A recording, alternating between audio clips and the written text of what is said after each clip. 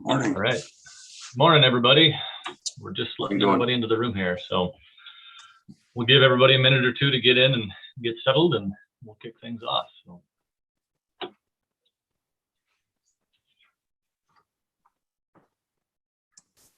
Hey, Randy. Hey, good morning. Good morning. Lucas Withrow is trying to connect by phone. I think he's on the road today, so. Okay. Yep, I'm in right now, Randy. So if I'm absent and you need something, Todd will answer. If I lose reception or whatever, I'm traveling today, so. Gotcha. Okay. I'll make a note of it, and thanks for the heads up. Yep.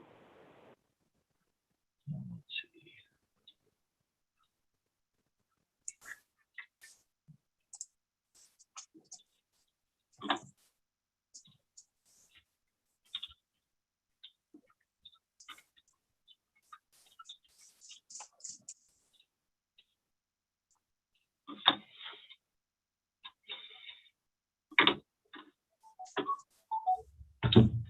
And my phone is ringing.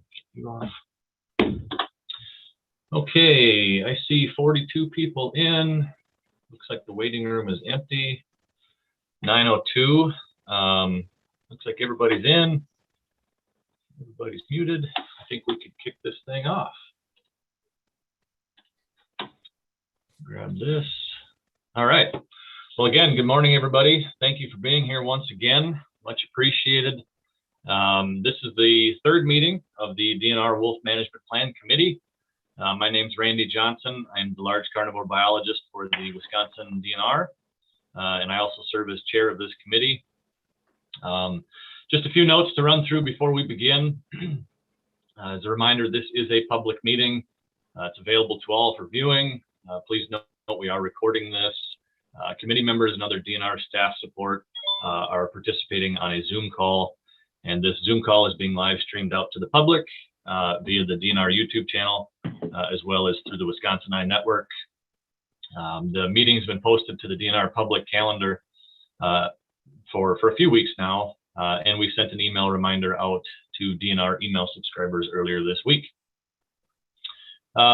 Reminder on Zoom etiquette, as we all know, if you get disconnected, you should be able to use that same link to come right back in. I know we have a few folks joining by phone, so you should obviously have the same link there as well. Certainly welcome to have videos on, but they're not required. And if you're not speaking, just try to keep that mic muted. The last two meetings here, I've reviewed how this committee was formed and what our task is in front of us. So I won't. I don't have any audio. Again. There you go. I won't run through that again, but I will remind everybody that we do have a web page on the DNR website that's dedicated to this process. You can find it. Go to the DNR website, type in Wolf Management Plan, and you'll find that web page. In the spirit of transparency, we have all of the info on how this committee was formed. We have the roster, we have the schedule, all of the meeting materials from the past meetings, including links to the recordings. It's all on that webpage for folks to view and review as they wish. I also want to mention once again that this committee here has completed a series of pre-works in between meetings, capturing input and ideas. And again, I just want to take a second to recognize all of the efforts that these folks are putting in, both during these day-long meetings as well as between meetings. That's not lost on me, and it is much appreciated. We have a full agenda to get to, so without further ado, I'd like to jump into the roll call, and then we'll jump in with our first item. So if we can do so, I'm going to grab my list here, and why don't I start, I'll start in reverse order. I'll start at the bottom of the list this time. So what I'll do is I'll call out the organization, and then I'll ask the primary to state their name. As a reminder, we have a primary and an alternate representative for each group on this committee. Both are welcome to join, but we ask that only one or the other participate. A number have reached out that the primaries are on the road or unavailable today, and their secondaries, the alternates have jumped in. So I'll just ask for whoever is representing the organization today to state their name. So let's start Wisconsin Wolfpack.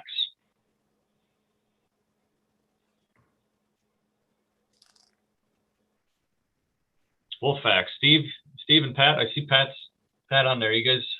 They're together. I see them. You guys are muted if you're trying to talk to us.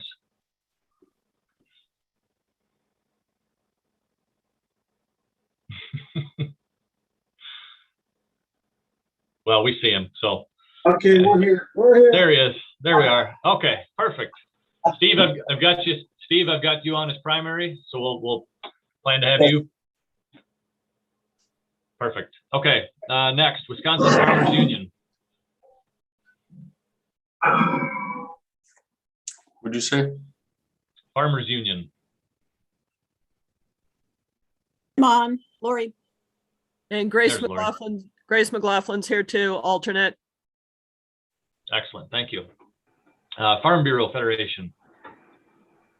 Hey, Randy, Tyler Wensloff. I think you received an email from Ryan that I would be the primary today. Got it. Yep. Thank you. Thank you. Wisconsin Cattlemen's Association. Good morning, Jack Johnson. I'll be the primary today. Perfect. Thank you. Wisconsin's Green Fire. Adrian Whiteman. I don't know if Tim Van Deelen is going to be on as a secondary, but I'll be on as primary. Perfect. Thank you. Next, Wisconsin Conservation Voices. Hi, Jim Feldman here. Good morning. Morning, everybody. Timberwolf Alliance. Good morning, Eric Olson, the primary representative for Timberwolf Alliance. The alternate, Randy Jurwitz, is not going to be joining us today. Perfect. Humane Society of the U.S. Wisconsin chapter. Megan Nicholson is on. Melissa Tedrow's alternate, and she'll be in and out of the meeting throughout the day, but I will be the primary speaking. Perfect. Thank you. Great Lakes Wildlife Alliance.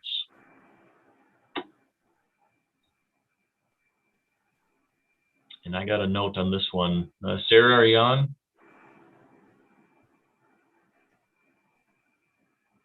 Kevin Renley serves as the primary here, but they had reached out. Sarah Bergstrom was going to be on. So, oh, Sarah just commented she's not unable to unmute. Okay. Well, Sarah, we've got you on here, and we'll get that figured out. Let me keep running through this. Let's see, where am I at on my list here? Sierra Club, Wisconsin chapter. Good morning, Jody Habish-Sinekin as primary, and Diane Kane is also on as the alternate. Perfect. Thank you. Wisconsin Wildlife Federation. Matt Lalamont, primary present.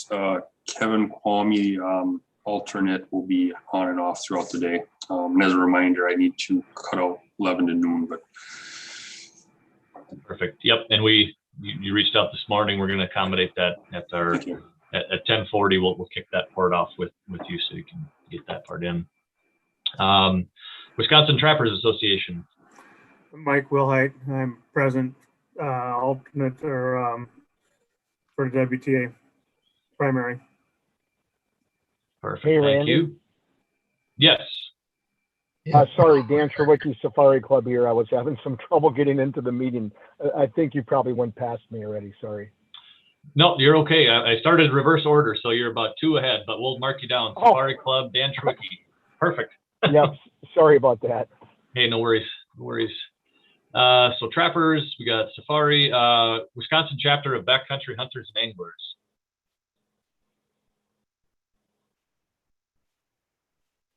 Morning, Randy. Miles here, primary. I'm not sure if Dean, our alternate, is on or not. Gotcha. Thank you. Wisconsin Bowhunters Association. Mike Brust, I'm here. Our alternate, Rich Kirchmeyer, should be joining later. Gotcha. And I've got a note about 11 o'clock, might switch over. Yep. Perfect. Good deal. Wisconsin Bear Hunters Association. Luke Withrow, primary present, traveling today, so Todd Bina, the alternate, is also on and will fill in if I'm unable to get service or answer. Sounds good. Thank you. Safari Club, we got Dan. So now we go up. Wisconsin Conservation Congress. Steve Budnick, acting as primary today. Ed Harvey had a commitment out of state. Gotcha. I'll take a note and thank you. Wisconsin County Forest Association.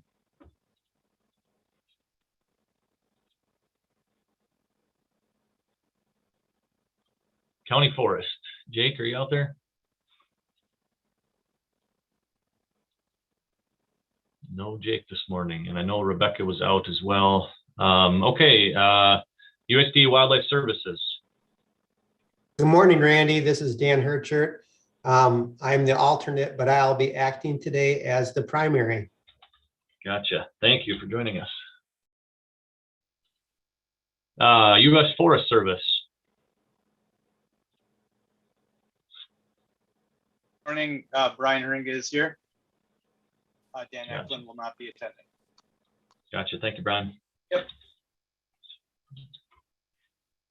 U.S. Fish and Wildlife Service. Good morning, Megan Kosterman here. Laura Reagan, out here is primary. Laura Reagan, our alternate, is not participating today. Gotcha. Thank you. Stockbridge Muncie Community.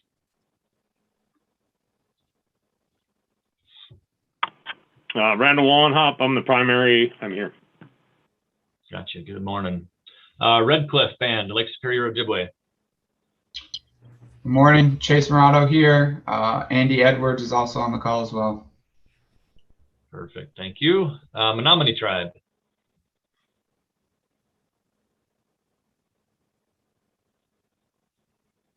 Don, are you out there? Menominee?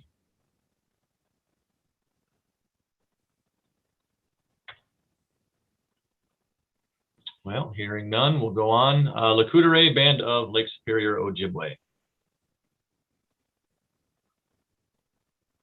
In fact, I have a note here as well. Henry Bearhart was out. So Melissa, are you out there, Melissa?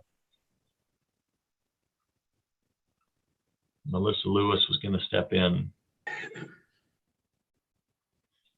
Okay, hearing none. Forest County Potawatomi Community. Elizabeth Mullen, present.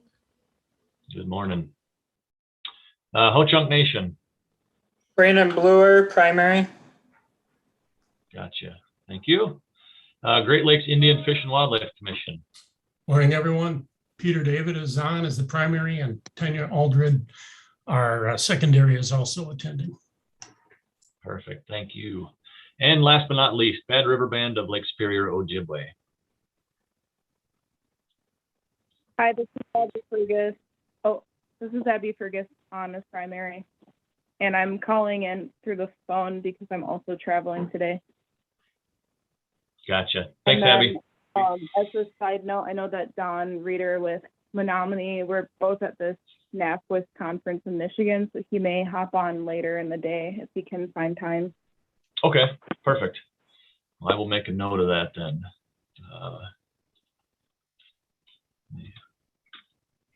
Perfect. Okay. Well, thank you for that. As I mentioned, and I think is on the screen here, we've got a pretty full agenda here, so I don't want to take up too much time, but first up, I want to welcome Todd Ames, DNR Deputy Secretary, to provide some opening remarks to the committee. Todd, I think, was on by phone, so I will turn it over to you, Todd. Well, thanks very much, Raj, and my apologies to folks being unable to be on camera. I'm actually working out of the DNR office in Milwaukee today, and there's not video capability on the monitor that I'm connected to, so you're stuck with me just on the phone. But I did want to take, I wish I could have been or had the time to be listening in to all of these meetings, but I did want to take a few moments to join this meeting and provide just a few opening comments and and certainly want to echo what's already been said by others. A major thank you for all of your efforts during and between meetings. Work of this magnitude, you certainly don't get it all done in 4 meetings. There's a lot of work that has to happen in between, and certainly already much useful input has been gathered, and I very much look forward to reading this committee's final report. As you all know, the committee was assembled to represent a room full of very diverse viewpoints on a very challenging subject. Passions can run high during these Wolf Committee meetings, and we all must strive to maintain a respectful environment that will encourage open dialogue among all committee members on these difficult topics. So again, as I know you've been told in previous meetings, but just worth reiterating, want to remind everyone that we all deserve each other's respect, tolerance, and courtesy, even as we grapple with very difficult subject matter. And certainly this can only be productive when everybody is willing to listen to other views respectfully. So I want to say thank you to the facilitator, and thanks for all for respecting his role as he guides the committee through this process in an unbiased fashion. So once again, many thanks to you, Raj. A couple of other key points I just wanted to touch on. One is certainly want to underscore this department's and this administration's strong commitment to honoring the tribal nations in this state. We have 11 federally recognized tribes. We take those relations very seriously. And in the context of this discussion, honoring tribal treaty rights for the Ojibwa and the ceded territories is very important to us. They're federal laws, treaties, and we will honor them down to the letter. It's very important to us, and certainly want to underscore that commitment. A couple other things I know have come up, and Randy, among others, have indicated in previous meetings, but to reinforce, this is a long-range management plan effort. It is not designed to impact the fall wolf harvest season. As I know many of you know that have been involved in species management plans, and whether it's for sturgeon to bear, those plans are looking at how we manage the species long term in a variety of ways, including where there are yearly harvests. And so this plan is really looking down the road, far beyond what will be coming up in November of this year. And we're not here also to discuss any of the ongoing lawsuits. No surprise, considering what happened earlier this year, there are a number of them. We'll let the various legal counsels grapple with those questions as you all do your important work relative to the management plan. Because that's big enough work. This committee is here to discuss, as I said, the long-term management of wolves in the state over the next decade, and provide your valuable input for consideration as we draft that plan. And staying focused on that task and the time and energy of all those gathered here today is certainly critically important. I know that also in some previous conversations, there's been some discussion about various desires related to changes in state statute. And again, want to reinforce the department, we don't plan to include specific statutory recommendations in the updated management plan, but certainly committee's final report will capture all committee input, and any committee input related to legislative topics will definitely be acknowledged in the management plan, but we're not going to be, as part of that plan, from the department, recommending any statutory changes.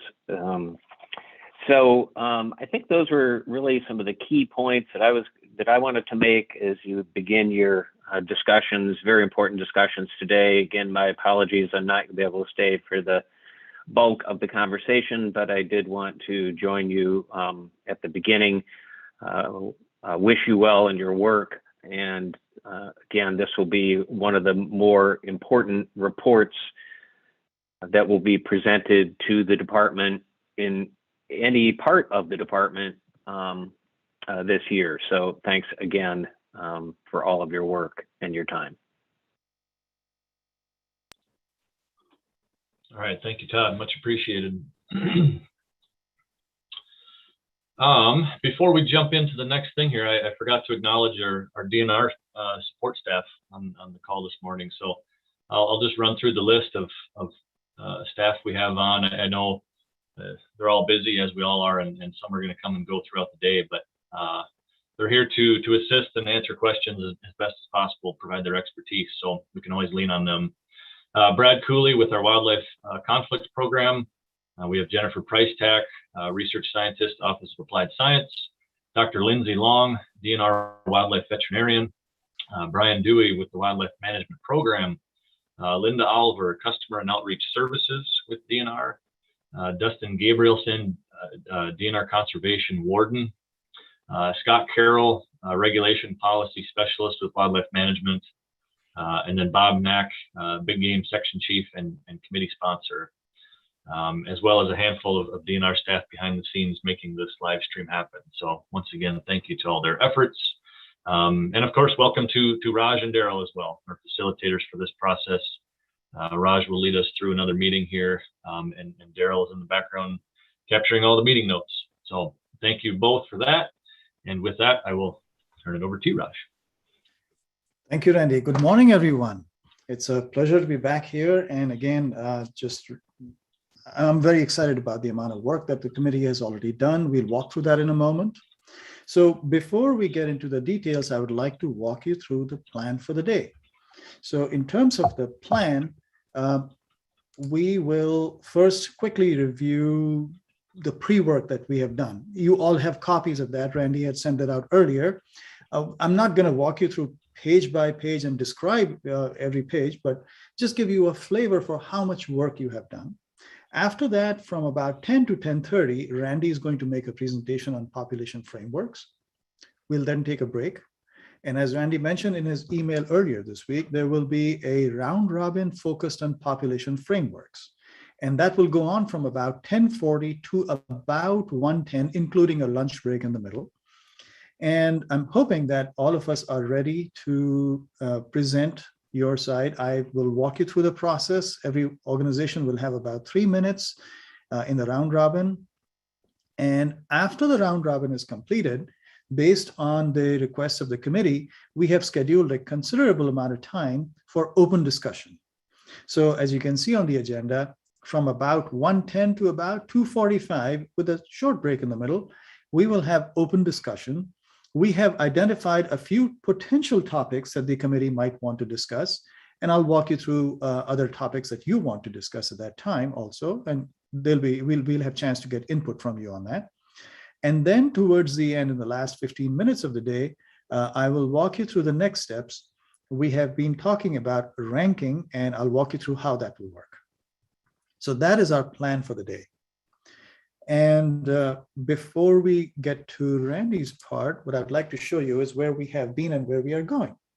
So on this slide, you can see we are in meeting number 3 today. So we've done the first 2 meetings, and thanks to every single one of you, we have collected a huge amount of input through the pre-works as well. So we have completed 3 pre-works. In the last pre-work number 3, we had also asked for any additional action items, and we got a lot of good input.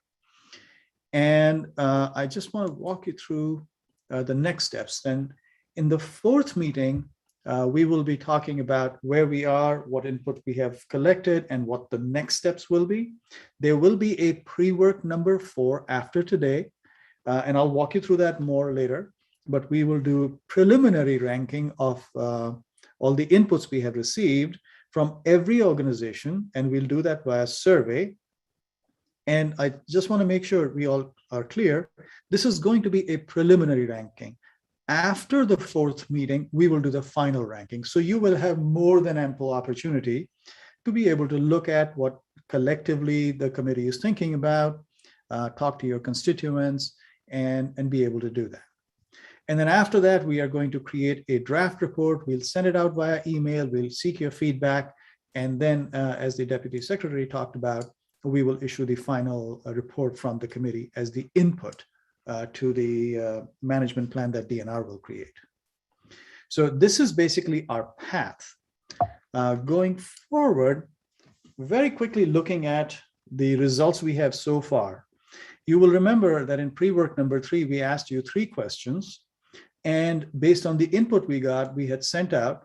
So I'm going to show you that document as well. But we have collected 67 pages of content, which is fantastic input.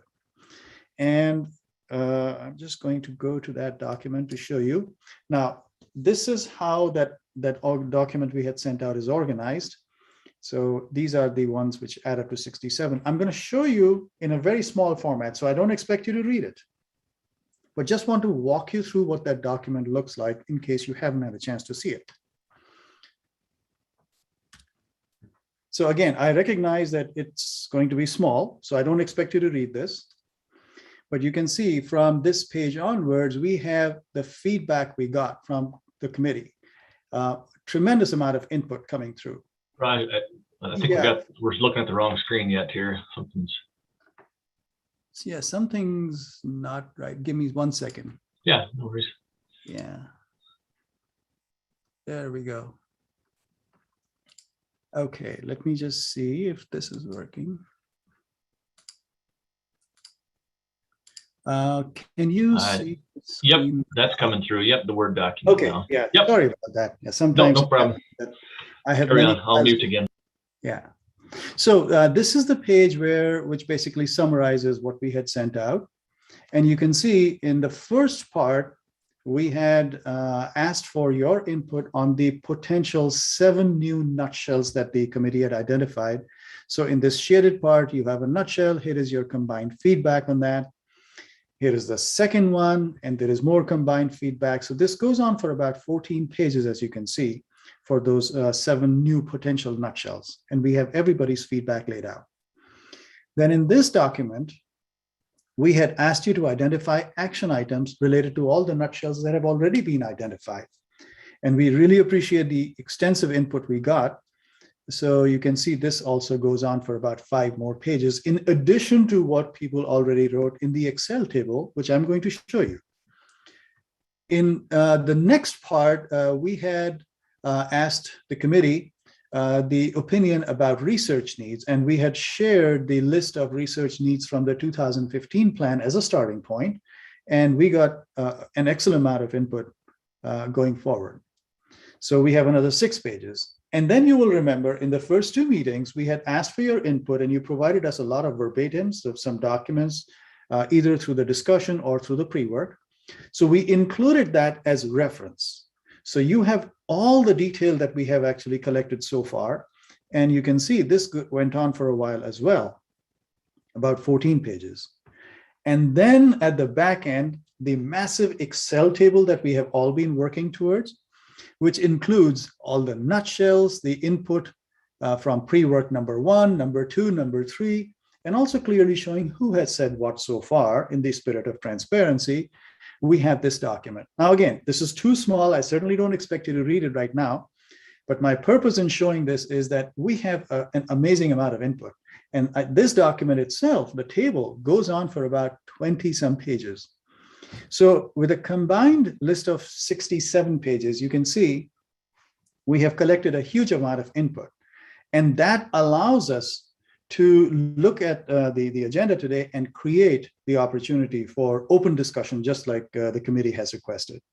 So just building on what Randy said and what the Deputy Secretary said, we are very grateful for all the work you have done so far. We have collected a significant amount of input, and all this input is going to go into the plan that Randy is going to work with and then develop. But the next steps from after today will be looking at each of these, items and ranking them and giving us more feedback in terms of what is the degree of support in the committee for each of these items, and also with the about 20 plus nutshells that we have, which are the higher priority ones for the committee as a whole.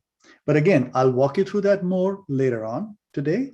But with that, I just wanted to make sure that we are all comfortable with the extensive amount of input that we have collected. With that, I'd like to just ask if there are any questions about what I shared before we go forward.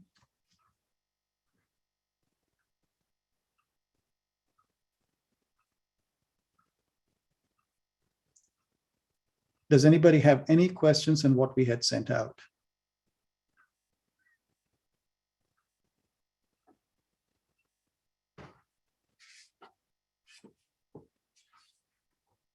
Okay, not hearing any, I think we can actually move a little bit forward in terms of the agenda, Randy. Works for me. Okay, so the next agenda item, and I can share this screen very quickly, is looking at the next agenda item is a population framework presentation. So that's really good that we are a little bit ahead of the agenda, because that will allow us even more time to have open discussion later on. So Randy is going to present that framework for about half an hour. And because we are a little ahead, Randy, depending on what the questions are and how the discussion goes, we could even start the round robin earlier than expected. Yeah, no, sounds good to me. Okay, with that, I'm going to stop sharing, and Randy, I believe you have a presentation to project. Yes, let me try to get this thing up. I will share my screen.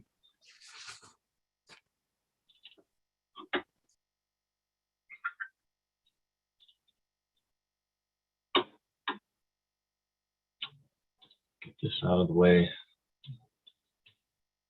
Okay, is that coming through okay? All right, good enough. Get this out of the way over here. Okay, so yeah, this is a presentation trying to review the different population management frameworks. What this means is, as Raj has said, a lot of our committee discussion has revolved around population objectives, population goals. This is something that certainly colors a lot of the other discussions and items that end up in this plan. Throughout this process, we've obviously collected a significant amount of input, and it's hit on a variety of topics, values-based objectives, specific action items, lots of good stuff. And where we're at today is, I think, very similar to where work on the wolf management plan was at when those efforts were tabled back in 2015. Therefore, I want to focus discussion on this topic as we go forward here. So these wildlife management plans often include many objectives, and the overarching theme is often to attempt to maximize the benefits of the said species while minimizing the potential for conflict, and to see how we're doing in those goals. It's important to develop measurable objectives to guide these future management decisions.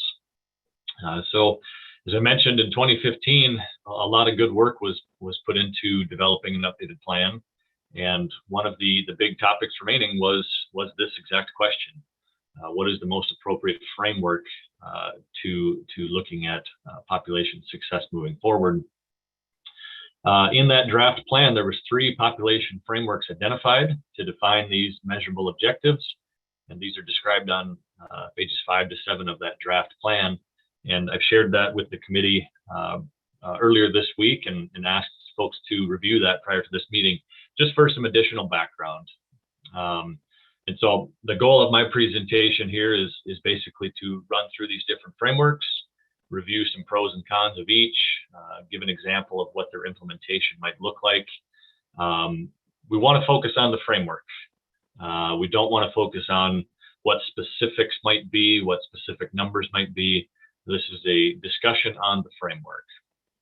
And further, my presentation is not comprehensive. There's more nuance to these. This is meant to just provide some background information for a thoughtful discussion, and certainly not lead the committee in any which way. I want to provide this information, and then we want to hear from this committee. And that's what will follow. This will be a round robin discussion with 3 minutes for each group to provide their thoughts on this topic. So the 3 population frameworks under consideration: a numeric population objective, a numeric population range objective, or number 3, the outcome-based objectives. And I'll run through these. So first, a numeric population objective. This approach would be most similar to the current 1999 Wolf Management Plan, as well as other plans which have used defined population abundance estimates, or in the case of wolves, often a specific number of breeding pairs or packs as the primary measurable objective. This could either be a target number, or it could be a threshold, or variations of each. The biggest benefit here is that the objective would represent a clear goal, indicating a specific desired population abundance size or specific thresholds. And these goals should be easy to understand and fairly easy to measure. On the flip side, some drawbacks. Of course, we have a limited ability to maintain precise control over a wild population, as well as the monitoring. We simply don't have the buttons and levers to push and pull to keep a wildlife population at a specific number. It's just not reality. Lack of agreement in the desired population abundance size. I think this one's fairly straightforward. Ideally, this established number or thresholds would reflect a general agreed upon level of social and biological carrying capacity for the species. However, the social and biological carrying capacity of any species is a very difficult thing to define and measure. And these carrying capacities, they vary through space and time. This approach does not address the distribution of the population, meaning it identifies an abundance or a number of the population, but it doesn't deal with the spatial element. In other words, would these wolves, in this case, all be in a particular zone? Would they be in perhaps 2 distinct populations or something in between? Lack of agreement in population data, which could lead to disagreement on whether these goals have been achieved. This one's kind of similar to that first drawback, where there's always uncertainty in the precision of estimates, and that can make it challenging to identify whether the goal has been achieved or not. And then finally, lack of adaptability in response to management outcomes. Future decisions on whether to increase, maintain, or decrease the population could potentially be restricted, given whatever the specific goal or thresholds would be. It could potentially restrict decisions or actions when further changes could be socially or biologically acceptable.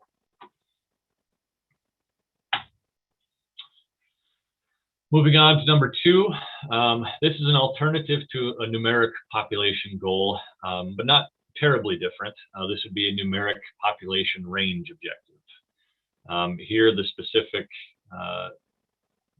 measurable objective would be a range of estimates, and management actions would be taken to keep the population estimate between this upper and lower bounds, and then within the range, however wide or narrow it would be, decisions would be made to increase or decrease the population based on criteria identified, such as perhaps conflict levels, sustainability of the population, hunting and trapping opportunities, etc. The primary benefit with this approach is that it does offer greater management flexibility than the previous approach, while also maintaining those clear upper and lower abundance limits to the population. This helps with communicating where we're at in relation to these goals or these objectives, and perhaps more easily understood by the general public.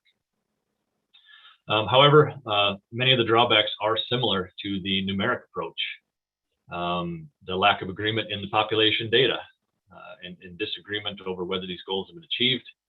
The success of this approach is directly correlated to the precision with which we can estimate population abundance and the faith in that estimate.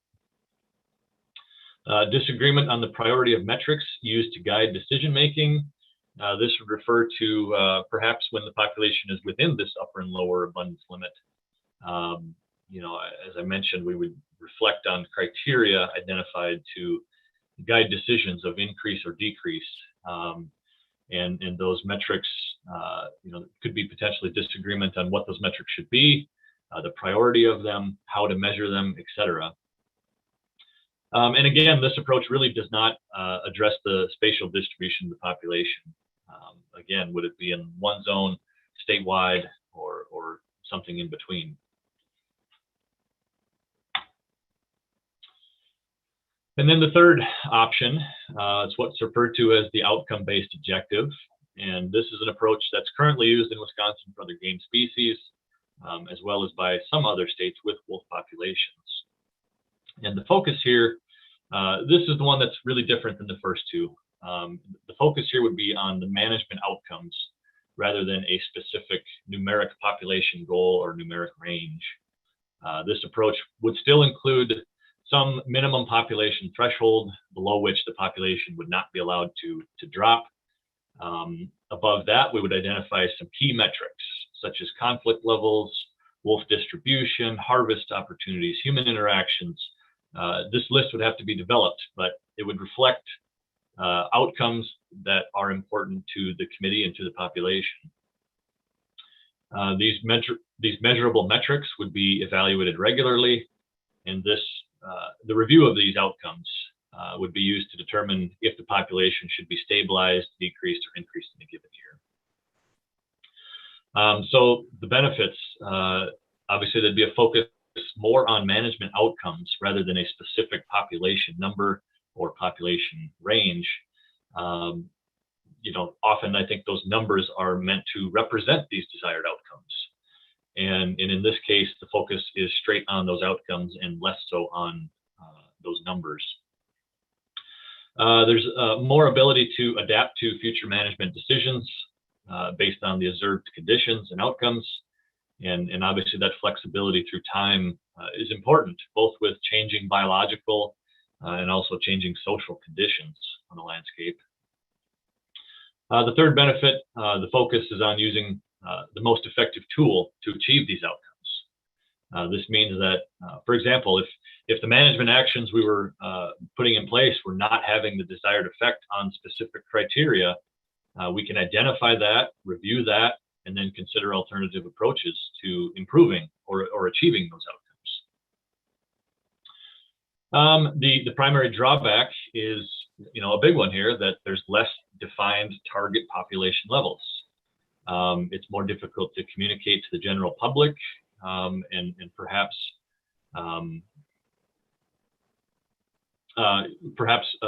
disagreement, again, as I mentioned, on the priority of metrics used to guide decision making, similar to the previous one. These criteria would have to be identified how to measure them. Some are inherently difficult to measure, but this is a process that would have to be worked out through the committee and through the plan. And then in addition to those specific pros and cons or benefits and drawbacks, there's some additional considerations that I would say apply kind of across the board. Population sustainability. So any of these objectives, as I mentioned, would maintain the population above these federal listing standards that are currently in place, as well as the state threatened species listing level of 250 animals, and would refer to the population outside of tribal reservation lands as it does today. With respect to the sustainability, as with any wildlife population, a larger population is at a lower risk to unintended decline due to natural or human-caused mortality or other stochastic events. There's just more security there. Conflict management, at a higher population level, there's greater flexibility to employ a full range, a fully integrated program with conflict mitigation tools, including landowner permits, lethal control by wildlife professionals. The flip side is at lower levels, whether on a statewide or zone basis, some of these tools might be restricted or not as available, as their implementation could more negatively impact the overall population. Under current administrative code, property owners would still retain the authority to protect their property when wolves are in the act of attacking domestic animals on private land, as long as we stay above these listing thresholds. Another one is the hunting and trapping opportunities, and this ties directly into program funding. Similar to the conflict management, a higher statewide population is more likely to provide greater overall hunting and trapping opportunity, with the opposite being true as well. A lower population will likely translate to less hunting and trapping opportunity. And this ties in to the program funding, as current state law requires that depredation payments and conflict management costs are funded through the sale of wolf licenses and applications. So the level of opportunity correlates with the amount of program funding available, and a potentially a reduced wolf population with reduced hunting and trapping opportunity would increase the probability that depredation payments made to livestock and dog owners who experience loss would be prorated. That all depends on the funding levels. Human and wolf interactions, fairly straightforward, I think. Higher population levels, the chance of interactions are likely to be more frequent and more common. These interactions can be positive and negative.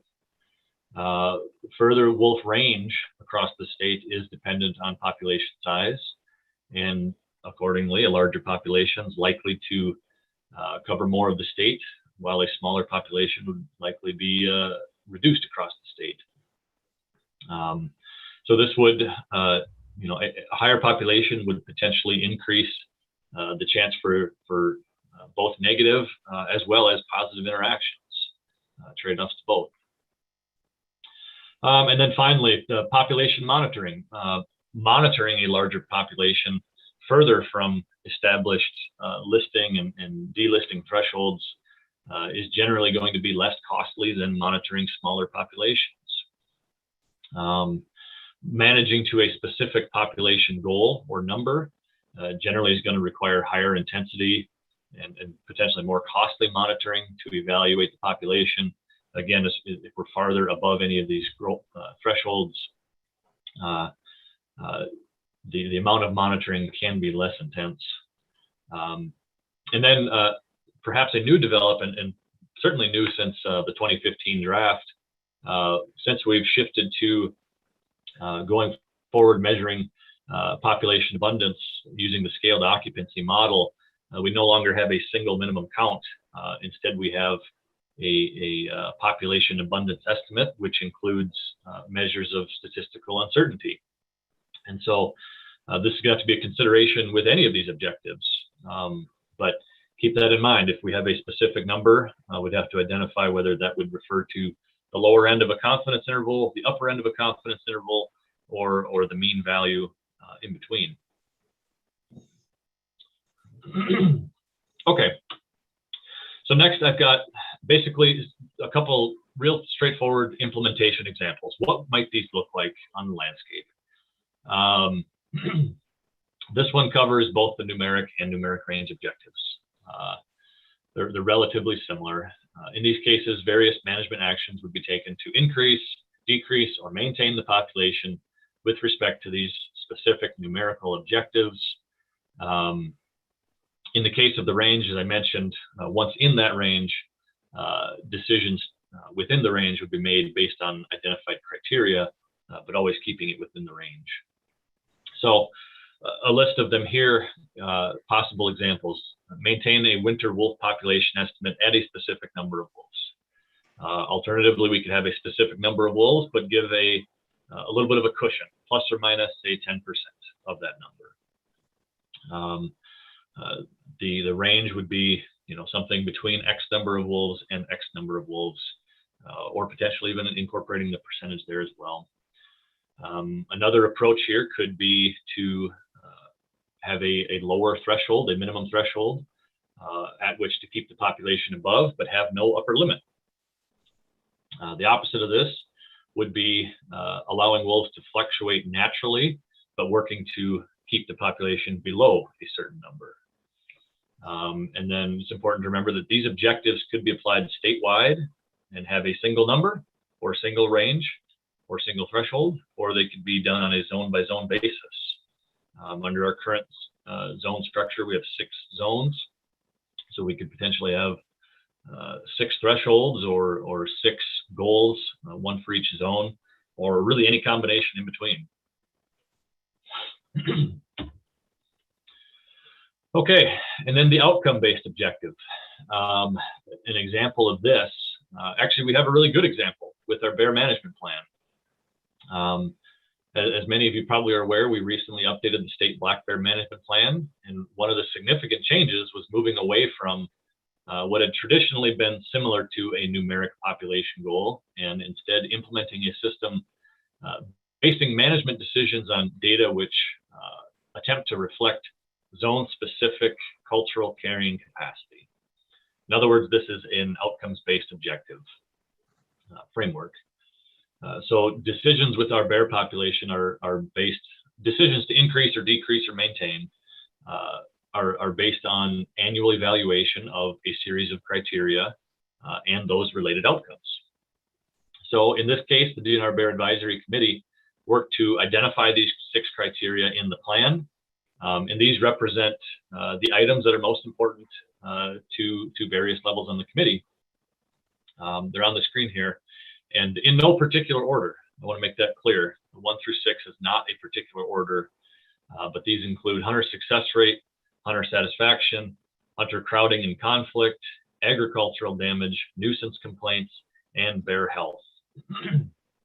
So this framework the plan was approved in 2019, and this framework was used for the first time last winter during our bear harvest quota discussions. And this is a slide directly from that effort. Now recognize this is the first time we've implemented this specific to bear, so this is likely to change and adapt, as I've mentioned. But I think it gives you a good overview of how that process was implemented with bears. So the criteria identified in the plan are on the left column. We have a status column, which attempts to give us a measure of the current status of this criteria. We took a look at the 4-year trend as best as we could, and then a few notes on perhaps where the data came from or other asterisks with it. So the criteria have been identified, but in the plan, it states that the committee is responsible for defining thresholds for each of these criteria, at which constitutes an acceptable or unacceptable level. And if it's in the unacceptable level, that would indicate that a management response is warranted. Each of these metrics is evaluated independently, and we do so on a zone-by-zone basis. But decisions on the zone basis are made or based on the aggregate of all of these metrics. As I mentioned, the committee, we meet annually to review these data and data trends. The conditions are variable through time and through zones. And so this approach allows that flexibility to evaluate what's most important by committee member as well as by zone, and then as those change through time. And the other thing, you'll notice the asterisks here. This is a process which helps identify where information to inform these criteria may be lacking. In the case of the asterisks here, we get these 2 pieces of information from hunter surveys, which traditionally were done on a 3-year schedule. But because of the importance of these, the plan recommended increasing it to annually. And that's what we've done. So moving forward, we'll have more up-to-date information for these discussions. And that's, I think, one of the other benefits of this approach is it identifies clearly areas where the information may be strong or maybe lacking. And just to wrap this up, again, these criteria on the left, these are specific to the bear plan. These would have to be identified specific to the wolf population. But I think drawing it back to a lot of the input we've heard from this committee so far directly would help inform what a lot of these criteria might look like. That's enough of me talking. Any questions on this? Again, my objective here is to provide some background information, but we really want to hear from the committee. So before we get to the round robin, just a chance for any questions. Randy, this is Mike Rust. Yeah. You showed the three criteria that pretty much came out of the 2015 Wolf Committee, which, by the way, was over 50% DNR employees. But the pros and cons that you listed are not what that committee suggested. In fact, it was very much different. It was the outcome-based had a lot more cons than pros, and the numerics were the other way around. But who developed the pros and cons that you listed? That's pretty much right out of the plan. I'm not sure that I changed them that that much. Sorry, I want to go back to my screen here. Shoot. Yeah, as I mentioned, I shared the page 5 through 7, and that's where I pulled much of this information from. Oh, back up 2 more slides, a couple more slides. Yeah, these benefits and drawbacks that you listed. Actually, you're right. I did add the spatial component to these two because I don't think that was developed in the 2015 plan. Right. But to me, I think that's an important one. But at the time, there was very minimal support for an outcome-based objective, and yet, from what I'm getting today, it sounds like that was the overwhelming support, or at least based on the benefits and drawbacks. And frankly, I don't agree that that was the case. Sure, and I clearly wasn't there at that 2015 meeting. If you look back through those, these are what I pulled out of there, and I'm trying not to be leading in this. I want to be clear on that. This is my best interpretation of the information that's in that plan. I did add one here on the spatial component because I think that's an important one. But yeah. And obviously we'll get a chance, that's what I said. We want to hear from committee members during the round robin on these 3 topics. Sure. 3 objectives. Yep. I see hands up. Let me make this bigger so I can see more hands. I think Megan Nicholson, you're at the top of my list here. Go ahead. Thanks. Can you go back to the other considerations slide quickly? Sure. There we go. So are you also taking into consideration the ecological benefits that wolves provide to the landscape? Yeah, I see that on there, and I think that's from a wide ranging standpoint, looking at the health of the landscape, that they do play an important role, and I think that's good to acknowledge. And then another note I wanted to mention was the funding opportunities. Well, traditionally they are, hunting and trapping helps with the program funding, and I understand that the depredation program is based on those licenses, but I do believe that there is really a great opportunity to work towards other program funding for coming through non-consumptive users, and the majority of Wisconsin do not buy hunting and trapping licenses for wolves. So I think that is also, when I read that, I hope that that's considering other program funding opportunities as well. So. Sure. Yeah. No, that's the type of stuff I think we want to hear. Certainly in the round robin. To your first question there, I think the population sustainability should capture that. And again, I'm trying to present the information that was in that 2015 plan largely without trying to make too many changes. So yeah, thank you. Eric Olson. Yeah, thanks, Randy, for the presentation. I just wanted to kind of add my 2 cents.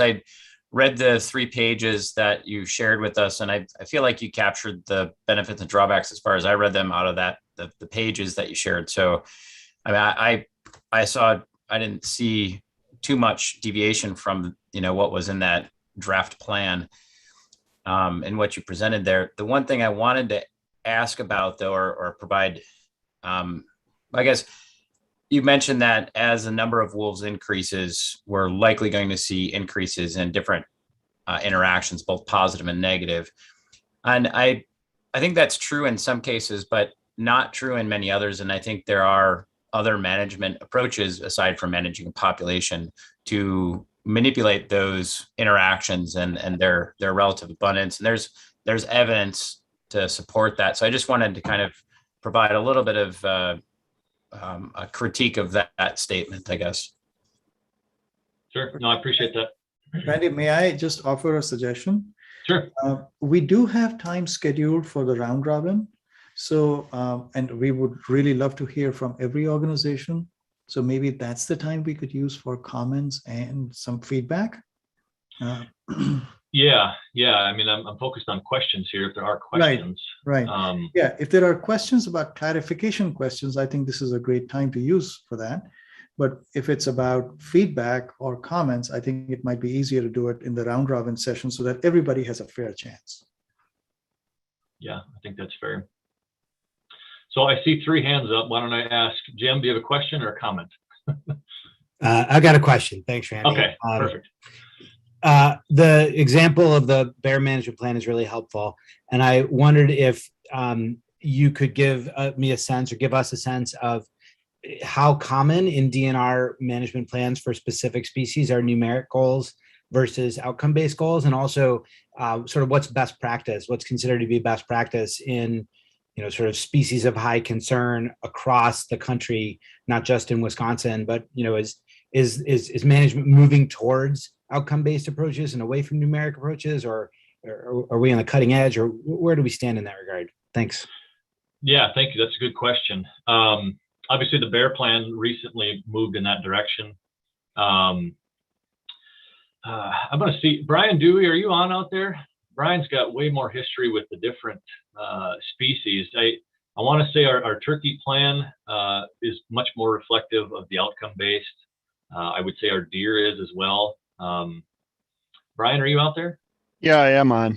Can you help me with that question? Well, can you repeat the question? There was typing something else. Sorry. Yeah. No. Do you want me to do that, Randy, or you got it? Go ahead. I mean, I can. Brian, if you can help with the Wisconsin specific, what has been the history in the state of numeric goals versus moving towards outcome-based objectives, and just kind of a look at the different species. I can speak to other species or other wolf states anyway.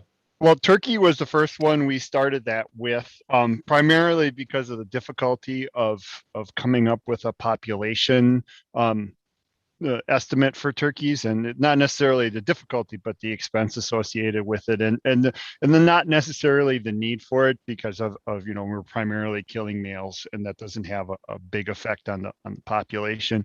So turkey was the first one, but this hunter satisfaction thing really became a big piece of that, because we started looking at that a lot, and turkey hunters were, crowding and satisfaction were the 2 things that really drove, their rating of how happy they were, and success is part of it too. But that crowding piece was a big part. So then, with that success, and we decided to try that with the bear management plan as well, because those are the kind of things that we kept talking about, at the meetings all the time. What are the ag conflicts? What are those pieces that you have on there? So that became a piece of it as well. And we're kind of moving that way a little bit in the fur bearer world as well. I know that, we don't necessarily have an otter population estimate anymore, and we're not necessarily, managing for a certain specific number of otters in the state. What we're trying to do is maintain a level of participation and, harvest, and to see how the otter population reacts to those kinds of things. So it's something that we've been slowly getting away from these population objectives and moving toward these other objectives that you have listed there. Awesome. Thank you, Brian. And I'll just tack on specific to wolves.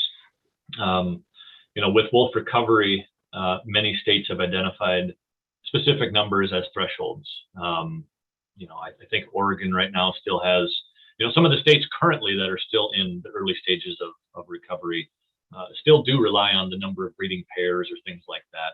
But I think, as the states, have their populations become much more secure, they move away from those as well. I think that's been the general trend that I've seen. So Randy, I apologize. I can't raise my hand because I'm driving and I'm on the phone. But sure. The one comment I'd like to make, if I could, in regards to the bear plan is, and even the turkey plan is, we all became very comfortable with where we were at when we transitioned into this new type of management practice. We had a lot of history with the bear plan and how it worked with specific numbers. And at the time when we discussed changing and morphing into this new population management, we were all very comfortable because we had a very solid history of population, very specific population goals and numbers. And that made it much easier to transition into a much broader population management objectives. You know what I mean? It allowed us to be comfortable with that. And I think that's something that's important because there is history in all these things, even otters. The history was we were very tight-knit and very secure with, how we did things, how many there were, how many we were taking, and we've just become over time more comfortable, and I just don't see wolves being there yet. But that's sure. Kind of the history with the bear management plan is we had a really good handle on where we were, where we had been, and where we were headed. And I think that contributed to the decision by the committee to make that big change in the last bear management plan. Thank you. Sure. Lori, I see your hands up. Question or comment? I guess I have a question and a comment. First of all, I think the outcome-based interpretation that people are using is actually a numbers-based interpretation, because when you get to the meetings, the science staff gives us a number of ranges of harvest numbers that would potentially reduce or increase or hold stable the population. So the idea that we're not using numbers is really false, because we're presented with a lot of complex numbers we don't even know where they came from. I don't see why we can't use a combination of outcome-based and numbers.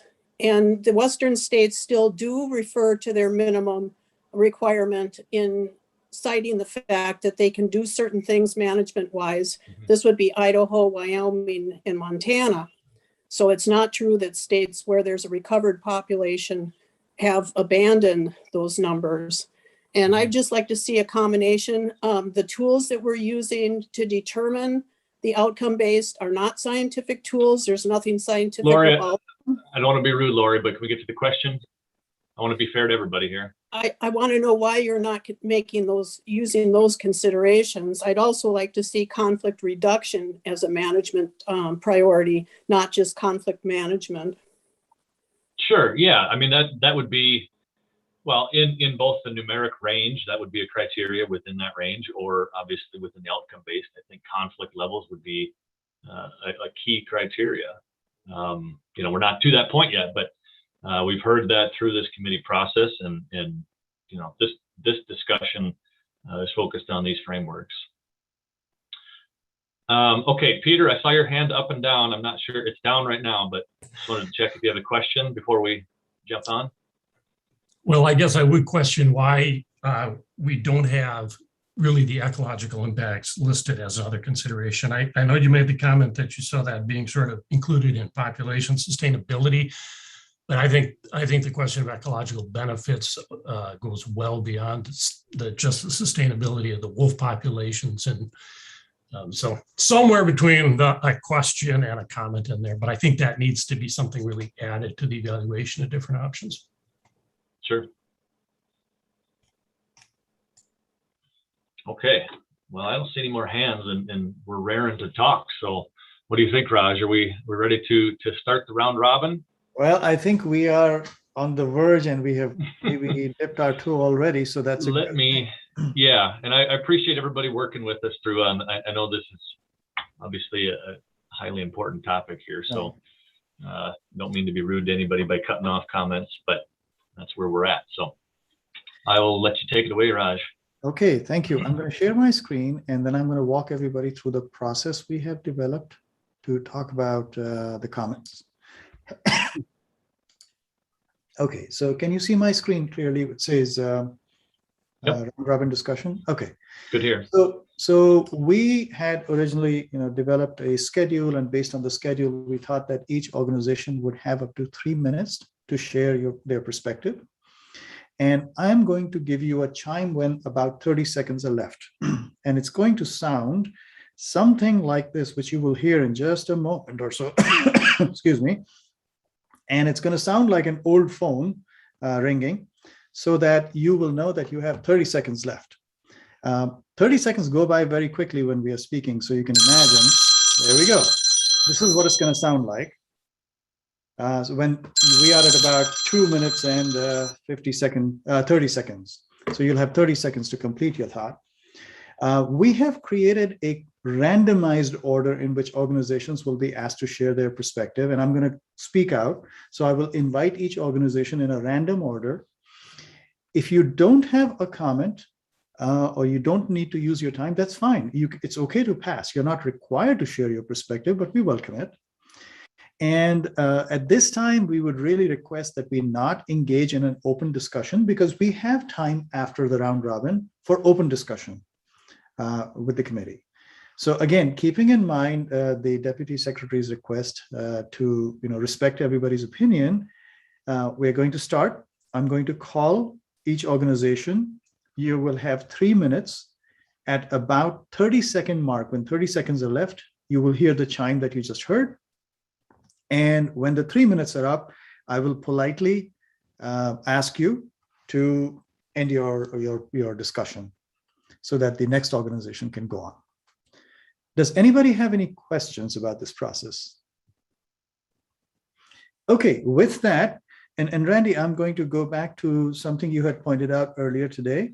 I believe we are starting with the Wisconsin Wildlife Federation. Yeah, yep. We created the randomized list, as you said, but Matt's stepping out at 11, and based on the original agenda, I offered to start with Matt. Yeah, and that is not a problem. We're happy to accommodate any specific schedules for that. It does not necessarily affect our randomization. So I'm going to start now. So Wisconsin Wildlife Federation. Raj, is it worth? Sorry, just going to jump in. Is it worth putting the list on the screen so folks know who's coming up next? I don't have it up on my computer, and it's kind of handwritten. So if you don't mind. Well, let me. I think I have a digital copy of it. I'll send it over on that, and then folks can be prepared that way. Okay, let me see while Matt is talking. Let me see if I can put that together. Okay. Or I can actually type in the chat. Maybe you could just run down the list verbally. Yeah, we can do that on the phone. Okay. So how about I do 5 at a time so that people know who's next? There we go. Okay, so we are going to start with Wisconsin Wildlife Federation. Next will be, is anybody from Menominee tribe here today? Don, are you out there? Don Reeder is the. Okay. Not hearing that. How about anybody from Lakota Ray? Okay, so we'll start with the Wisconsin Wildlife Federation. We'll go to Wisconsin Conservation Congress. Then we'll go to Safari Club. Then Wisconsin Farm Bureau and Wisconsin Trappers Association. So those are the first 5. Is that okay? And every time we get close, I'll keep announcing. I think that'll work. Thank you. All right. So Wisconsin Wildlife Federation, you are on, and I'm going to start the clock now. All right, thank you. So first off, I don't think the majority of sportsmen and women out there want to see wolves managed like black bear. I appreciate the, putting the management plan out there, but personally, I think those two species are in direct conflict with each other and how they're managed and how they could be pursued. Unfortunately, I feel like the DNR is steering us that direction. So as far as the first pages 5 through 7, population management, myself, my organization, we support 350 or less wolves. That's supported by the Wisconsin Wildlife Federation and 200 affiliate organizations, 36 county boards, Conservation Congress, multiple cattle and wildlife and sporting organizations. As far as support the numeric of 350 or less, not a plus minus 10%. The 99 plan and even the 2007 addendum, which had an opportunity to change that, did not. In 99, we saw population rising. They put a cap. In 2007, it was above that. At that point, they were trying to drive it down. And we know our floor is 250 before they would go and threaten. So really, we need to manage between 350 and 250. As far as the objectives, I should say the outcome portion, but hunting and trapping opportunities for other species will improve. I'm not in it to hunt wolves, right? There's so many other species and opportunities lost because of them. I think those opportunities would increase with the lower wolf population. It would help with deer herd or elk herd that we're spend big money on. Our bear population, yes, they're in direct conflict with each other. Bobcat, personal experience would opportunities would increase, all sorts of small game. Our depredations would increase with the lower population, with cattle, pets. The funding needed for the program would reduce because we don't have that depredation payouts. And I think the overall funding would increase for the DNR because I can say personally, I know 4 people that stopped deer hunting because of the deer population in the areas and the wolf interactions. For deer population decreased, the wolf interactions increased. So I think we'd see uptake in sales there. I don't want to do it on time, so I'd rather throw that pretty quick. There we go, the 2-minute, 30-second mark. I don't have anything else to add. Okay, thank you so much. I think you mentioned it, Raj, but I'll just point out too to everybody listening and watching that Daryl is in the background capturing these very detailed notes. So we'll make that clear. We're not, this is being recorded, obviously, but we're going to capture that in the notes for this meeting as well. Yeah, and thank you, Randy, for doing that. The next one is Wisconsin Conservation Congress. And in the chat, I will also type the next 5. So you can look at the chat to see what the number is.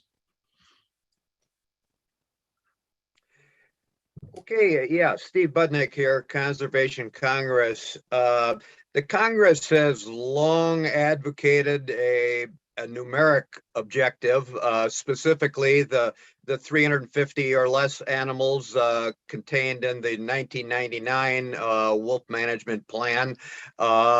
We reiterated that recommendation during the August NRB meeting here a month ago, and that would remain our recommendation today. A numeric objective.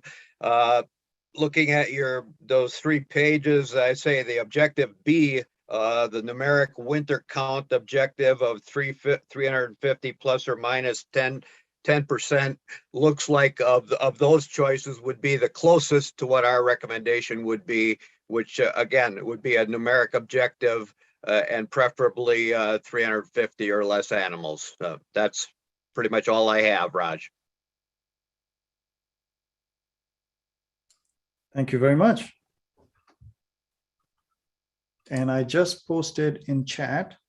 Thank you, Wisconsin Conservation Congress. The next one is Safari Club International.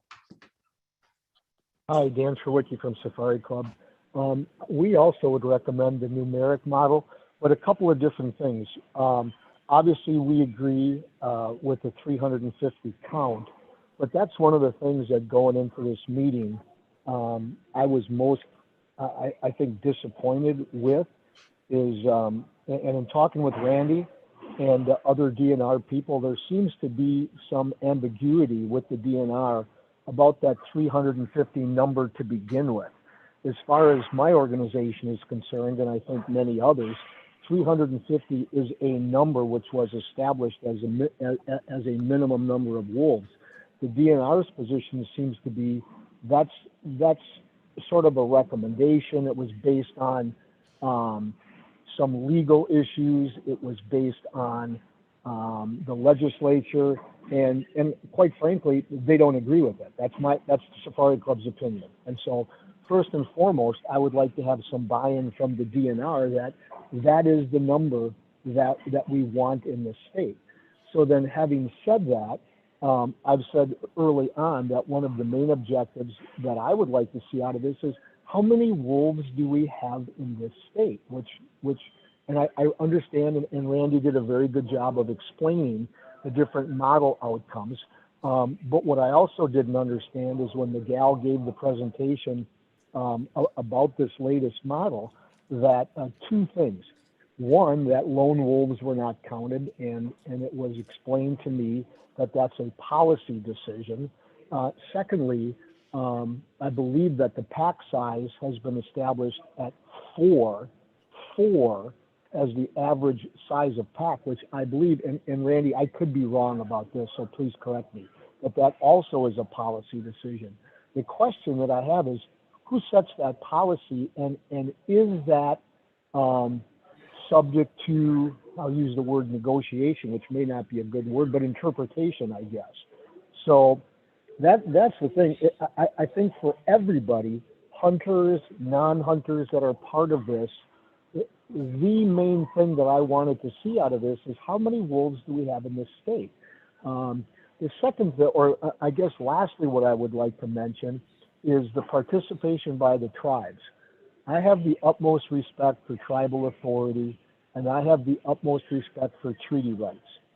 Having said that, when the state sets a management goal, let's just use a number. We want to harvest 300 wolves. And we know going in that the tribes are not going to use their quota. We obviously realize only 150 is the quota. And so I guess if the DNR is saying this is the number of wolves we feel should be harvested to meet our goal, then make it realistic. Make it a number that we can work with.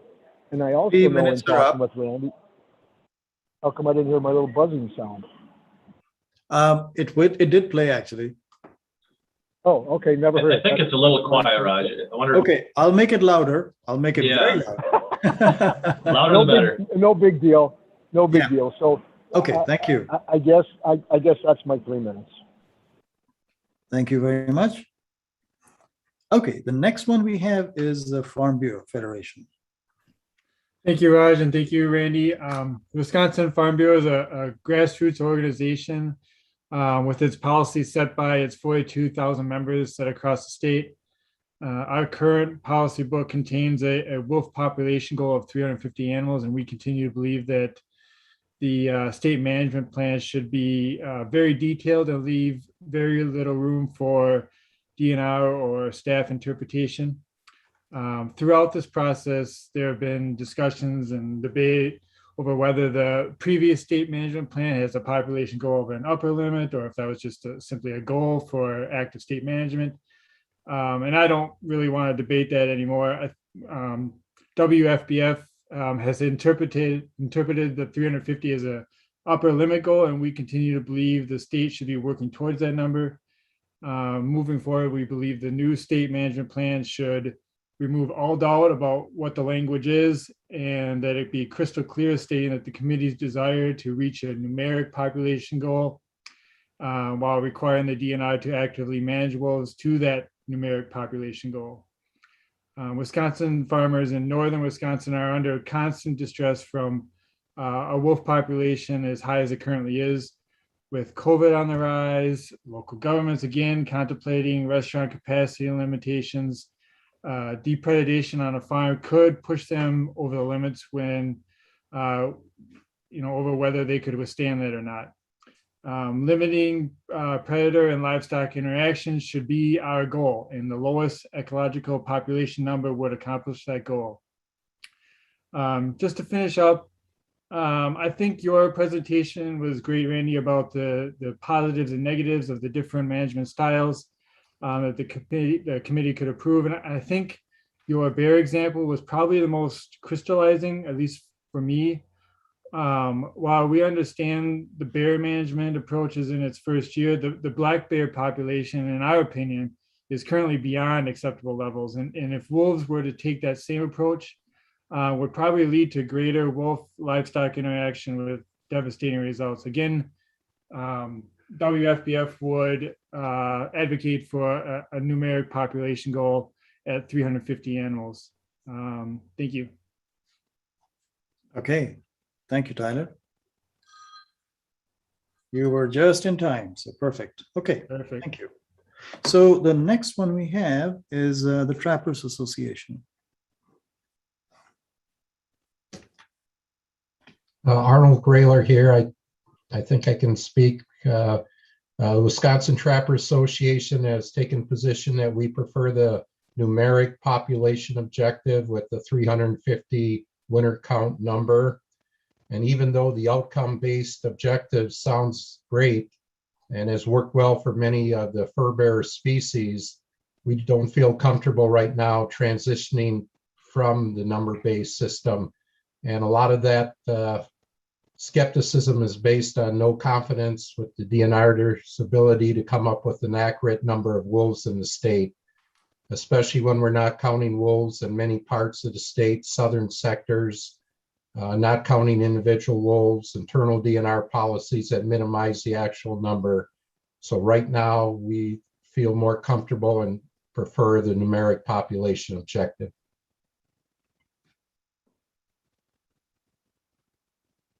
Okay. Is that okay to move on to the next organization then? If you're done. Look into the computer right here. No. Here. Were you done? Thank you. Was the Trappers Association done? I believe so. Okay, thank you very much. Next is Wisconsin Wolf Facts. Okay, the wolf is not an endangered species. To advocate stoppage of hunts or harvest based on endangered species rationale is an emotional falsehood. The number of wolves in the management plan must be a set number. It should be a set number by zone. The total population as defined as winter minimum population should not exceed 350. This is a number that will provide population sustainability and guarantee no return to endangered species. The wolf is a wilderness animal. Wisconsin is not a wilderness. Wisconsin has some semi-wilderness in the national forest, but the bulk of the state, if not all of the state, is not even semi-wilderness. The wolf, by definition of being apex predator, does not coexist easily with man and needs this semi-wilderness habitat. Many discussions wish to manage the wolf as a single species environment. This definition means that all habitat and resource decisions are based solely on the wolf being the dominant and subsidized species. It infers that any economic gain of other species or other outdoor activities is downplayed to the point of being meaningless. The fact that people living in wolf habitat are most impacted is fact. These people, in their opinion, should have more weight in the discussion than those living in metropolitan areas or out of state. There is a real danger to domestic livestock, pets, and humans when packs become habitated or have lost fear of people. The economic impact of the current population of wolves cannot be ignored. Deer camps are being abandoned as less deer are available to harvest in the north. Bird hunters are choosing other states where they feel their dogs are not subject to wolf attack. In spite of the emotional lure of hearing a wolf howl at night, there is not a significant economic gain to this nocturnal noise. The wolf population must be managed to a population level. Hunting is a means, really the only means, hunting and trapping, to control population increases in undesirable areas. Thank you very much. Okay, thank you very much. After the wolf facts, the next one is Sierra Club.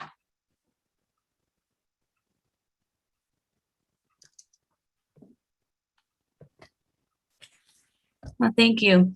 We recommend reliance on outcome-based objectives that include a prioritization of wolves' vital and far-reaching ecological contributions, as well as public health and safety benefits over the perceived value of wolves as another recreational killing opportunity. Importantly, given the self-limiting population dynamics of wolves and the host of non-hunting tools available to manage wolf populations, recreational hunting is not a necessary or advisable practice.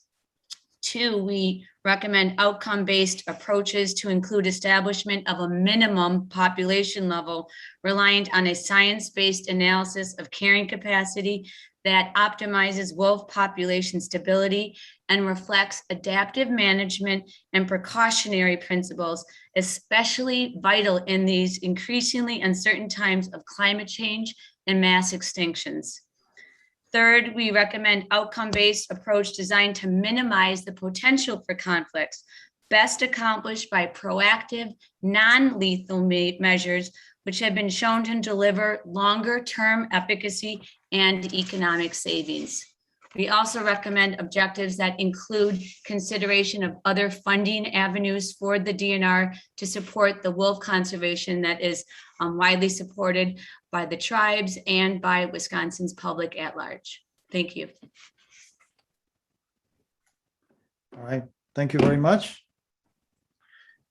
We will take a short break right now as we had scheduled. So let's come back in 10 minutes. The time by my computer is 10:32, so we'll come back at 10:42, and I am going to post the next 5 organizations in the chat. So let's take a short break.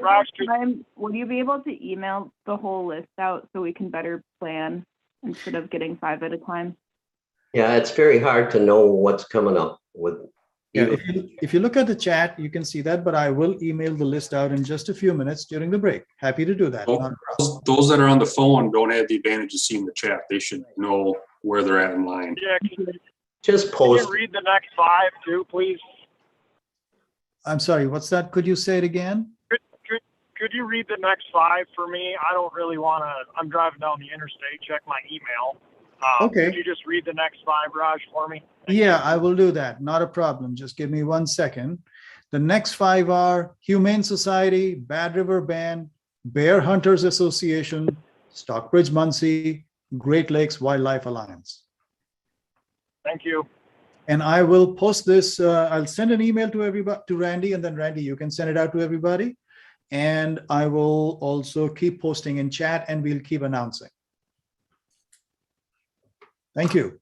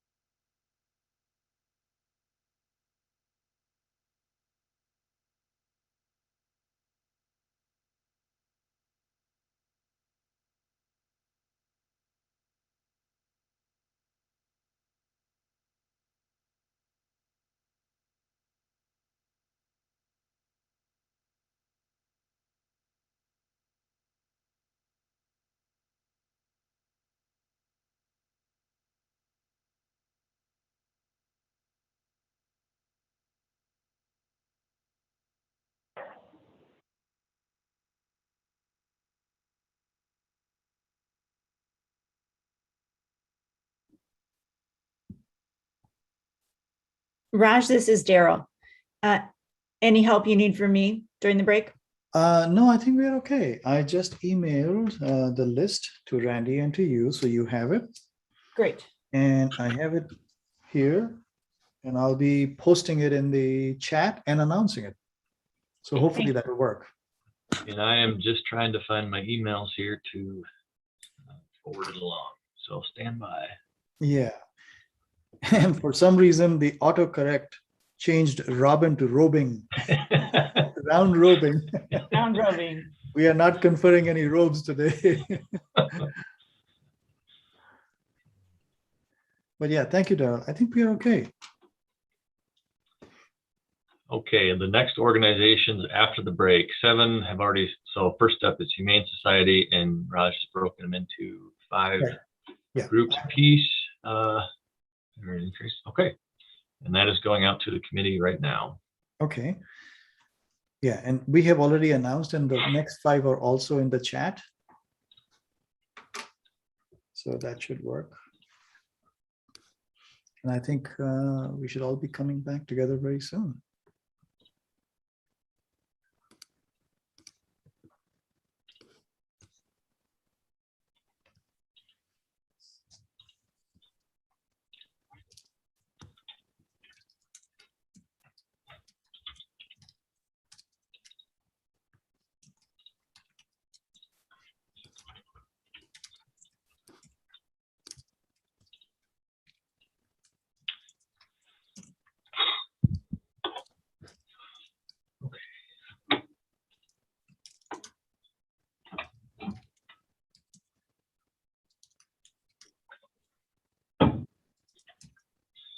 Is Sarah Bergstrom out there? Sarah, I think we got your mic situation fixed. Can you confirm? Yes, can you hear me? There you are. Yep, we got you. Yep. Perfect. Yeah, Katie was very helpful. Thank you. Yep, just wanted to double check. Thanks.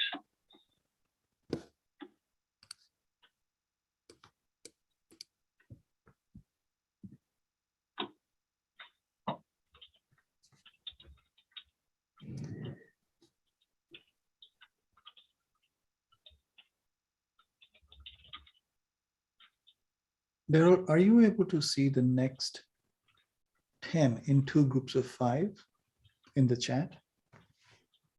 Yes, I can see that it's Humane Society, Bad River Band, Bear Hunters, Stockbridge Muncie, Great Lakes Wildlife Alliance.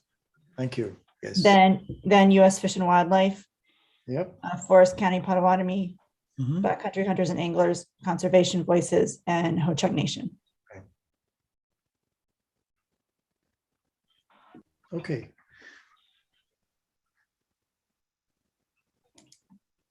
So it's time. So Randy, should we start again? Yep, I think ready when you are. 10:43 on my watch. So yeah, same here. Okay. So thank you, everyone. Thanks for coming back. And again, you can imagine when I'm trying to type quickly in chat, there are typos that happen. So I apologize for that. But the next 5 are, we'll start with Humane Society, Bad River Band, Bear Hunters Association, Stockbridge Muncie, and Great Lakes Wildlife Alliance. And I see that Randy just sent out the list as well. So you should have it by email. I will announce them, and the next 10 are posted in chat. So let's start with Humane Society. Make sure I'm unmuted. Okay.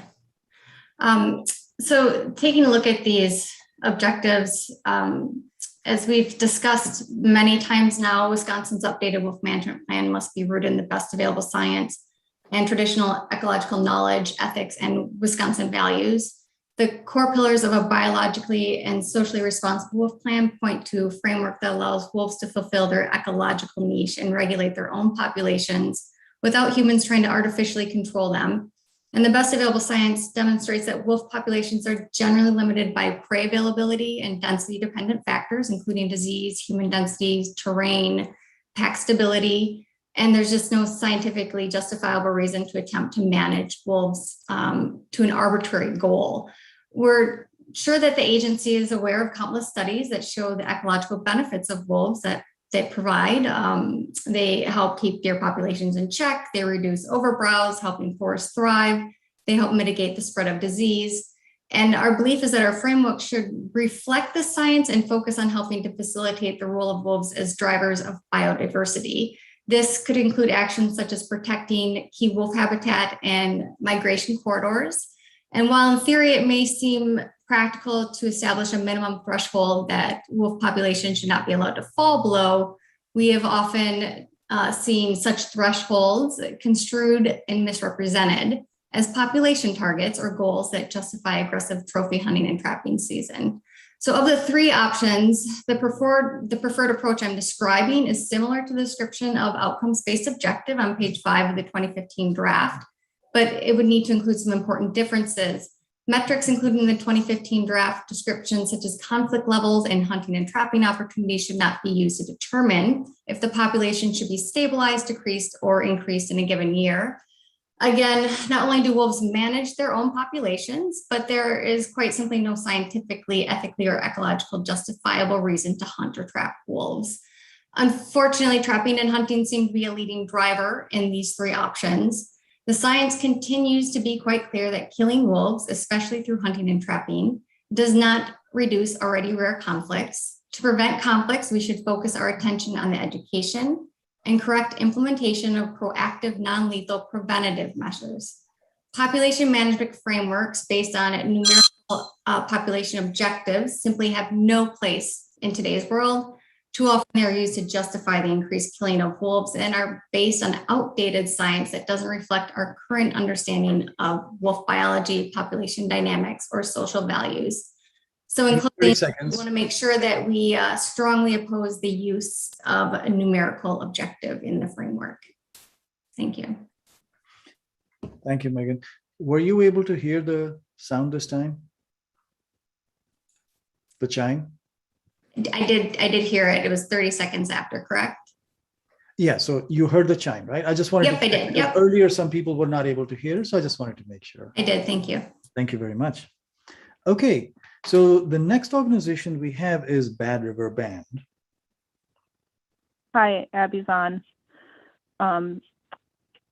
So based on long-running scientific research, such as the Isle Royal study, we know that wolves regulate their own populations, and Bad River asserts, based on this science and on the rights that tribes continue to retain to live on the same landscape as Maingan the wolf, that wolves are to be allowed to define their own population levels. I'm not aware of any research available that reflects at what specific population number wolves are able to play crucial ecological roles, like stopping the spread of chronic wasting disease or preventing overbrowsing. So this is one of the reasons why Bad River supports outcome-based conservation as opposed to number-based. Another reason is that the outcome-based conservation conversations give everyone the opportunity to communicate what their specific values and needs are in relation to the wolf. For Bad River, one of these important values is good carnivore coexistence on livestock farms, and that's something, as I've spoken before, that we assist our neighbors to do. And the specific outcome we'd like to see is for the state to refocus resources, including the funds that go to hunting dog depredations, into creating positions and programs or plugging into existing ones to support farmers to train and work with livestock guardian animals, install predator-proof fences, adjust husbandry practices, and use non-lethal deterrents. Help farmers in that without any obligation on the farmer's part to allow counterintuitive hunting of wolves on their private land in order to receive those services. We also just want to voice our support that this 22-year-old plan is being updated, because we've got 2 decades of science that we didn't have from in the last plan to work with.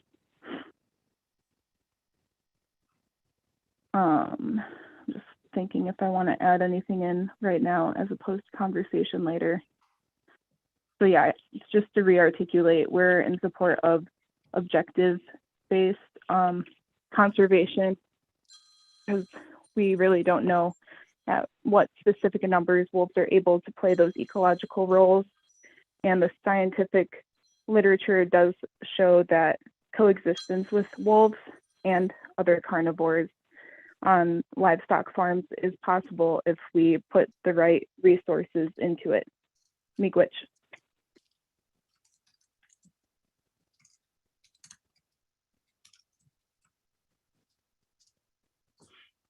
Thank you. Okay. Next, we have Bear Hunters Association, and I have a request from Stockbridge to go later. Not a problem. I will reschedule that. I was just going to mention that, Raj. All right. Thank you for getting that. I'm sorry, could you say Everybody that? hear me? Hello? Yes, we can hear you.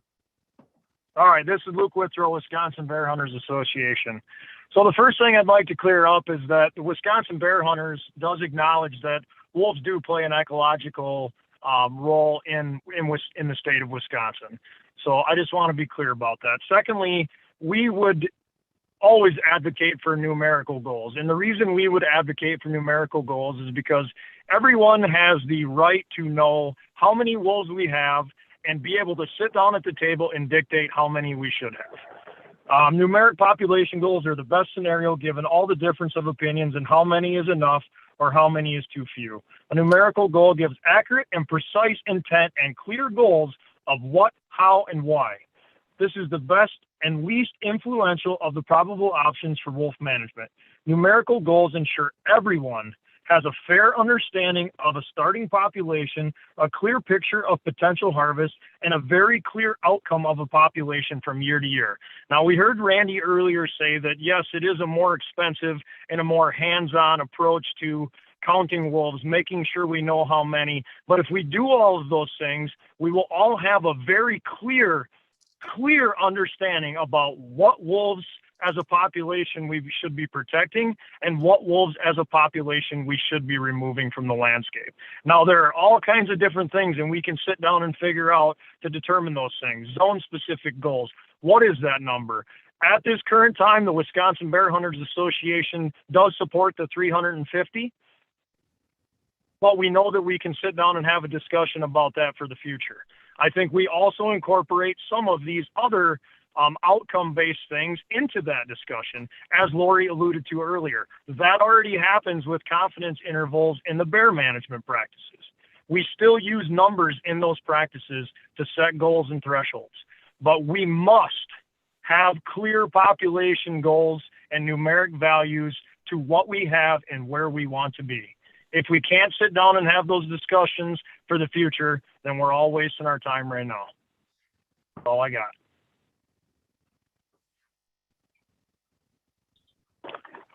Okay, thank you. Raj, if I can jump in, I don't want to make a habit of responding, but I think maybe I failed to make an important point here, which is under any of these circumstances, we would continue to monitor the population as we are right now. The occupancy model would continue. We'd produce the zone-specific and statewide estimates with confidence intervals. So I think I might have failed to make that point that under the objectives, for example, objectives-based approach, we would not lose the ability to monitor the population. So Randy, as you clarified, but you also know that as that number gets bigger, there's a bigger gap in confidence intervals, which will allude to my very specific point of without numerical goals, how many we should have, how many we shouldn't have, that confidence is lost. That's why we support numerical goals, period. Sure. Okay, and again, just saying again that Stockbridge Muncie will be invited later because they requested that they go later. Next, we have Great Lakes Wildlife Alliance. Hi, this is Sarah. Our recommendation most closely aligns with outcome-based objectives. It's our position that the wolf population should be managed to a biological carrying capacity. Left unchecked, wolves efficiently self-regulate their own population and level off at that carrying capacity. We believe that wolves are the best experts in determining their own population limit at the upper level that provides maximum ecological benefits. An effective management plan should allow wolf population numbers to stabilize at that carrying capacity while managing and preventing conflict with livestock and pets. We believe conflict with hunting dogs voluntarily released into wolf territory as recreational is avoidable and should not be considered when determining needs for management activities. I want to be clear that our definition of management and managing conflict refers to a holistic approach that's not limited to lethal control, and it's not to be interpreted as our acceptance of a euphemism for recreational trophy hunting. Best available science informs our organization's position that recreational hunting is not effective at reducing predation events and in fact may increase conflict. I want to emphasize that we will not support any management plan that includes a population cap, whether stated directly or allowed in practice through ambiguous language. The only numeric objective that we would endorse is a minimum population that includes very clear language that the number is not a population target. There is no upper limit on population. The minimum number is not considered sufficient to achieve maximum ecological benefit. Any number in excess of a minimum is not considered the biological surplus for purposes of determining tribal allotment. And the population is not to be managed specifically to that number outside of ensuring that it never falls below. We support similar language that exists in Michigan and Minnesota documents for their management plans that would provide consistency across the entire Great Lakes wolf population. I thought we weren't supposed to talk about specific numbers, but since others have, we endorse a minimum population of 1,034 wolves based on April 2020 data. Any number should allow for periodic review since the scientific knowledge, we can gain knowledge throughout a 10-year span. Let's see. And I guess the importance of outcome-based would be having a diverse committee, looking at the bear committee outcomes. If a committee is made up of a majority of hunters, that criteria is heavily weighted toward hunting goals as opposed to goals that benefit the public at large. Thank you. Thank you very much. Okay, the next 5 organizations are U.S. Fish and Wildlife Service, Forest County Potawatomi, Backcountry Hunters and Anglers, Conservation Voices, and Ho-Chunk. So U.S. Fish and Wildlife Service, you are next. Thank you, Raj. This is Megan Kosterman with the U.S. Fish and Wildlife Service. The U.S. Fish and Wildlife Service perspective is that all 3 options would fit the service's needs with regards to post-delisting monitoring for the Western Great Lakes gray wolf, because they all include a minimum numeric threshold or a minimum population level. I've released the remainder of my time. Okay, thank you very much. Next, we have Forest County Potawatomi Tribe. Hi, good morning. Forest County Potawatomi supports a framework similar to the outcome-based approach presented in the 2015 Draft Wolf Management Plan. A major consideration would be to create a minimum population goal that ensures a continuation of a socially, ecologically, and genetically sound wolf population. The following statement will vocalize why this method seems appropriate for a variety of reasons. Since the outcome-based approach collects information from several metrics, it has the potential to address many stakeholder concerns. This strategy provides Wisconsin the freedom to independently work with various individuals and groups to address wolf concerns by implementing tailored scientific and social outreach programs. An adaptive management process has the potential to target problem areas and improve strategies that aim to reduce wolf deprivation events, which seems to be a major concern for several stakeholders. Finally, not only can the outcome-based approach target stakeholder concerns, it also gives managers the ability to address the complex impacts hunting has on wolf populations. Ethological research has revealed the intricate social structure of wolves, which may be more sensitive to certain hunting strategies and quotas than currently documented. Enhancing our understanding of the ethological and ecological nuances could improve the lives of both wolves and humans alike. Overall, given that this approach addresses several issues, it holds the potential to better respond to specific stakeholder concerns and maintain a healthy and scientifically supported wolf population. Thank you. Thank you, Elizabeth. Okay, next we have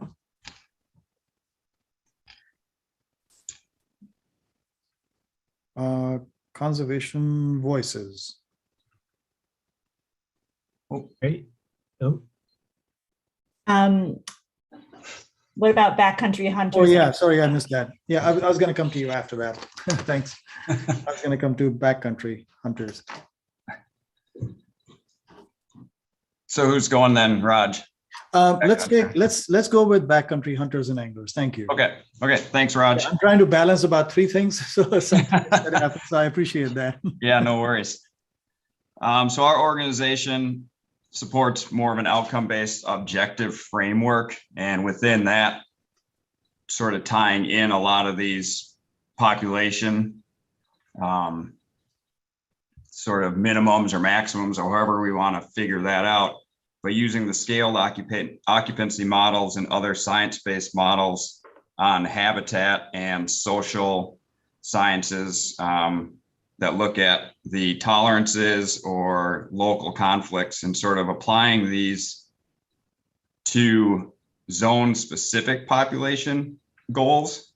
And then within that, you need to set unit-specific quotas with public and private tag allocations to sort of target that harvest into areas that are of marginal habitat or identified marginal habitat, and then allow some areas to have a greater wolf population inside of a core habitat, but still allowing for hunter and trapper opportunities across the board, but understanding that however the minimums or maximums are set within the units, that we have to look at the ecological carrying capacity and striving to maintain stable populations within that core habitat range and statewide, so that we steer clear of any future conflicts with relisting and how that would all go down again, like we've seen over the last 10 years. And with that, that's sort of where I'll leave it. Okay, thank you very much. Now we will go to conservation voices. great. Thanks, everybody. So Wisconsin Conservation Voices is generally in favor of an outcomes-based approach with an established minimum number or floor.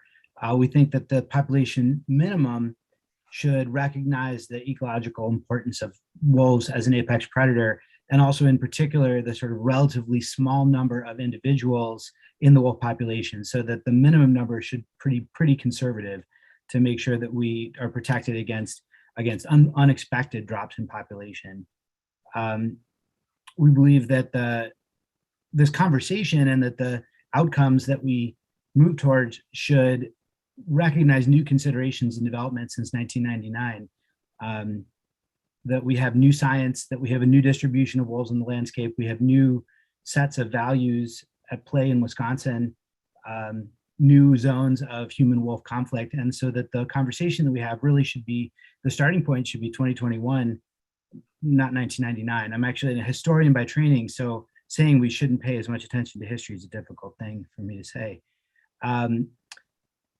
WCV thinks we should make sure that we recognize the benefits provided by a healthy wolf population, as well as the very real negative economic implications of wolf depredation. So that might mean ecological services provided by wolves in terms of the health of deer herd, or the health of the forest, or whether that might be the impact of deer of wolves on roadside collisions with deer, for example. We're strongly in favor of the idea of implementing some more flexible ranges, that we can have different kinds of policies in different parts of the state, and we can fine tune those outcomes based on what we identify as necessary for each specific region, so that there might be areas where we prioritize habitat quality and population goals for wolves, and others where we really are trying to focus on conflict reduction and conflict management.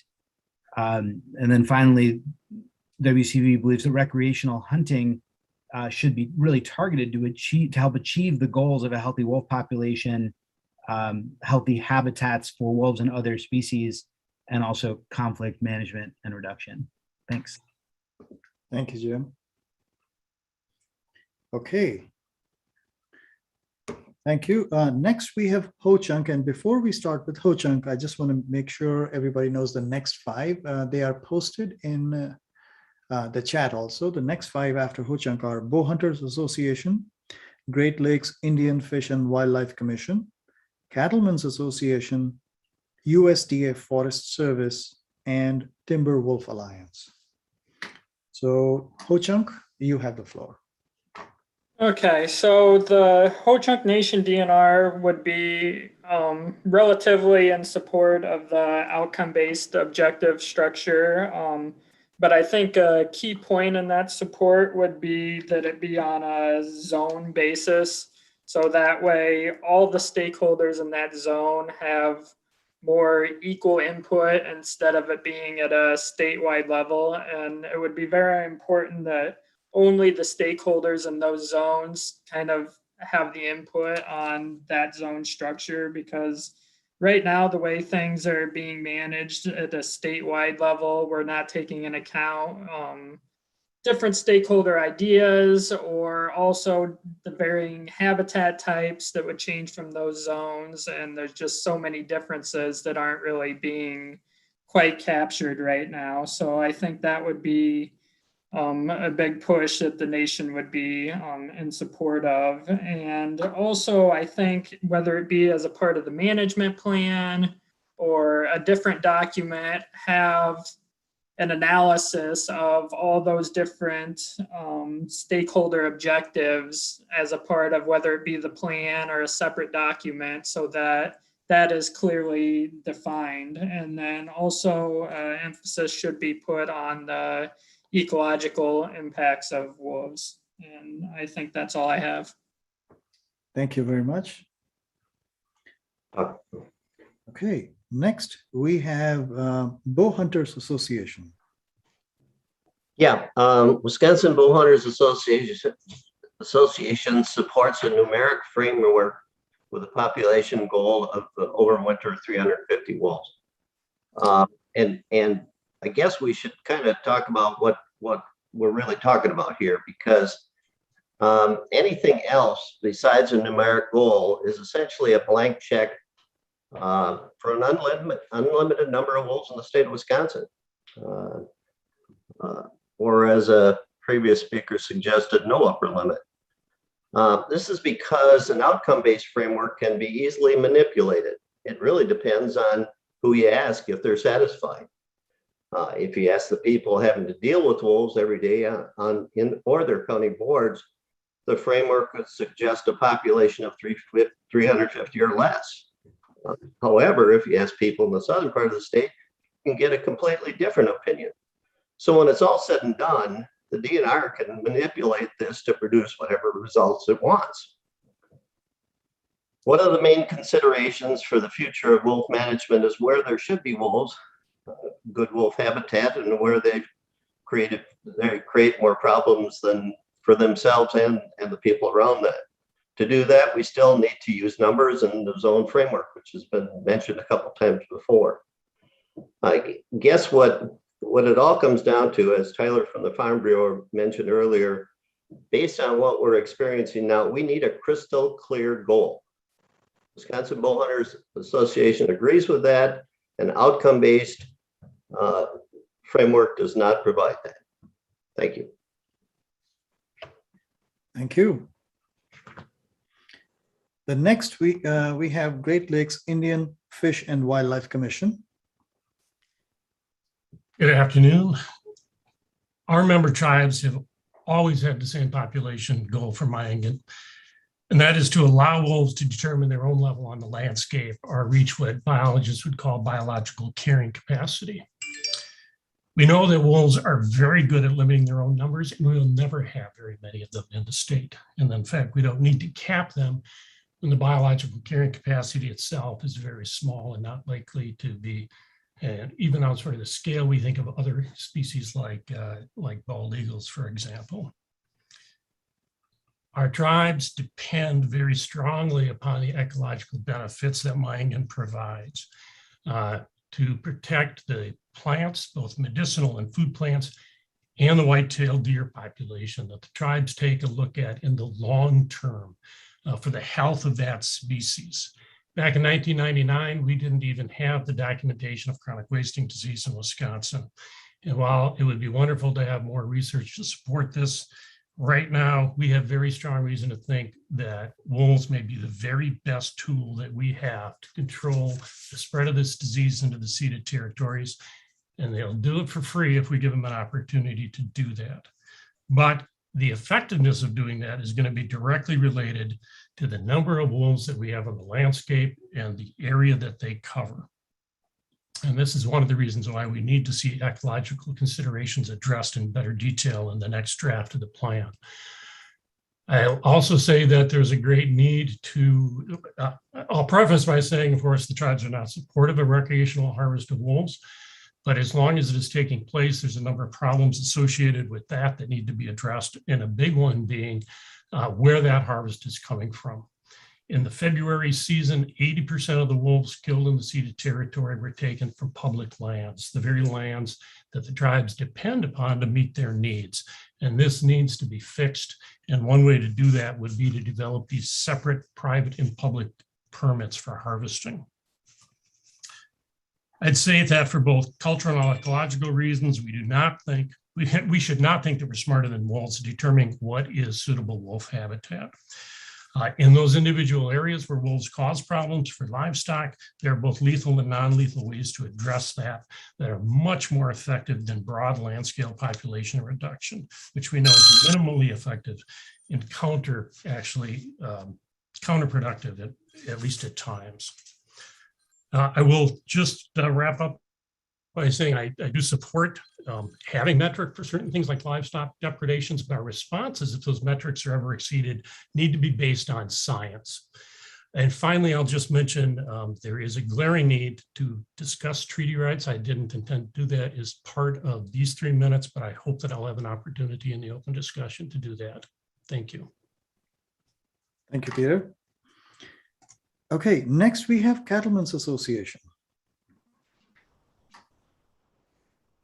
The membership of the Wisconsin Cattlemen's Association and their affiliate organizations have adopted a policy of a maximum number of wolves in Wisconsin of 350. Wisconsin Cattlemen's Association supports a numerical objective goal. When making management decisions, the people whose lives and livelihoods are affected by wolves should be given priority over those who do not need to interact with wolves on a daily basis. Farmers and property owners should have the right to use lethal control to protect their livelihoods. Conflict reduction needs to be the purpose of wolf management. Compensation to recognize the real value of seed stock animals needs to be recognized when being compensated. Funding for livestock depredation needs to come from sources other than permit and license fees. Wolves have recovered and no longer have the status of being even close to being endangered. Thank you. All right, thank you. The next organization is USDA Forest Service. Hello, hopefully you can hear me. The Forest Service has multi-use, multi-purpose goals and objectives, and as such, have a vested interest, like many of us here, in ensuring and supporting healthy and functioning wolf population in the state and across its range. The Chequamegon-Nicolet National Forest Plan has established goals and objectives focused on the conservation and restoration of populations of endangered, threatened, and sensitive species. For example, under the ESA, we are committed to implementing established recovery and conservation strategies. Additionally, we have species classified as regional foresters, sensitive species, that we are charged with improving habitat conditions for, and wolves are now classified as regional forester sensitive species for the Chequamegon-Nicolet National Forest after they were downlisted off the Endangered Species Act. The Chequamegon-Nicolet is also committed to cooperating with the Wisconsin Department of Natural Resources on achieving desired wildlife and fish population goals through appropriate habitat management. In respect to the population framework that is developed or chosen, it should, to the best of the ability, balance biological, ecological, cultural, societal data. And also, just like to finish up by saying at this time, all three of the provided frameworks would allow the Chequamegon-Nicolet National Forest to meet our established goals and objectives. Thanks. That's all I have. Okay, thank you, Brian. And the last organization in this particular group of 5 is Timber Wolf Alliance. And I have posted the next 5, which are Farmers Union after Timber Wolf. It'll be Farmers Union, Green Fire, USDA APHIS, Red Cliff Band, and Menominee Tribe, if they are on. So with that, Timber Wolf Alliance, the floor is yours. Thank you, Raj. The Timberwolf Alliance is in support of an outcome-based goal with a minimum floor set at no less than half of the biological carrying capacity, with clear management objectives that ensure a healthy, sustainable, and ecologically functioning wolf population, while also attempting to minimize conflicts and appreciating the diversity values placed upon wolves. We also want to share, we also want to see the goal be developed in collaboration with the tribes. We'd like to share some of the results of an anonymous social science survey of wildlife professionals in the state. We surveyed the membership of the Wisconsin chapter of the Wildlife Society, and we asked wildlife professionals to evaluate the 4 management options presented in the 2015 draft plan that was shared with us by Randy. I shared a copy of this Timberwolf Alliance technical report published in 2016 with Randy, and he can share that with you guys as he sees fit. I'm going to provide a quick summary of some of this. Our demographic data suggests we did a good job surveying career wildlife professionals with over 1,500 years of experience in the wildlife profession, and notably 84% of them consider themselves to be hunters. No one management option received overwhelming support of those 4 in the draft plan, suggesting that alternative goals should be considered. The 350 goal was ranked as the least preferred option in all cases, and many considered it quote unquote unscientific and outdated, unsustainable, and quote unquote ridiculous. This goal is also quote unquote too low to sustain an annual harvest, end quote, and would limit conflict management options. Quote, the 350 goal is far below biological and social carrying capacity, end quote. Many felt that an outcome-based goal would be effective, while others raised issues associated with trust and political influence in wolf management in the state, felt it would improve management flexibility, but also considered it to be too susceptible to politics, quote, leaving too much to the whim of the winds of political change, end quote. On the other hand, many respondents considered narrow management windows or population goals of 350 plus minus 10%, for example, to be unrealistic and to limit flexibility. Minimums of 300 or 350 were considered to be too low by a number of professionals. Many indicated they'd be more willing to support some of the population goals if the minimum values were higher. Wildlife professionals felt that above all else, management decisions should be science-based and the goals should allow wolves to fulfill their ecological role. It's also important to note that Michigan, Minnesota, and Ontario, not to mention Oregon, all use non-numeric goals for wolves. And given that many of our state harvested species are managed in this way and the broad, credible intervals of the wolf monitoring strategy, it seems appropriate to use an outcome-based goal. It needs to be developed, however, in conjunction with other management objectives that make it clear.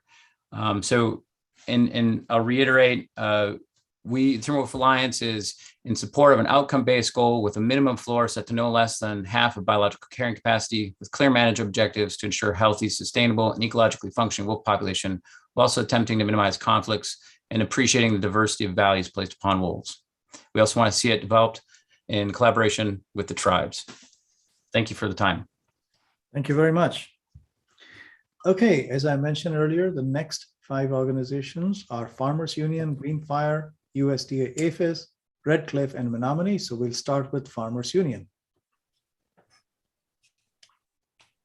Yes, 350 is the position of the farmers. Their official position is the existing goal in the plan, as well as a number of other organizations that are farm-based and wildlife-based, and 36 boards pass resolutions that support 350, 350 or less, or 3 of them have less than that. Every good wolf scientist knows that wolves thrive only in remote areas with little human contact. There's no such thing as self-monitoring of wolf numbers in a human-based population. All research shows that humans are the major cause of mortality of wolves in human areas, and has the highest human density in wolf areas of any state in the wolf recovery in the lower 48. What we need to do is decrease the depredations, and that will improve public approval of the wolf program outcome. So that is an outcome-based measure that I would be somewhat approval of.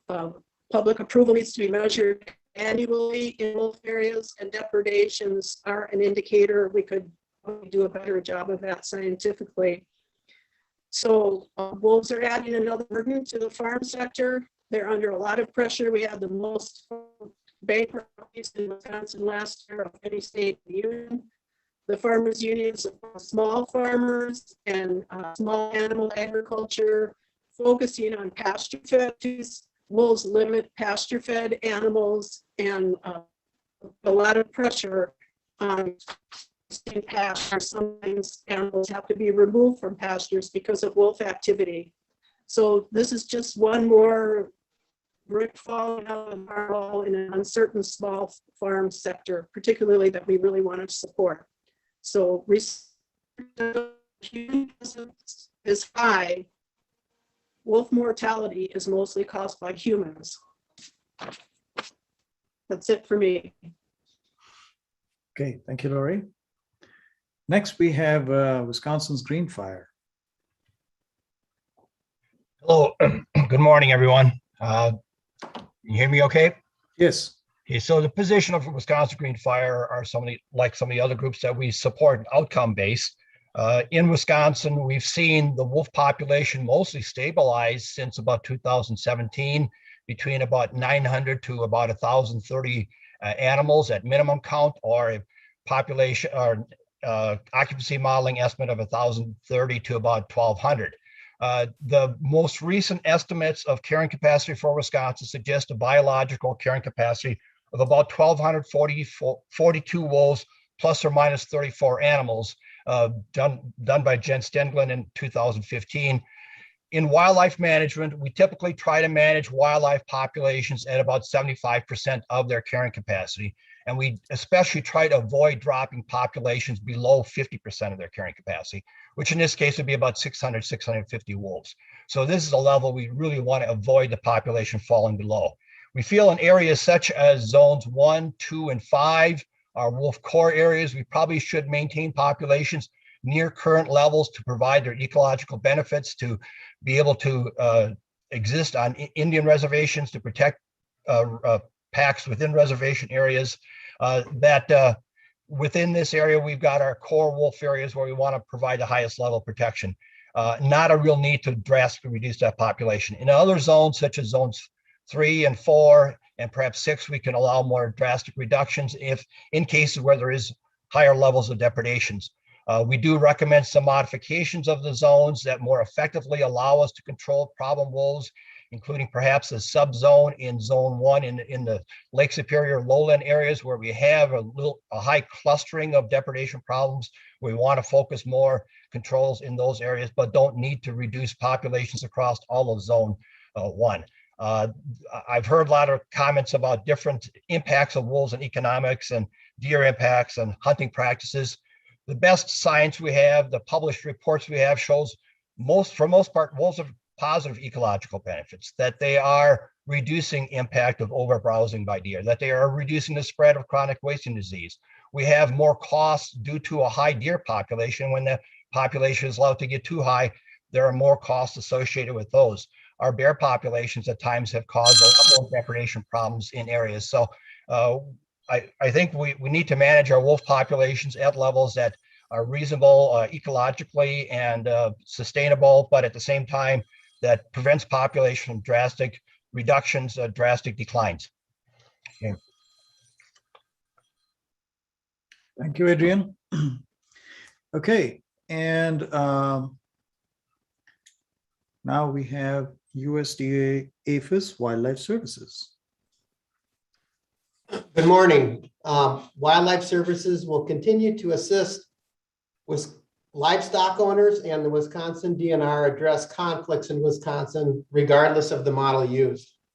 Wildlife Services does recommend that conflict management be prioritized in any of the models considered. Thank you. Okay, thank you, Dan.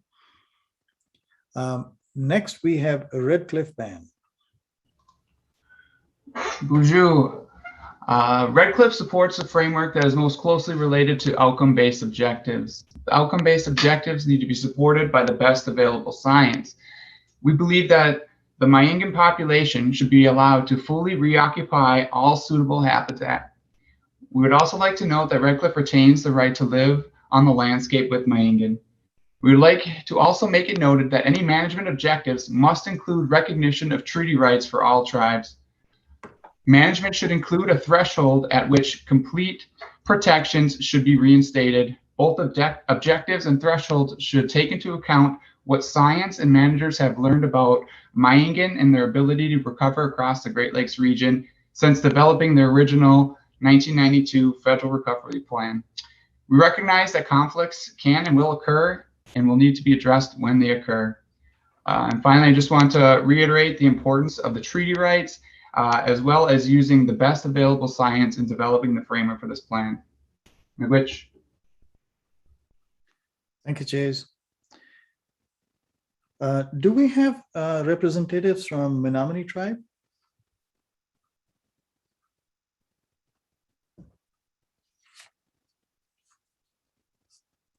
Okay, seems like they were not able to join.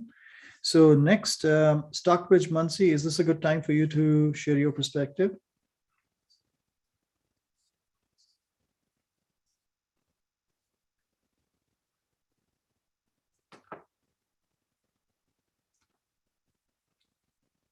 Stockbridge Muncie?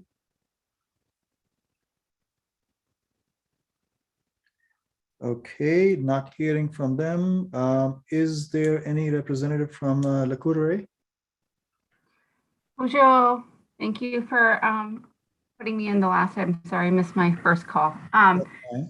So can you all hear me? Yes. Am I clear? Okay, good. Thank you. So Lac-Courte's stance is, as it has been, current and long-term science should be the basis of the Wisconsin management plan. We feel that the science will shows what best practices are and will show. The Wisconsin management plan should also be outcome-based, in our opinion. And then the last thing to note would be that nature knows what a healthy Myangan population is, and it strives to find that ecological balance. And any interference in our part tends to push things backwards. So we feel that needs to be considered in any management plan. And that's all I have to say, or we have to say. Thank you very much. Next, we have County Forest Association. County Forest Association, any representatives?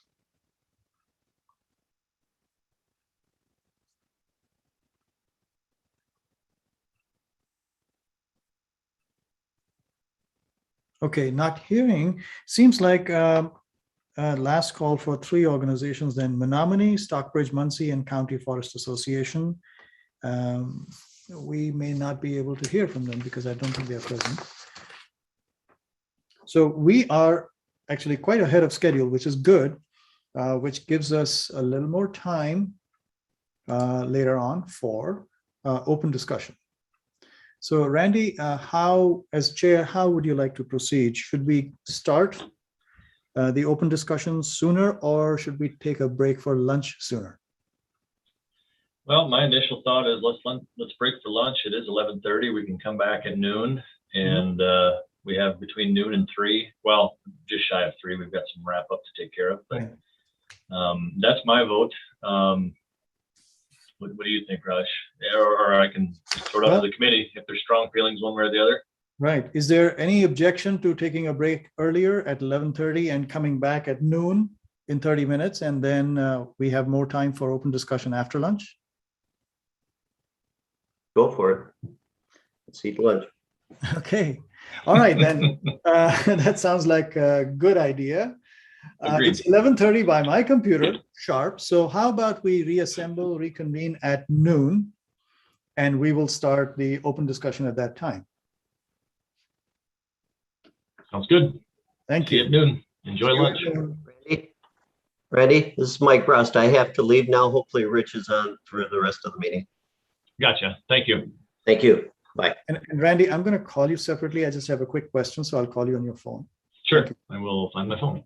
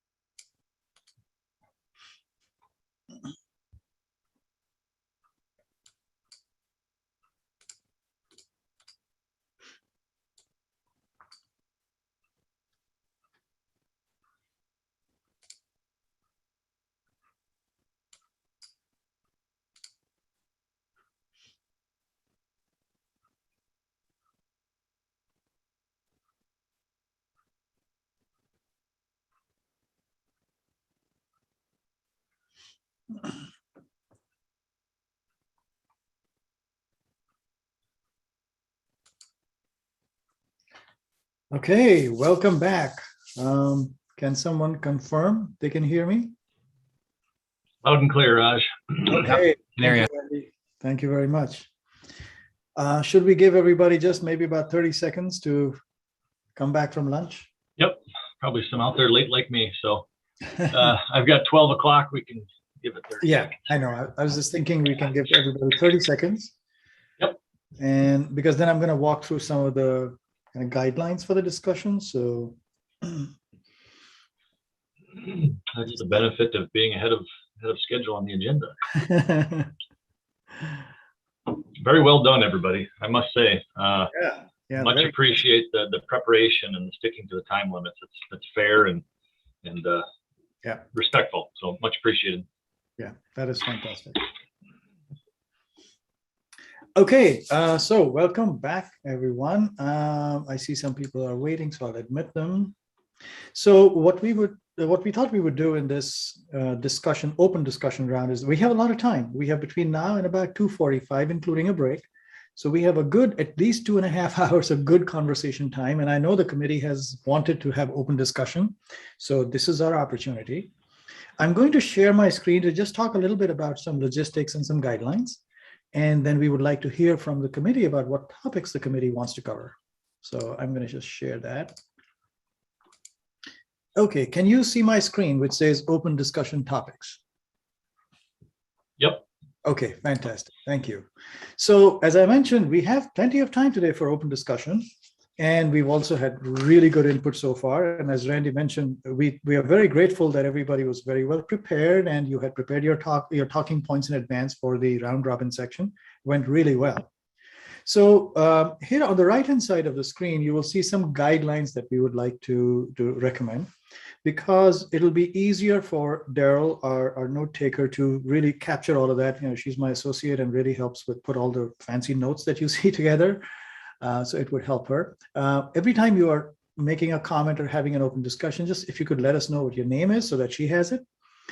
And then also we would request that we focus only on in-scope items. And in the red box here, you see some of the examples of out-of-scope items. Also, the Deputy Secretary talked about it in the morning. Let's not go back to the 2015 process in terms of an open discussion. That's our request. Also, the fall 2021 wolf season is out of scope. We had very brief discussion or mention of lawsuits. That is also beyond the scope of this committee's input to the DNR. We would also like to request we leave parking lot items. Now, as the Deputy Secretary mentioned, we can certainly talk about legislative items that you want to recommend, but we'll put it in the report for this committee. But I think he was very clear that in the DNR's the plan, the wolf management plan, there would probably not be a lot of space for that. But we are happy to capture it if you want to recommend some things. And also, we would like to really stay away from critiquing or commenting on values of other organizations. So these are just some of the guidelines of what we thought would be out of scope. And in terms of going back to the green box, I think it's green, I'm partially colorblind. This green box or gray box in guidelines is please speak your name. Let's stay on in-scope items. Respect for others' opinions and values is important. We have plenty of time, but we would recommend that the statements that you make be relatively brief so we can have a conversation. Give everyone a chance to speak. And we would like to have the discussion really based on science rather than just opinions. And in terms of giving everyone a chance to speak, what we thought we would do is not put much structure around the open discussion topics. We are hoping that people will be able to figure out a way not to cut anybody off or to speak over each other. And let's see how that goes. If we need to, we can go back to the method of asking everyone to raise hands, and we will give everybody a chance to talk in the sequence in which, the order in which they raise hands. But we didn't want to even start there. We wanted to have an open discussion, and hopefully we'll be able to work through it in an amicable way, in a respectful way, without having too much structure. Does anybody have any questions about guidelines or scope items?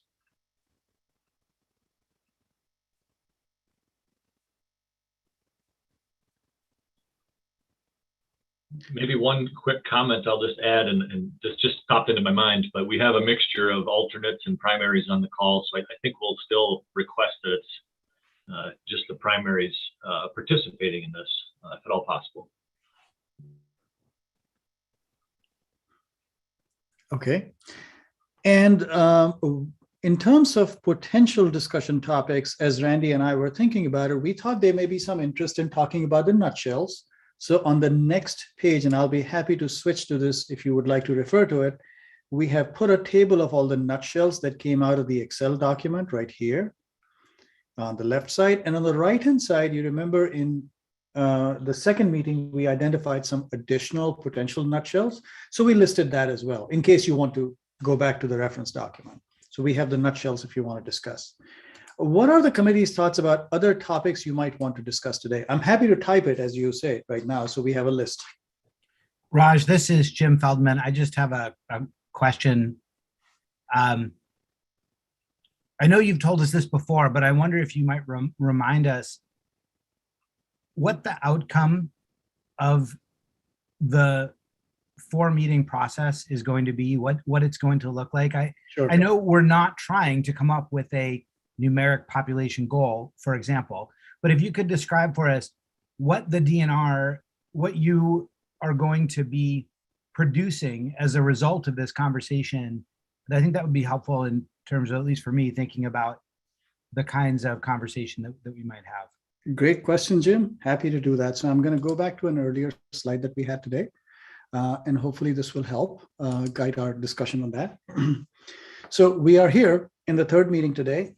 By the end of the 4th meeting, we are going to send out the list of the action items, the items that, 138 items that the committee has identified, and the 20-some nutshells, and we will ask you to rank. And I'll walk through the ranking process in the end, in the last 15 minutes. But in terms of the output, the report would include all those nutshells, the 20-some nutshells, ranked in terms of where the committee thought were the top items in top nutshells.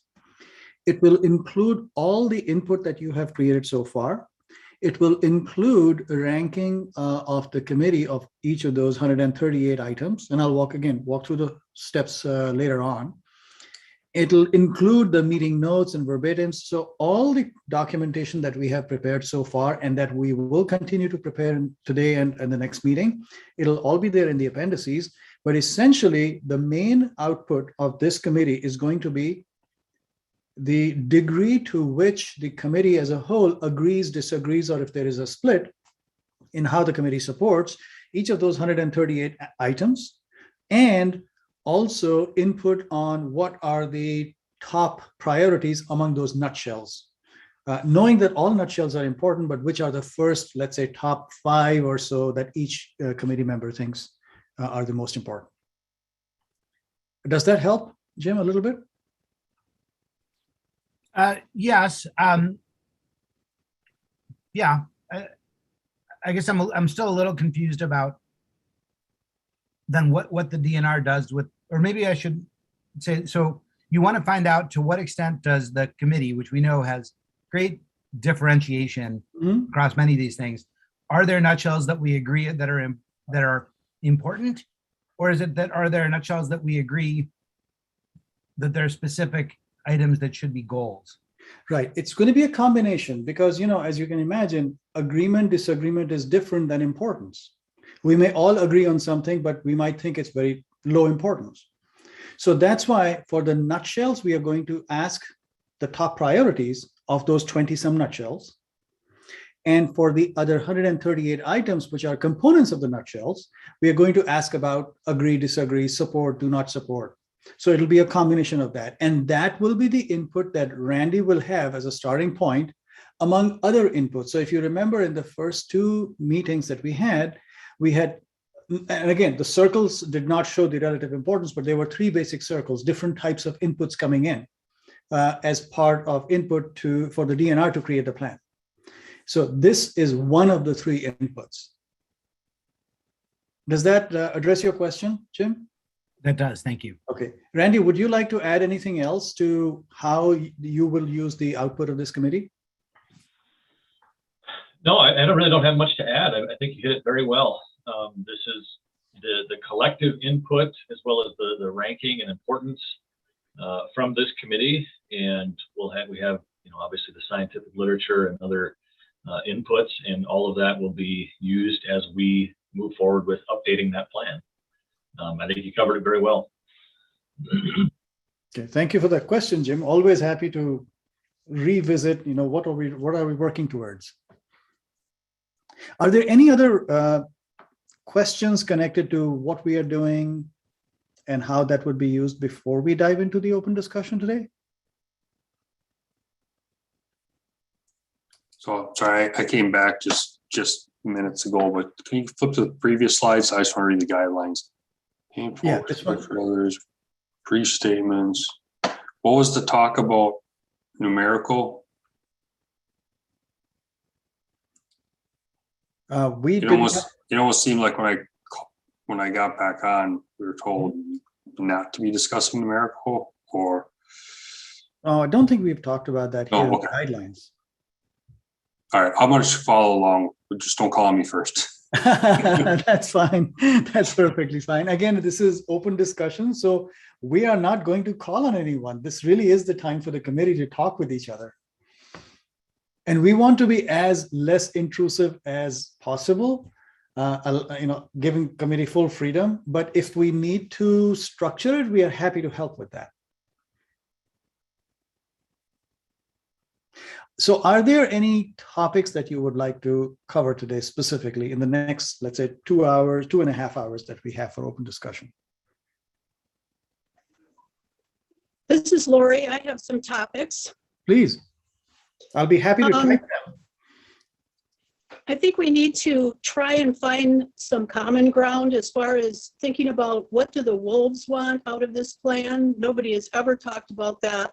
And I think we need to think about what does an individual wolf want out of life. And according to Dr. Meach, the world's foremost authority on wolf research, they want plenty to eat and an absence of human persecution. Okay. So that's one item that really is at the basis of what I'd like to see happen with this plan. And going back to something Mr. Weideman said before the break, focusing harvests on areas of high conflict is really essential to improving the public and wolf areas opinion of this program, which is abysmal right now, and also kind of targeting the right wolves. So we do decrease the pressure on depredations. That Lake Superior Plain going along northern Douglas County to Bayfield County, specifically, the policy management team needs to look at areas like that and carve that out as a high priority for eliminating wolves. And there's more than that. Okay. Would anyone like to recommend any other topics? I'm just creating a list here so that we can come back to it as the committee discusses. Can you all hear me? Yes. I think another topic would be the tribal rights is something that I feel has been missed in this committee's discussions. I think that'd be a really important topic to discuss as well, and the ecological importance that wolves play and how. Could you say that again? You cut out a the little. Ecological importance that. Yep, the ecological importance that wolves play on the landscape and how to promote education of that. Okay. Is that sufficient the way I'm capturing right now? Did it capture your point? Yes, thanks. Are there any other thoughts that you want to list here?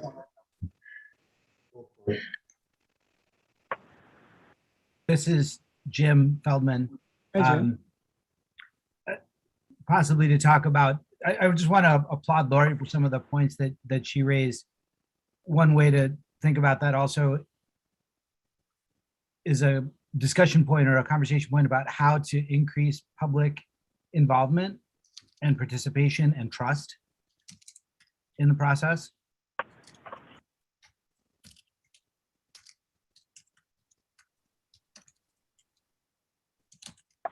And then I don't know if this is outside the bounds of what you talked about, but as we talk about the distinctions between numeric and project or outcome-based goals, Laura made another point earlier, and so has Randy, and that you know, we'll be using both no matter what we end up with, right? We'll be using numbers and counting wolves and measuring populations as well as identifying desired outcomes.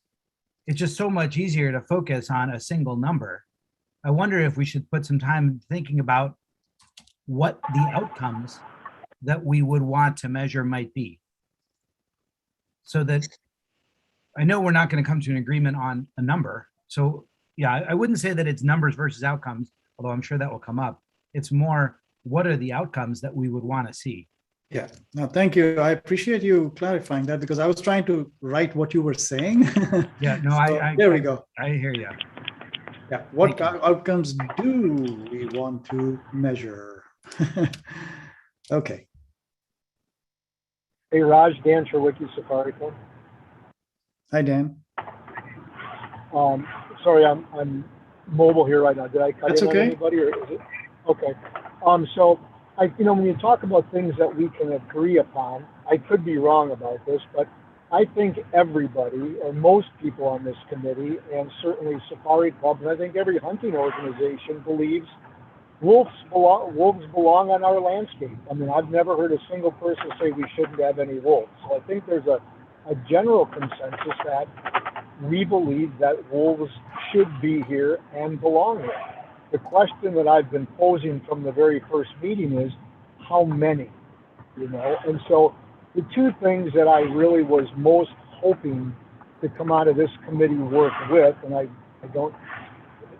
doubt if it's going to happen, is what is the most accurate number we have of wolves? Because we can't set any kind of quota, any kind of limits, or do anything until we know how many there are here. And the different models have different, you know, ways of measuring it, so that's fine. But then I'm really hoping, I've heard this number 350 tossed around by a lot of people, including myself, but I'm really hoping there's buy-in from the DNR that says this is what they believe, because it's my understanding the DNR does not believe that number of 350. They think it's sort of an arbitrary number. And I'm not saying that's good or that's bad. I'm just hoping that we get a number from the DNR based on the current or the best population goals as to what that number should be. So those are the two things I'm hoping to get, and that's the one thing I think all of us will agree upon. Probably the only thing. So Dan, I just want to make sure I got your last comment clearly. Is your question that can the DNR provide a number that is the best estimate? Is that what you were saying? Two things. So, you know, with all these, the different models of estimating the wolf population, I think the model that's in place with some tweaking, the new model, the occupancy model, will give us that number. So, and then based on that, what does the DNR feel that this minimum number of wolves that we should have in the state? Many of us have talked about this 350 number, which is stated legislatively, but it's not really part of the DNR's history of wolf population. And so I'm hoping that the DNR comes up with a number along with, based on these recommendations and what the occupancy model tells us the population is. Because I think there are many of us on the committee feel that this 350 number is a scientific number based on what the landscape can tolerate. And my understanding is the DNR does not feel that way. They don't feel that that's a solid number. And so I want to hear from them, what is the number? Like, so maybe I'm not saying it as succinctly as I could, but those are the 2 points I'm trying to make. So what I have for you is 2 points. What is the most accurate number of wolves? And the second one is, can the DNR recommend a population goal? Is that the right interpretation of what you said? Yeah, very much so, Russ. Thank you. Okay, I thank said you, it Dan. quicker and easier than I did. Well, you did a great job describing it. I was just typing, so thank you. Okay. All right. Thanks. All right. Are there any other topics that the committee would like to discuss? Pat Quaintance here from OFAX. You know, with my experience working in the field for 25 years as a conservation warden, I think we need to look at the reality of all this. Up here, the population goal, Lori touched on it somewhat, with the conflicts we're having right now. And I know the Red Cliff Band is right next to where we're having all these conflicts. And I know that they want the population to be as it is, but the reality of it is the people on the landscape today will take care of whatever depredation they're having if we allow them to. In fact, what's going on up here right now, all the landowners within a 5-mile radius of my house has depredation permits to do away with the wolves. We've had a couple illegal kills take place already. I don't know how we could put this as a discussion thing, but this is part of the reality. We can create all the rules, all the all the restrictions, whatever, but the reality part is this. And Adrian can even testify to this with his experience being in the field. The people only tolerate so many wolves. And I think we need to really keep that in mind. I think the social aspect has to be, instead of the biological aspect, the social part is the part that I think is going to be best for the resource. And that's my bottom line, it's about the resource. It's about the wolf population. It isn't about you or I. It's about being able to keep a number of wolves on the landscape without, like Lori said, without them being depredated themselves or taken out of the picture themselves. So that's something I'd like to just throw out there and let everybody know about that. That's the reality part of this. We can sit here and... Do you see what I typed? And the reason I'm asking is I want to make sure I'm capturing the essence of what you were saying correctly. And I wrote down social aspect of the issue in addition to the biological aspect of the population. Sure. Also, you need to put in there the economic part of it. Land value has really starting to dip in this area, especially if it's used for recreational purposes of deer hunting and other hunting. The population of the deer has just declined to the point of really non-existent. I'm not saying the whole part of Bayfield County. I'm saying this northern tier of Bayfield County and Douglas County, the population of the deer is just non-existent. Okay. So at this moment, I was thinking we'll just quickly collect some topics, but it seems like we are already talking about some of those. So my suggestion would be we have a good list here. We can start. Raj, if I could add. Yeah, sure. As well, this is Jody Habish-Sinekin. It's a combination of a question and a discussion topic, which is wondering about the process and transparency of the ensuing management plan creation. It would be good for us to have some discussion of how the scientific understanding of wolves' biological carrying capacity and other, key scientific considerations are being developed. A creation of a scientific and technical advisory committee comprised of out-of-agency state and national experts and informed by peer-reviewed research. And again, to underscore the importance of social science studies to be undertaken in informing the plan's creation, including ethical and social values relating to tolerance to certain hunting methods. These are factors that I think is important because our committee is one facet of the plan's development as I understand it. So I would like some discussion about those important considerations as well. Thank you. Yeah, Jody, could you confirm that I got your main points in number 10?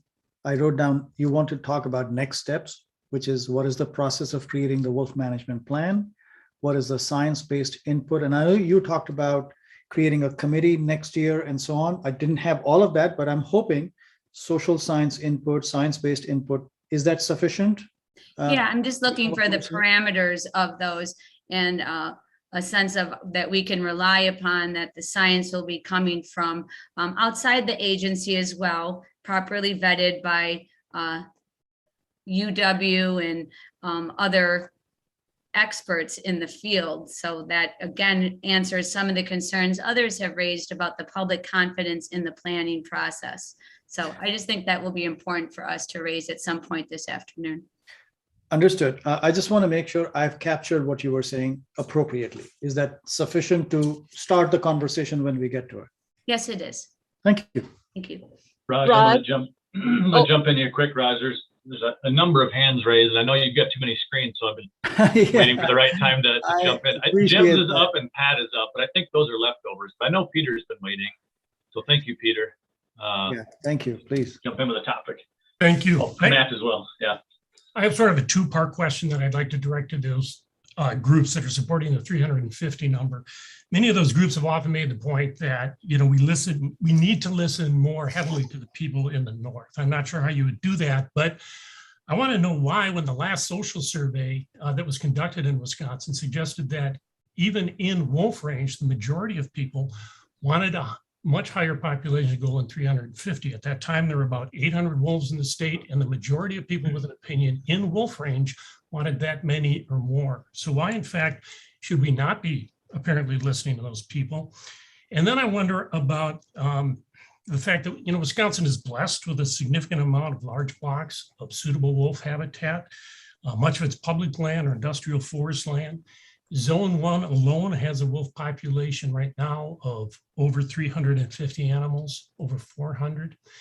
What is it about the 350 number that is so magical that we would need to cut this population down by 2/3 to meet specific objectives that you hold?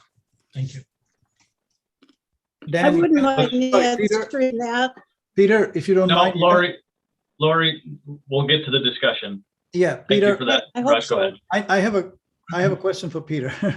Would you help me write down how you would like the discussion topic to be listed? Because I heard a lot of questions. It was fairly long, and I apologize. I'm not such a good typist. Well, I gave you a lot there. Help me with that, Peter, in terms of what you want me to type. If we are listening to the people of the north, why would we support a population goal of 350 when they wanted more than that? And what are the specific objectives, or what's so magical about the 350 number compared to other options for all of the groups that support it? Okay. Is that okay? Go ahead. Okay. Yeah, that's part two for sure. But the other one was just regarding actually the social science that supports a much higher goal than 350. Okay, so social science input, is that what you're saying? Right, that's sort of part one. So part one is social science input for the population goal, and then why focus on 350? Yeah. Okay. I think that'll open up the discussion, I'm sure. Okay, thank you. Yeah, I know there are other hands, but I want to be careful and I'm not misinterpreting something people are saying. Yep. So this is really good stuff. We got Matt and Sarah. Sarah, I know you jumped on. So let's go Matt first, Sarah second, and then we'll get to the actual discussion. All right. So Pete actually touched on what I was going to bring up a little bit ago. It was something that Steve Suckerman brought up earlier too. But so the rural versus urban views and impacts. I understand the social, you know, there's studies out there, or surveys, I should say, out there. That all depends on who responds to these surveys. If we knock on door to door, going to get very different outcome. I mean, I've read studies that have shown just quite the opposite, where the rural areas support a much lower number. So I really do feel the people that are impacted need to have a bigger voice in this. The people that like the idea of it, you know, great, that's fantastic. We all want wolves, but let's just weigh those that are impacted by them give them more of a voice. Do I have it captured in number 12 appropriately, if you can confirm? Yes, thank you. Okay, and I think it was Sarah. I'm sorry I can't raise my hand, but I'd like to piggyback Okay, on. can we give Sarah the first chance? She had her hand up, and then we'll come back to Luke. Yeah, sure. Thank you, I Luke. might not have signal. Go ahead. I wanted to revisit a point that Megan made earlier about, looking at potential other funding sources for the program. And along with that, the established nutshell that we have to update wolf depredation compensation program.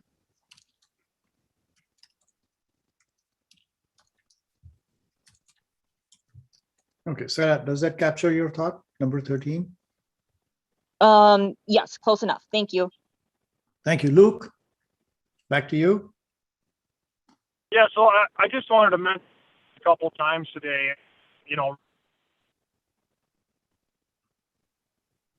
Luke, sorry, I can't hear you.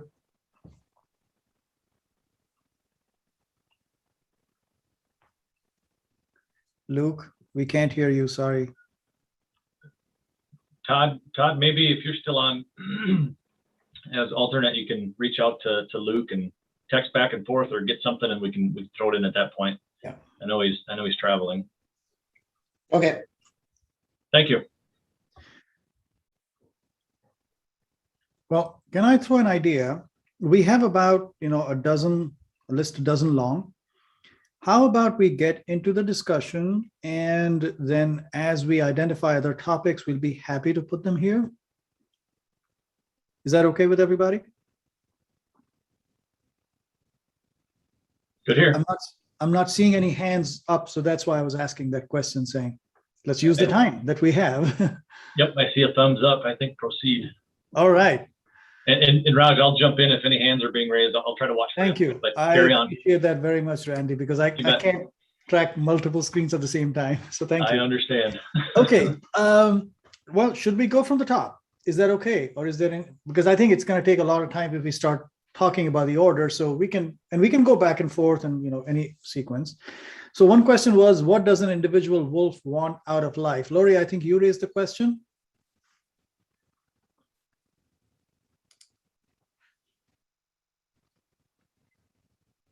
Lori, can you hear us?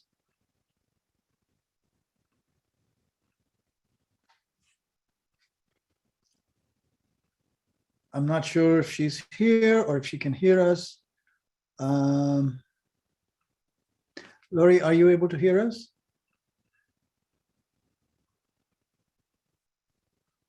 Well, let's go back to the next question then. We can always come back to that question. Focus on areas of high conflict. What do we want to discuss about areas of high conflict? And I apologize, I can't remember who said that. So, Lori put that up there as well. Okay.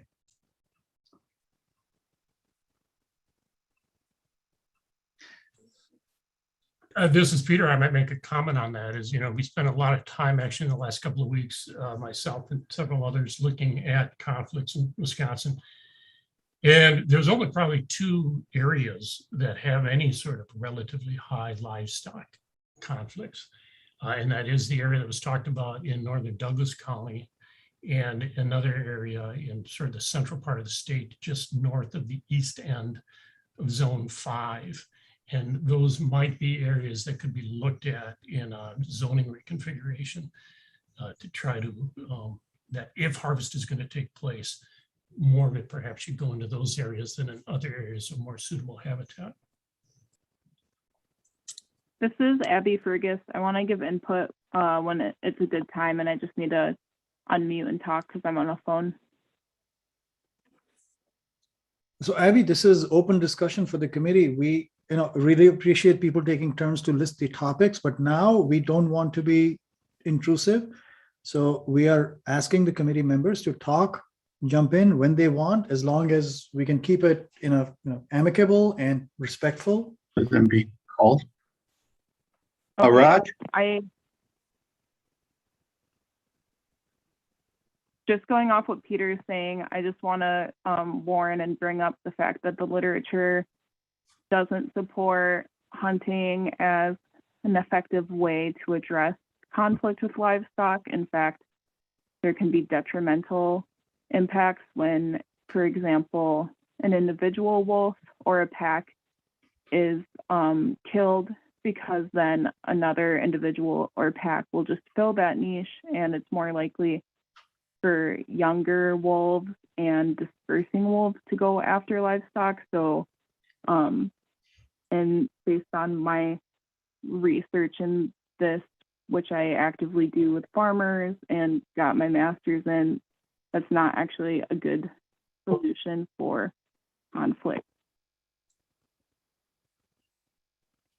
Targeted hunting, I mean. I'll jump in here. I see a few hands raised, so let's, and again, we don't have to, I think we're in the discussion part, so feel Right. free to just We're not jump asking. in. Right. Yep. You guys can just jump in, and we'll just try to, it's better than me trying to jump in and help with this, so. Do you have a I definition? saw a note that Lucas is of- back. He had an open topic to add, I believe. Do you have a definition of high conflict? I know we have around what, 3 million or more head of cattle in Wisconsin. So I guess that would be my question of what is high conflict, and what are the chronic farms doing to address? Are they changing their farming practices to encourage more non-lethal means, or that would be something I'd be interested in learning more about. Is any depredation tolerable?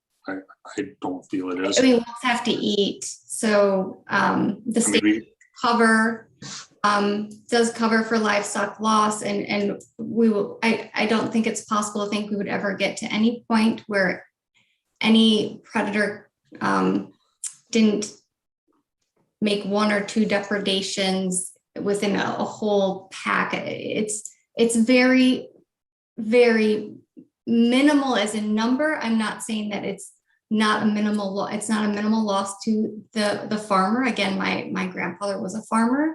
I understand that, but there are ways than just recreational hunting and trapping to address that would actually help decrease the depredations. Just randomly taking out different parts of a pack, different members of a pack, is scientifically, it's seen in science that it can encourage depredation. So really talking more about what is being done to address that, just besides promoting hunting and reducing the overall population. This is Brad Cooley. I can provide some clarification for you folks. Good. So chronic right now, I think you guys were all supplied, or at least a link to the guidelines for conducting depredation controls on wolves following the federal delisting document. So in that document, chronic farm is defined as a farm with a verified wolf depredation in 2 or more years in the past 5-year period. So that's what we currently use for the definition of a chronic farm. And regardless of whether or not a farm meets that criteria, obviously from 2012, 13, 14, we were able to have an integrated program that included both lethal and non-lethal controls. 2015 through February of last year, we were limited to non-lethal control. So regardless of whether or not it's a chronic farm, if we go to a farm with our partners, USDA Wildlife Services, and verify depredation, we look at, what can the farmer do? What can the producer do? Can they alter their animal husbandry practices? Will that help? The other thing we do is look at what controls we can provide. And so we do a fair amount of non-lethal abatement work, whether it's fox lights, whether it's providing turboflaggery to the producer. We have a 6-mile scare wire project that we maintain on a farm. Just last year, we put up a $30,000 predator-proof fence around a farm. There's another farm up in Douglas County where we implemented a 6-strand electric fence around his main calving pasture. So we, to the greatest extent possible, we use that non-lethal abatement to the best of our ability and to the best of our our financial ability as well. Now that wolves are delisted, we again have the ability to have an integrated depredation program that utilizes both lethal and non-lethal. So now in those areas, especially those chronic farms where that non-lethal abatement has failed, where we continue to have depredations in spite of that non-lethal abatement, it gives us that flexibility to implement lethal control at those sites, whether that's landowner permits or whether that's having wildlife services conduct trapping efforts. The other thing to point out is the timing of when these depredations occur. The majority of these depredations will occur, during spring calving all the way through October, when typically, the animals get bigger and they're less vulnerable to depredations. So the majority of these depredations, happen before any type of a public harvest season could occur. And again, that comes back to the reality that, these site-specific depredation controls are going to provide the best benefit for reducing conflicts than the harvest season. Is Dave Root on today? He's not, but Dan Herchert is on. So I saw a presentation that Dave Root had put on a while back, but it showed farms and basically, putting all these non-lethal controls in, basically just move the problem down the road to the next farmer to the next farmer. Yep, that's true. There's particularly up in that Douglas Bayfield County area, that's exactly what we've experienced in the past. You implement non-lethal on one farm, it pushes those wolves to a different farm, and you just kind of move that pack around, and that's where the ability to have an integrated program and utilize lethal control helps, because you can then remove those wolves rather than pushing them around and causing additional depredations.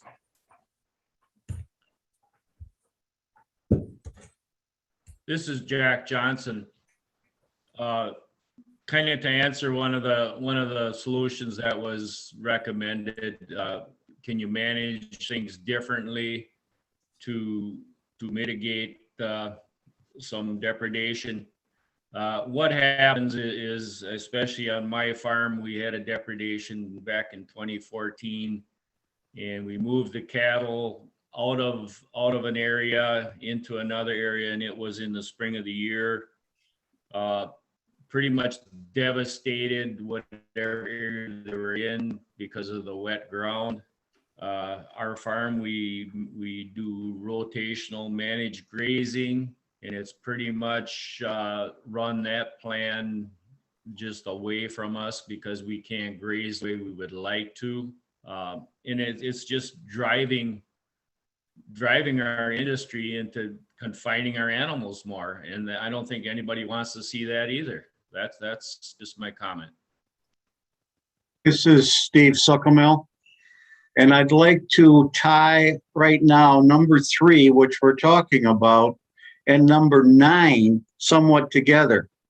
We talk about livestock depredation, hunting dog depredations, because we've got documentation. And as a society, we love anything that can be checked, added up to 3 or what have you. But the areas of high conflict are also the reduction of deer, where it happens to the deer hunting. It's the reduction of property values. Those are economic high conflicts. A grandma not feeling that she can walk safely down her rural driveway. That's a society impact. And it comes back to population densities of wolves in specific areas. So whether we want to ignore it or not, we still have to set numeric goals or have some idea of the accepted population density in specific zones. Thank you. Randy. Lucas is back on here. Been trying to get him on. Give him an opportunity. Sure, go ahead, Lucas. I'm actually good at this point. The comment I was going to make earlier was something I suggested in our written portion relating to getting validated information from Wisconsin landowners and residents would be very similar by utilizing a program similar to the county by county deer program. Why can't we go county by county in the state of Wisconsin and offer up every year an opportunity for landowners in those counties. And I don't care if you own land in southern Wisconsin and northern Wisconsin, that should be two opportunities that you have to come and give some input on how you feel that wolf management and, you know, the management plan is addressing your concerns for positive and negative benefits. Obviously, that would provide everyone, including residents in city counties, where they could come and give their input. But the second part of that is a social science factor, in my mind, that starts to put validity to people living and operating and recreating in wolf range versus people living with the idea of wolves in Wisconsin. So I just wanted to say, I think that's an option. Ty, sorry that I'm really late in this conversation, but it is an option for public input that would really help address a couple of those situations where we can start to weight rural versus, you know, city, and why people feel that way, and maybe start to ask different questions to get better information out of that process. In response to Luke, I just want to point out that much of rural, what is now Wisconsin, is Indian country. So a lot of the folks who are living with wolves are Anishinaabe people and other indigenous groups. And the social science shows that attitudes among tribes, and us who are representing tribes can say that Anishinaabe attitudes towards living with Maingan, the wolf, is very positive. So I'm just calling into question this dichotomy that's being created, as if I'm speaking right now. People who live with wolves aren't all like older white man landowners, and it's more complex than that. I also live on wolf range, and I also own property, but it can be problematic to give disproportionate voice to people who own land, because that's not a reflection of the diversity of who lives in the state. And there tends to be certain demographics who are the ones who own property. So that is just my input in response to that. But you own land, and you've dissected my comment and broken it down. And what I'm saying is, it just gives everybody an equal voice. And it doesn't matter if you're pro-wolf or anti-wolf, which I don't truly believe anybody in this group is anti-wolf. But it just starts to allow us to compare data, social data, differently than we have in the past. It gives an outlet to the people that feel like they don't have a voice. That's what I'm saying. I'm not saying that we should be weighting those things. I'm saying it gives us a different outlook about what people have to say and why. And I think it will bring us to a different discussion down the road about tolerance and things like that. So the big difference in what you just said is, I believe in having wolves on the landscape, but I believe that wolves need to be managed through every possible and potential way that we can to ensure that we can manage them. You do not believe in harvesting wolves at all. There's Please a big stop difference. telling me what I believe. That's your taking my words and you're making them into something else. So you can contribute to this meeting with your voice just like I am, but it's unnecessary for you to tell me that I'm saying different words than I just articulated. I apologize. That is not what you said. You are correct. It is my opinion that certain communities do not believe in harvesting wolves, and that's okay, because that's their right to do so. And I'm just saying, I think this would bring us to different dynamic discussions about making sure that all people in Wisconsin have a voice. And the reason I have thought about this in terms of landowners, it doesn't matter if you own a city block or one house or 1,000 acres, or it just makes sure that it's the voices of the people living in Wisconsin. Because there's so many outside factors that go into this wolf discussion that really should not play a huge role in what we decide here in Wisconsin. And I'm going to end my discussion there and give you guys back the floor. Thank you for the time. This is Lori. If I could add some thoughts to that discussion, going back to the idea of what does an individual wolf or a wolf pack want out of life? The individual wolf pack doesn't really care what everybody in Wisconsin wants. What they need is the people that they live as neighbors with to accept their presence and be happy about it. Unfortunately, there is a lot of research out there. If you look into the depths of the data, and I myself did a research project this last spring that showed that rural people are very unhappy with this program. And that's not good for the wolves, and it's also not good for the people. So we need to really get a handle and get the state to recognize that rural people are have a stake in this. And they also have a greater impact on the wolves than any management plan you could write. I think we're in agreement with the social science survey that's done through not just citizen social science. So I think, Lori, quite a few of us have asked for social science surveys. I think like we're on the same page. I'm talking. Thank you. It seems like we're on the same page with that. So that needs to be done. I imagine anybody's against having a social science study done. Yes. I do have 22 years experience with surveys as part of just one of the jobs I've had and experience at other jobs. And I'd be glad to send you a copy of this if the coordinator would share emails, which they refuse to do because they don't really want us to talk on my research, so you can see it and see the difference. Sure, Laura, I've heard of your research.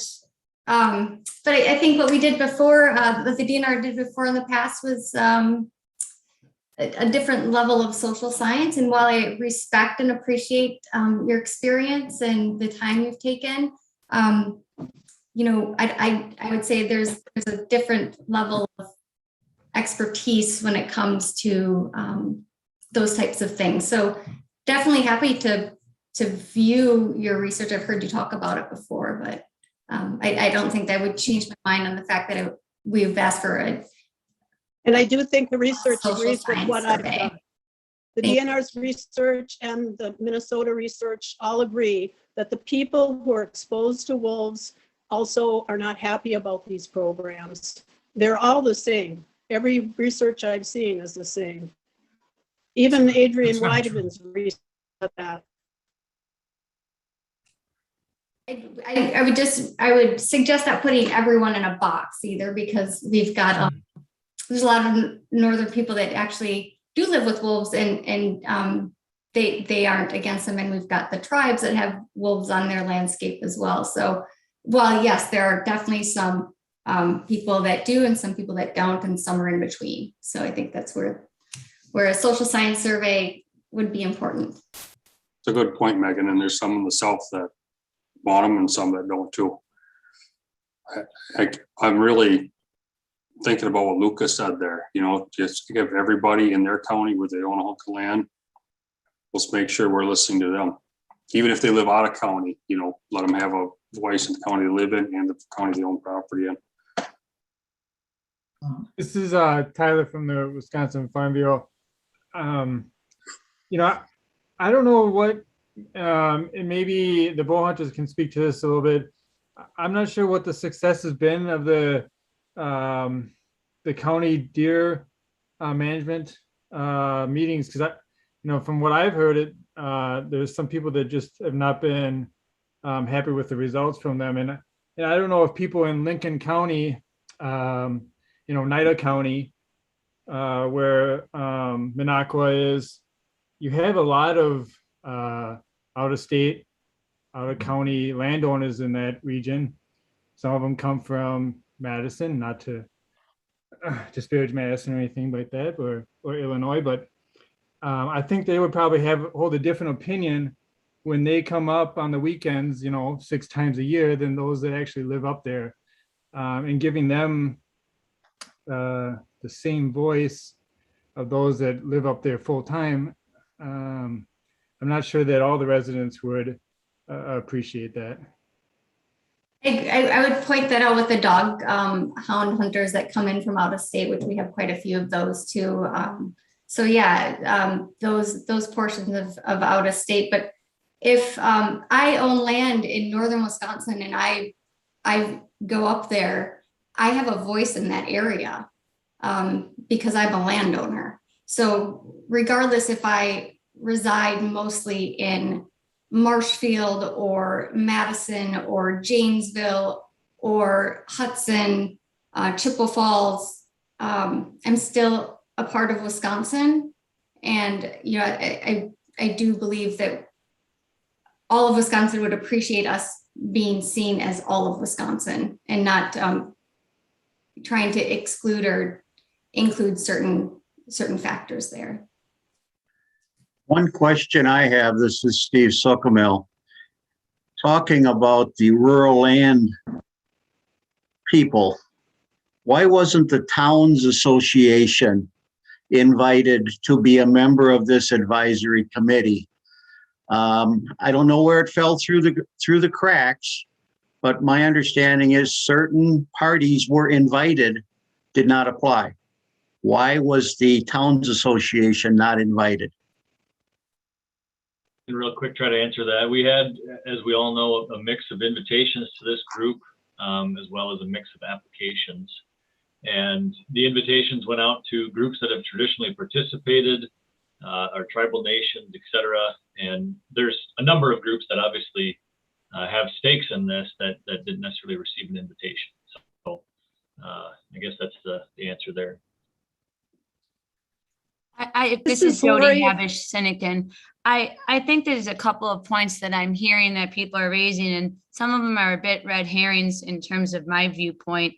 Brad did an excellent job on providing us with the avenues available at the state in terms of wildlife services and landowner permits if lethal management measures are needed to address, you know, ongoing conflicts with wolves. But what is important to understand is that is an important priority, but it's not the only important priority. There's many that transcend local landowner concerns, such as chronic wasting, disease spread, and containment, which affects the public health of large swaths of the state and population, not to mention the tribe's health and interest as well in that concern. Also, with regard to reducing automobile collisions statewide, we understand from the current research that wolves play an important part that affects folks across the state, not just in particular localities. And as well with Lyme disease prevention, so many other aspects, particularly forest health and carbon sequestration opportunities. These are bigger issues, and I would argue are equal priorities to those unfortunate circumstances when there are chronic problems with livestock, which can be addressed both through lethal measures and non-lethal measures, which appear by the science to be proven to have greater long-term benefits and economic savings to all of us as a citizenry. So I just wanted to make those points because I think they're important as we try to create this false conflict between local and statewide citizens. I think that's overstating and perhaps giving too much priority to certain considerations over other equally important ones. Thank you. Lori, if I could just add some data to the discussion from the Public Attitudes Towards Wolves and Wolf Management Wisconsin, August 14th. This is the state survey that was done back then. In a comparison of wolf range versus non-wolf range rural residents, the wolf range, 60% wanted many fewer or zero, or they didn't know. And 40% wanted many more, or about the same number. So it's kind of problematic that everybody was on the side of having more wolves or the same wolves. Even back then, the number was about 800 or so. Go ahead. the thing that keeps coming up, we're, in my opinion, talking around the major question, which is what is the number of wolves? We talk about conflicts. Conflicts occur where there are more wolf populations. So I think we're still dancing around what, again, my opinion is the key question. What should be the population goal in Wisconsin?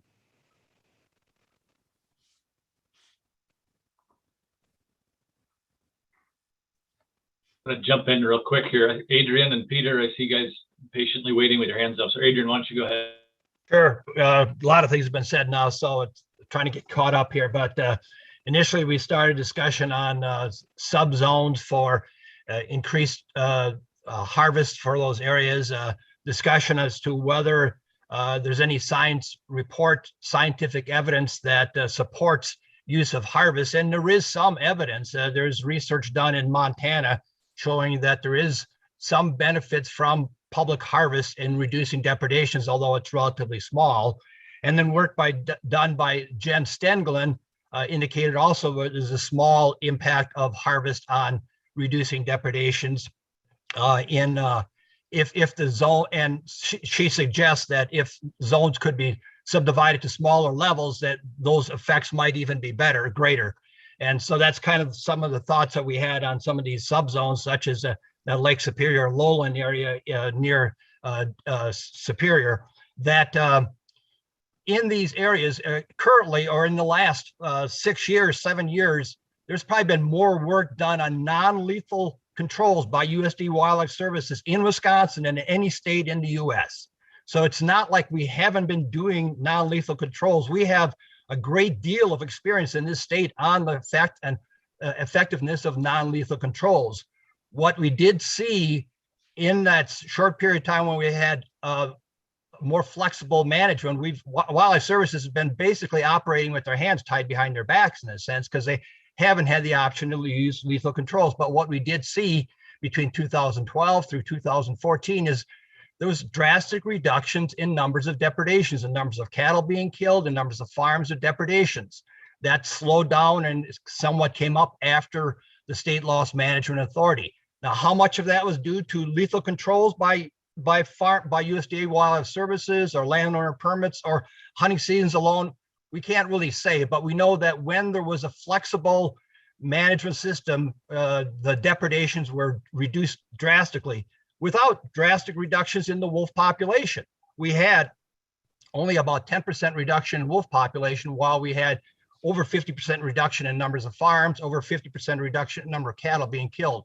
So we've been able to demonstrate in this state that you can reduce depredations, and that hunting can be a factor, lethal controls can be a factor, but it doesn't mean we have to drastically reduce the wolf population. We've done risk mapping in Wisconsin, and we know there are certain areas that are just going to be hot spots for wolf depredations if there are any wolves on the landscape. There are other areas where wolves are causing almost no problems. Only about 15% of our packs or less normally cause depredation problems on livestock or pets near homes or human safety concerns. So the vast majority of packs are not causing depredation problems. So just kind of wanted to put that in perspective. So I think the idea of having some small subzones, such as the Lake Superior lowland areas, some of us have kind of drawn some boundaries for that, and another zone perhaps in central Wisconsin, in the west of Wisconsin Rapids, Stevens Point area might be another possibility. But I think there are ways that we can address this using combinations of public harvest as well as more flexible depredation management.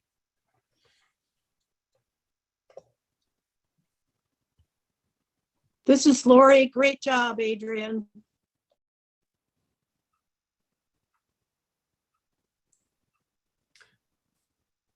Given the pause, this is Peter. I'll step in. One quick comment about the 350 figure. We could bring in population dynamic specialists, people like Dr. Tim Van Deelen from Madison, and he would tell you that that is a inherently unstable place to manage the population at. And you can imagine with the kind of overage we saw in the February season, and if you couple that with something like a disease outbreak or something, how very easy it would be to fall below the 250 number very quickly. But the comment I really do want to address briefly here, at least, is about the tribe's treaty rights, because it tends to come up we've had at this meeting and at others, a number of people, sort of say, well, we really respect the tribes and treaty rights, but we think we should disrespect the tribal harvest declaration, or the harvest declaration, which is not a harvest, not about harvest, but about protecting wolves. I just want to make the point that the tribes understand that there are ways to use or benefit from natural resources are, in their worldview, the more than human beings and just killing them. Okay, we could have a maple tree and I could chop it down and turn it into firewood, or I can rake up the leaves and use it to fertilize my garden. I can benefit from the shade. I could collect the maple sap from it year after year. I just want to give you a simile here to think about, because if you could imagine a lake in northern Wisconsin, there the biologist said, we can harvest 100 muskies out of this lake, 50 for the state and 50 for the tribes. And if the state decided that, they're not going to harvest their portion, they want to either have a trophy catch and release fishery, or they think the panfish population would be less stunted if they didn't take their share. If the tribes came in and said, great, we'll take them for you, you can imagine the kind of public outroar that would exist. And yet people seem to be comfortable, at least some organizations are saying, that we should just be able to disregard the tribe's interest in managing wolves on their historic lands as they see fit. And I hope people will think very carefully about their position on that going forward. Thank you. Hey, Randy, Dan for Wiki here. Okay. Yeah, go ahead, Dan. Sorry, it's muted. Go ahead. Okay, sorry. A couple questions I have for you and clarifications. In last fall's hunt, what was the DNR's stated goal of wolves they would like to have harvested? In the February season, the total quota was 200 animals, and based on the information at that time, that quota of 200 would result in no annual population change. Okay, and am I correct that there were 216 wolves that were harvested? 218 total, but as okay. Go ahead. Okay, yeah, oh no, that's fine, I appreciate that. So just as a point of clarification, when we talk about this gross overkill from last year, just to make sure I understand, the quota the DNR wanted was 200 and 218 were killed. So I'm not exactly sure. That's how these numbers get misconstrued and misstated. So the facts are the DNR wanted 200 and we killed 218. I would just jump in on the word wanted. Again, those quotas are based on the information at the time and established, and biological concerns are second to treaty rights. I don't think I can overstate that. So the 200 is the starting point. Okay, 100%, and maybe wanted was the wrong word, but 200 was the number that the DNR established as the number of wolves that could be harvested without causing a population problem. Mm-hmm. Okay, Yeah. and secondly, that was their estimate. I get. Sorry. Excuse me for interrupting, but that was their estimate, and there's reasons that could be challenged. And in fact, there was. Okay, hold on. Okay. First of all, can I continue my discussion? Because I sat and listened to yours. So can I just please continue? Thank you. And so secondly, I've gone on record, as many other people have gone on record, as saying I respect the treaties and the tribal rights 100%. I understand fully that they have a right to harvest or not harvest bears, wolves, anything they want. That's within their right. But it's the DNR's position to establish how many wolves that there should be harvested in the state. And if half of that goes to the tribes by treaty, and I'm not arguing that whatsoever. But it sort of is a dichotomy, I guess, in that the DNR tells us how many we should be harvesting. We know full well that, at least for now, the tribal areas are deciding not to. And so we go into it actually harvesting half of what the DNR scientifically is telling us should be harvested. And so my point is, if we're going to listen to what the DNR wants harvested, then we should say to the tribes, absolutely, you have half. Are you going to use your half or not? Because we, meaning the DNR, believe this is how money should be allocated. And so I guess that's my point, and carry on now. So Randy, I have a follow-up question. If you can answer this question, and I'd like to comment after your answer. What was I feel like it's ridiculous that we're going back to this conversation, but what was the state licensed hunters allocation of that quota?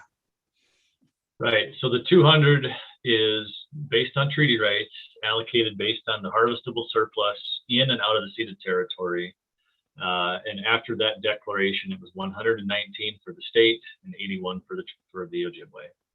Okay, so the state licensed hunters were allotted a 119 quota, and the harvest was in the 200s. And so I think that's the difference that we're talking about here. And to misconstrue it in a way as the overall 200 quota that combined tribal quota and state licensed hunter quota, to misconstrue those as state quota is, I think, perhaps a dangerous precedent. I don't know if that was the point being made. Maybe I misunderstood Dan, but so this total quota was 200. I believe what I took away from his point was, if the quota is going to be 200, approach the tribes. It's your portion is this. Are you going to use them? Are you going to be part of the management of the population? And if they choose not to opt out, that's where it would be back to the state for meeting the set quota. I don't think he was revisiting this last year as much. Maybe I misunderstood that. That was my interpretation. These arguments that the state can just check in with the tribes about whether or not they want to kill that number of wolves is still misconstruing what the treaty rights are. And that's why Peter David was trying to offer up that metaphor. The right is not exclusive to hunting and killing an animal. It's the right to share the landscape with the wolf. And this is why it's also important that we're bringing up all the ecological benefits that the wolf brings, because the overharvest impacts the tribe's right to have these wolves on the landscape, helping prevent the spread of CWD, helping prevent overbrowsing. So I'm just clarifying the treaty rights aren't just about harvesting an animal. And there's plenty of resources through Glyphwick, for example, to learn more about what the treaty rights are. I see I'm going to jump in here quick. Sorry, Pat. There's a 9119 phone number with a hand up. Who's that? That's me, Luke Withrow. Oh, okay. Go ahead, Luke, if you got something to say. Then we'll go to And I want to go, I'm sorry. I just wanted to go on record here that the WBHA does support treaty rights. So anybody who thinks they don't, they don't. My big question is, and I guess this is kind of what we've alluded to in this discussion is, and I don't know the answer to this question, and to be frank, it doesn't matter because it's a discussion we need to continue to have, do the treaty rights read as allocation to tags, or do they read as allocation towards substance? Like, for instance, the 81 animals that you were allocated for the last season, are those like in the treaty rights? Are they off limits to other hunters, or is that number just used for tag allocation purposes? I don't know the answer to that question. And then I would also like to say, other than the conundrum we're in with last year's season, have treaty rights in relation to wolves ever been not followed? Have you never received allocation of your tags? And when that happened, if it did, why? I think that's an important part of this discussion is, I mean, I support treaty rights. It is your right to have these discussions with the Department of Natural Resources and arrangements with the government and so on and so forth. It's your right. No one can deny you that. And if they are, then we need to address that also. But I guess I haven't seen that from my perspective. So I'm asking if I missed something, or, you know, help me understand it. Yeah, maybe I can set this in a little bit of a bigger picture. First of all, I would say that the existing court cases do not totally define the treaty rights. They only define certain things of it. And as background, most people have the impression that treaties granted rights to the tribe. In fact, it's the opposite. Treaties granted things to the United States government, and rights that the tribes held and didn't relinquish, they still retained. Okay, now, if I asked you if the state has the right to not kill something like muskies in a lake, I think nobody would say that they don't have that right. And yet some people seem to question whether the tribes have that right. The other thing I would answer is that part of the problem here, a big part of the problem in my mind, actually is that we have never had a significant stipulation about the management of Maingan between the state and the tribes. At the time of the LCO case that reaffirmed the tribe's treaty rights, wolves were listed as an endangered species. And that case was between the state and the tribes, and the state had very little authority over wolves at the time. So they weren't really addressed in that case the way that deer and walleye and a lot of other things were. Someday, I hope that the states and the tribes will actually work together to come and reach some joint management stipulations. We can agree on a quota for deer because we agree by and large on most of the population goals for that. Until there is an effort to reach agreement on the population goals for Mayangans, I think it'll be a perennial problem to try to come to a quota agreement, because we don't have the fundamental agreement on what that's based on. The only other little comment I'll make quickly, and then I'll hang this up, but yeah, it's a little bit curious to me that there's great faith in the number that the state provides for killing wolves, but seems to be no faith at all in the number that it's based on, which is the population goal. This is Raj. I would like to request everyone to say their name before you start making your point. Otherwise, we won't be able to capture who said what, and that would be very helpful. Thank you. This is Abby with Bad River. I just want to hop on to what Peter said in response to Luke's question, which are really good questions to be asking. Some issues leading up to today that I've been taught about by Peter David and Phil Munich-Beck and different tribal members include just the fact that this 1999 plan, the only representation for tribes was Peter David's involvement, and he works for the Great Lakes Indian Fish and Wildlife Commission, and they represent off-reservation treaty rights for Ojibwe tribes. So there are non-Ojibwe tribes who had no seat at the table at that time. Their sovereignty wasn't adequately recognized. Their rights weren't adequately recognized at that time.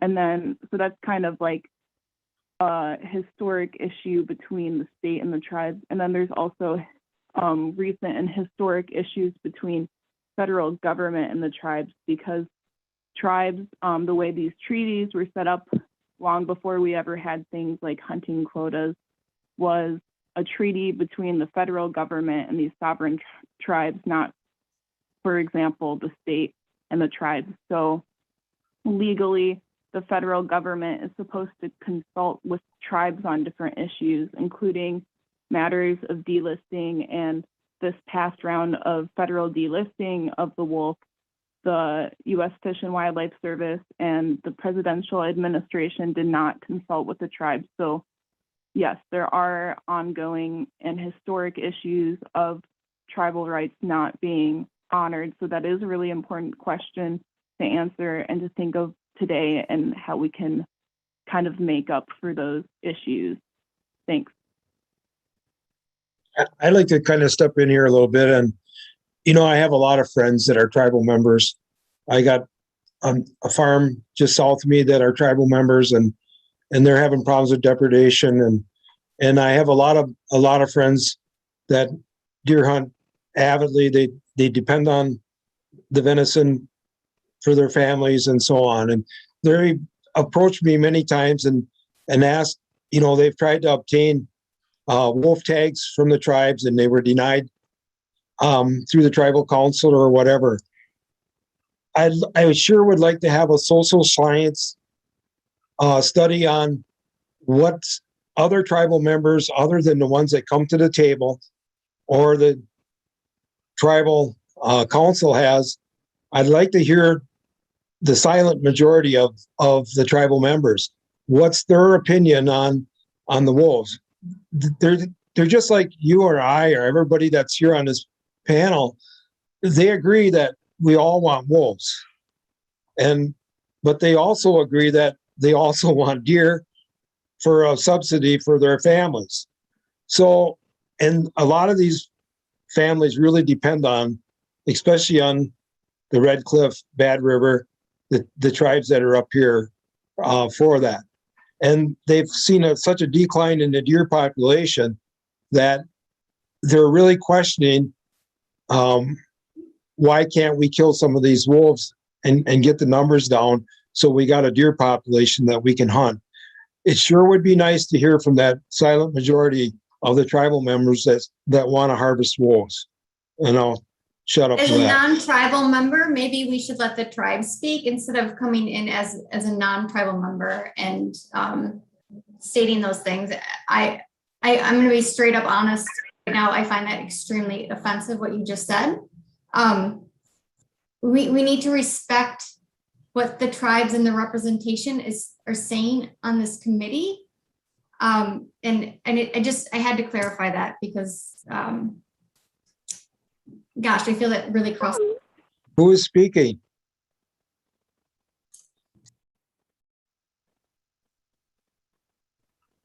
Okay, I see Randall's hand is up. Randall, would you like to go?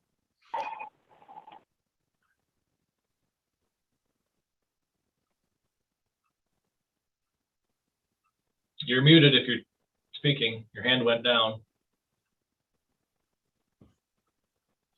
Sorry about that. I just have a question, I guess, more for Randy and Raj, I guess, as moderators of this. I find it interesting that legislative items is out of scope, which is law, and tribal treaty rights is an open discussion, which is set by precedent and law. In regards to some of the statements being made, I don't think it should be necessary for me to say that tribal members are not homogenous. You're going to have difference of opinions with all kinds of tribal members, but our representatives are chosen through a vote like anybody else, and they're here to speak for the tribes. Just because you find one individual tribal member who may want to hunt wolves, that doesn't mean that's reflective of the entire tribe, or that because one tribe feels a certain way that another tribe is the same. But I guess, Randy, if you could just clarify why legislative items is out of scope, but yet tribal treaty rights is in the scope of discussion. Yeah, that's a good point. Obviously it's a very important topic across the board here. And I would agree, it probably is more so out of scope given our discussion guidelines here. But frankly, I think the discussion is largely a healthy one, recognizing that it's an off topic or out of scope item that, it's federal law. It's well above the scope of this committee. But I think there's a good group of people here to answer these questions and ask these questions. And I guess as we're walking through this here, I'm making a game time decision that I think that the conversation so far has been healthy. Now that said, we've got a lot else on this list, and we do have guidelines. Randy, if I can just throw in. So Randall, you're asking a really good question. We were not thinking about debating the treaty rights. The whole point was to understand better what is already on the books. So I hope that provides you the right perspective of what we were thinking about. It was really more clarification and understanding rather than agreeing or disagreeing with that. Does that help a little bit? We had definitely not thought about debating the treaty rights. Yeah, I guess that would be the same thing on legislative items, though. Couldn't we discuss those and get a clarification on what some of those means and how the department, is determining that? I think we've had some of those conversations. I mean, state law is state law, and that's kind of what defines those items. As we've talked about through the input process, if groups are interested in any of those items, we will capture that as input, and that's in the report. So I guess I don't know if that answers the question, but I'd just like to support what Randall was just saying. It seems to me that if we can keep our discussion to questions about treaty rights as a factor that needs to be considered, because that's a settled issue, then that seems to be within the guidelines. But I agree that we shouldn't be questioning tribal rights or free to say whether we think they should be applied or how they should be applied. That seems to me to be the same kind of out of bounds as to say, for someone to say, I think we should repeal the law that dictates sport hunting. Yeah, thank you. That's a good clarification. I guess the other parallel would be, like we talked about some of the depredation guidelines earlier, many of which are identified right in state law. So as an educational topic for this committee to share information and learn, I think that's a worthy discussion topic during this open discussion. If the discussion turns to we should change this or change that, then it's quickly out. So maybe I don't know, Raj, where are we at in our agenda here? I'm losing track of time. It's very good discussion. Well, yeah, we are about, it's been about an hour and a half since we started this discussion. So would people like to take a break? We are actually really at that point. Should we take a 10-minute break and come back? So by my watch, it is, by my computer is 1:27. So how about coming back at 1:40? So we get 13 minutes. Coming back at 1:40 and resuming the conversation, and then we can have another hour of this conversation before we get into the next steps. Sounds good to me. Okay, so come back at 1:40 by the computer clock. Thank you. All right, thanks, all.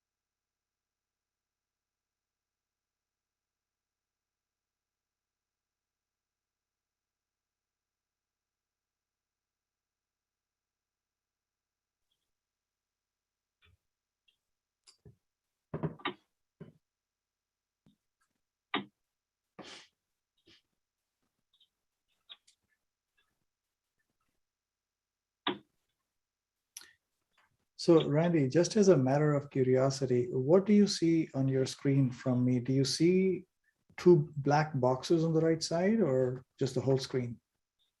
I am seeing the open discussion topics slide. Without any obstruction.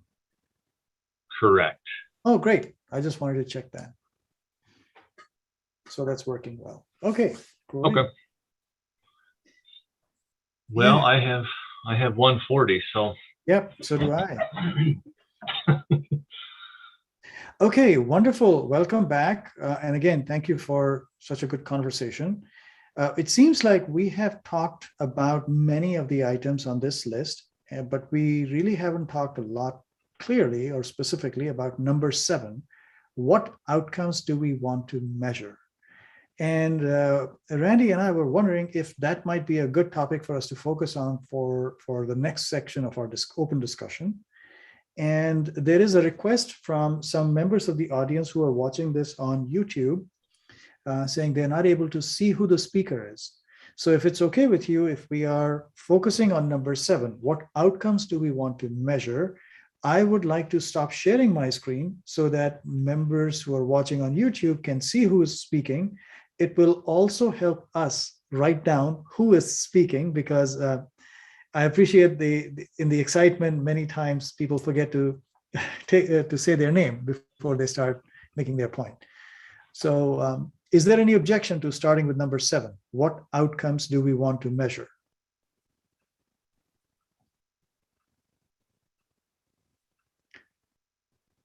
Not hearing any, I'm going to stop sharing my screen so we can all see each other.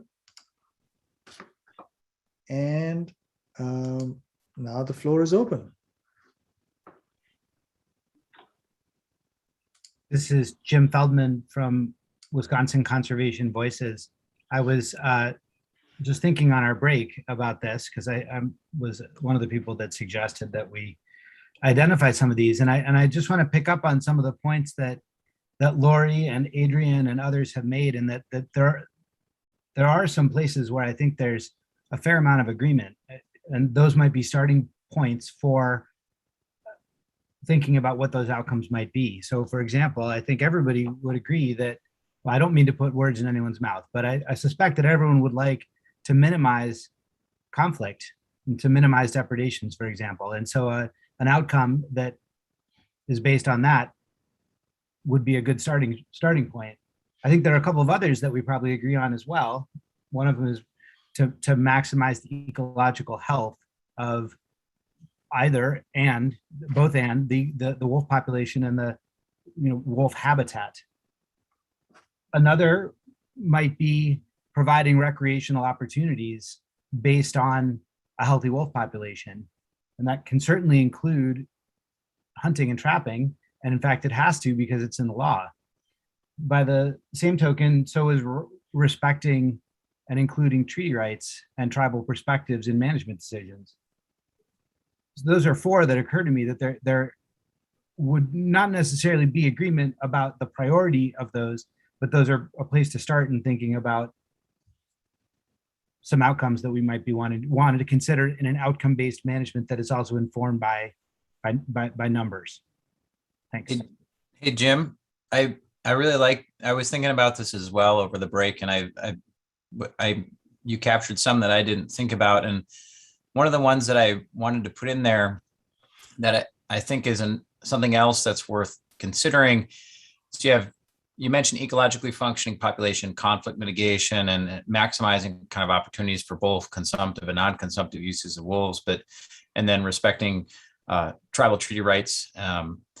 But I was also going to suggest ensuring a sustainable population, which, and I think that kind of goes to one of the other conversations where there's a question about what's the proper number of wolves from a scientific perspective on the landscape. And that's a tough question to answer, right?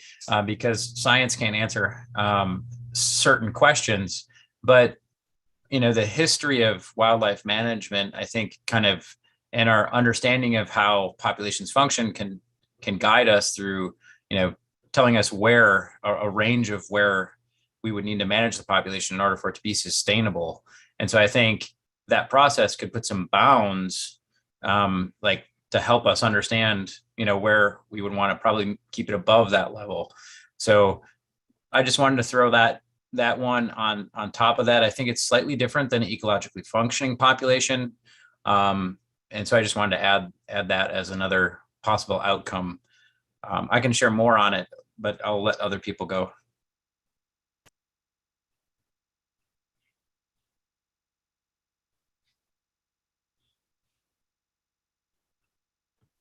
This is Jody Habish-Sinekin representing Sierra Club.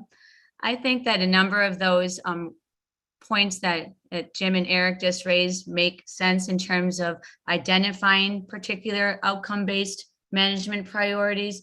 But what's important, though, is still to make sure that we are applying a science-based, verifiable discipline to that discussion and that selection of outcomes. For example, what has been troubling to me about our discussion this afternoon is so much reference to this false, or certainly if not false, unsupported narrative that recreational hunting is the answer to ongoing livestock wolf conflicts. We heard from DNR itself at the August 11th NRB meeting, and I quote, "Recreational hunting does not decrease conflicts." So by continuing to repeat this nexus between wolf conflicts and hunting as a valid tool to mitigate them is putting us on a, I think, unproductive and false path. So if we're going to proceed with evaluating outcomes, we just want to make sure that we do so within appropriate parameters that can be based on science and literature that proves the efficacy of various management tools that have been shown to be useful to reduce conflicts. We heard earlier from Brad, and we even heard from other committee members that the non-lethal measures work so well that in fact it's pushing wolves to other properties or other livestock operations that have not invested in non-lethal measures. I would argue that that's a strong and compelling point compared to this recurrent cycle of conflict, killing, compensation, waiting for new wolves to move in, conflict, killing, compensation. That whole pattern has been demonstrated to be short-sighted. So let's look at other avenues as well, rather than promoting something as opportunity in terms of hunting as the solution for something that is far more complicated. Thank you.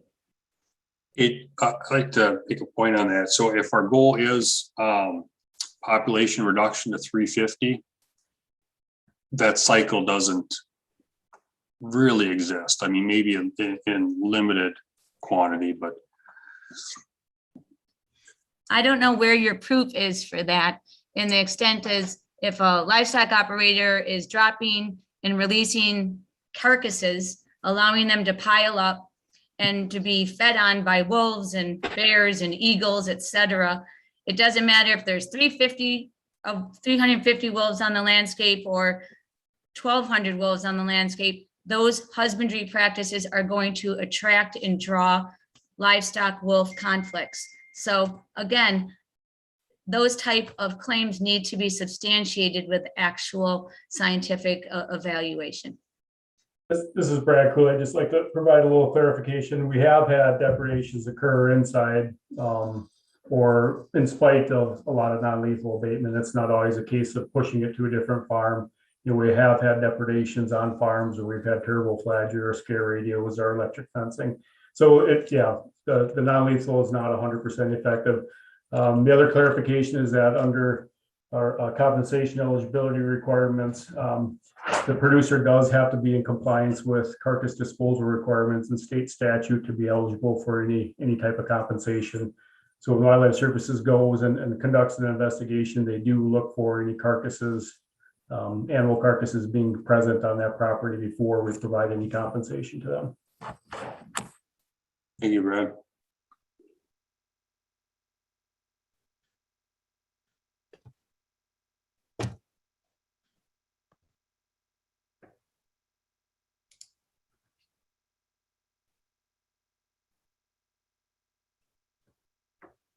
Are there any other thoughts? Any other comments? It seems to me, Oh, this is Sarah Bergstrom with Great Lakes Wildlife Alliance. As far as talking about outcomes and metrics, a lot of plans reference a healthy and sustainable wolf population. I personally would like to see some specific metrics around what defines that, whether it's a certain kind of health rate or a certain level of pup production each year. Having some kind of checkpoint there would be helpful. Thank you. Yes, so Sarah, at least from the sustainable population perspective, I think I could speak to that, and I think there could be a handful of different metrics. One could be population stability, because as we talked about before, population data will still be collected if you move to an outcome-based approach. It just shifts the focus of management to some of the things that people care more about. And so it'll still be there to help make sure that the population could be, for example, stable. And then also, I think another thing is not at risk of declining. And so that's where there's a lot of history and theory there in terms of population management, where often many populations are managed,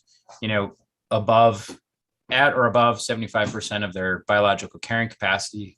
And if you're below half of biological carrying capacity, then the population is at greater risk of potentially destabilizing.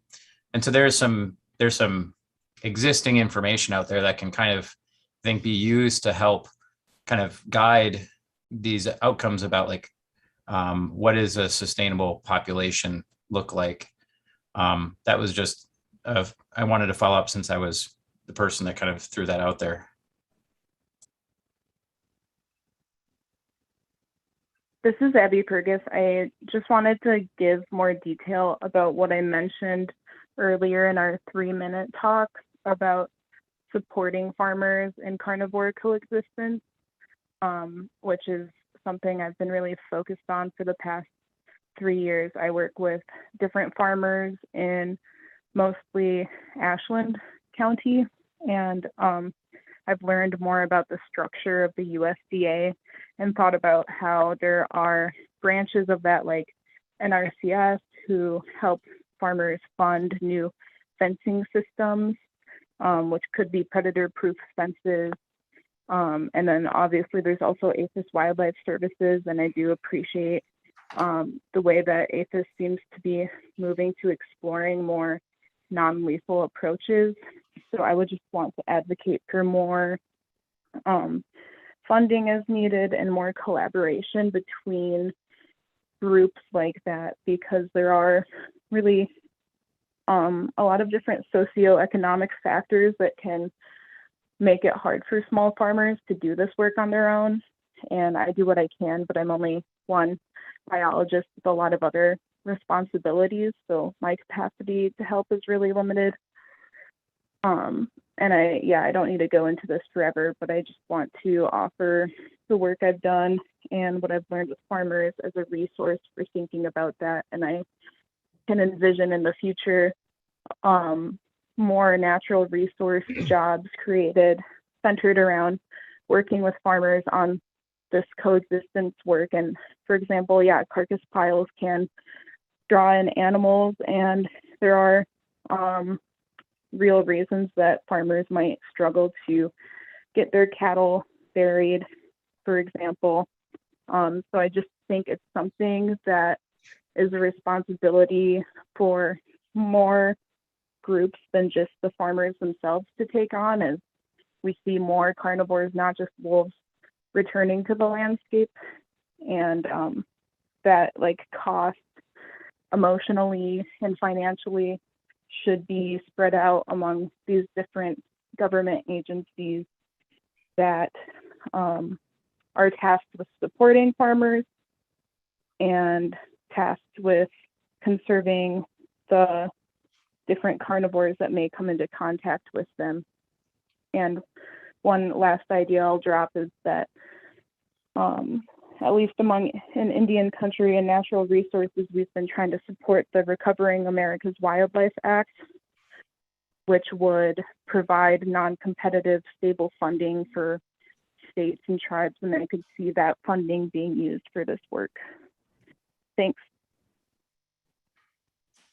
This is Lori. I'd like to ask Brad to talk some more about what kind of extra funding has come from the federal government for non-lethal abatement projects. And also I'd like to say that in the Western states, there's been a long history of the tribes and other groups that are supporting wolf management, paying for range riders and different kinds of abatement procedures that will minimize conflicts. So maybe some of the groups that have been advocating for this would like to talk about what their plans are for putting some money into this, because Abby's right. These small farmers do not have the resources available to do the kind of expensive projects that are being done. Brad, could you talk? Yeah, you bet. So historically, or unfortunately, I should say, there hasn't been a lot of federal funding available. The majority of funding or a couple funding sources are the Wolf Livestock Demonstration Grant. That's through the U.S. Fish and Wildlife Service. That grant is a two-pronged grant. One is you can apply for funding for depredation compensation, and the other component of that grant is for non-lethal abatement. We've successfully received grant funding twice under that non-lethal abatement portion of the grant. One was to collar and monitor wolves around tribal reservations, and then if those wolves started showing up in close proximity to known livestock farms, we would implement proactive non-lethal abatement on those farms. And then a couple of years ago, we received $10,000 to be used for general non-lethal abatement supplies. The majority of that we use to purchase additional turbo flagery, and then also some scare radios that you can put out in pastures, to deter wolves from there. So that's primarily been the funding sources. A couple of years ago, there was a federal earmark established that provides money to USDA Wildlife Services for non-lethal predator management. USDA Wildlife Services, the Wisconsin program, was able to get some of that funding, and that's what we used last year to implement a predator-proof fence at a farm in Price County. It's a fence that's 72 inches tall, so 6 feet tall, and then it has a 42-inch apron going all the way around the pasture, and that has worked well. Right now, we're looking at a combination of, so has historically been the funding sources. Now that wolves are a state-managed species, we've received revenue from the sale of wolf hunting and license applications, and we do have some of that funding earmarked for additional predator-proof fencing projects, one in Burnett County that we're looking at, and another one in Price County that we're looking at. The challenge with some of these long-term abatement projects is that, a lot of these farmers, especially the bigger ones and the chronic areas, have large areas that they graze and rotationally graze. So these cattle are constantly moving around. So you need to, I guess, pick pastures that you're going to fence carefully, to make sure that it's going to be actively grazed, when those calves are vulnerable. But then the cost of these projects, the fence that we put up, the predator-proof fence we put up last year, it was, I think, approximately $8 a linear foot. Those costs have increased quite a bit over the past year. And now we project that fence is probably $10 to $11 a linear foot. So it's as pointed out by Abby and Lori, those abatement options, those long-term strategies they're pricey. They have a big price tag with them. Jump in quick here if I can. Dan Herchard, I see your hand is up. I just wanted to give you a chance to jump in here. Sure, thanks, Randy. I just wanted to add, as Brad mentioned, we have been able to get a federal allocation for the last several years that allowed us to augment the program that we currently work with the Department of Natural Resources. Non-lethal tools are not a new thing here in Wisconsin. And as Adrian said earlier, I would argue the point that we probably have implemented more non-lethal methods and stretched them to their capacity here more than probably anywhere else in the country. And as Lori had said earlier about range riders and some of the other practices, we haven't taken range riders into account at this point. However, we have a lot of fencing that we have out over numerous cooperators throughout the state that we are also helping to maintain. So as far as a cost to the landowner, and the ones that are currently out there, we're providing the materials, we're maintaining the devices as well, and helping them. And we're out there throughout the growing season, in a lot of cases, maintaining grass off the fences, making sure that they have electrical charges, making sure that a tree or branch hasn't fallen up there. So the equipment that's been put out there is operating as best as it possibly can. It's not just left out there to degrade. The other devices that we've been using a lot of, the scare radio, that's something that that didn't exist. We developed that with an electrical contractor here in Wisconsin. That unit is now being sold to wildlife services programs all over the country because we developed that device here in Wisconsin to use. So advocating for guard dogs, we've done that for decades with wildlife services. One thing that I'd like folks to know, we often hear about guard dogs. You know, guard dogs typically are used for sheep production. Each of you can certainly research that to see where guard dogs have been certainly beneficial in lots of those cases in sheep. We really haven't found the right guard dog. We have our research branch currently looking at types of guard dogs to use for wolves. We have not really found a good guard dog for cattle and for wolves and for small properties. We farm differently in Wisconsin as they do in the West. They have rangeland, you know, massive chunks of property where a dog could be turned loose out there. Here, you turn a dog loose, it could be on 15 different people's properties within a half a day. We don't farm at the scale they do in the West. Also, we certainly have had these cases in Wisconsin where people have had guard dogs. We've had the guard dogs killed by wolves. So all of I just want people to not think that non-lethal techniques, while we're doing everything we can with non-lethal, they are not everything. We cannot solve everything with non-lethal techniques. An integrated approach has proven to be the best avenue at trying to address these issues. Thanks. Thank you, Dan. I think, Peter, your hand's up. I don't know if Adrian was before me.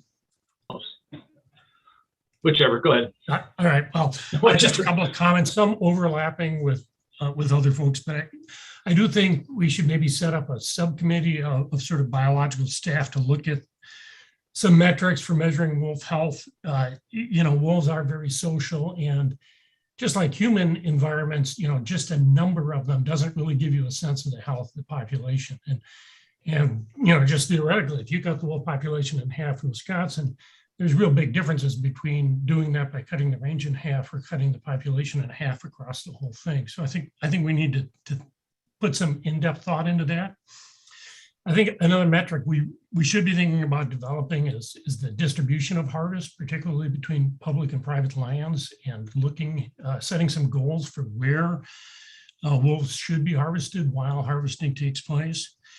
And then just a third thing, I don't think it's a metric we're ready for just yet, but there is, you know, work undergoing and that will be starting up soon. That's looking more closely at modeling chronic wasting disease and the impacts that wolves may have on that. And I could imagine or would expect that research to come up with things like recommended or necessary densities of wolves to be effective in controlling CWD.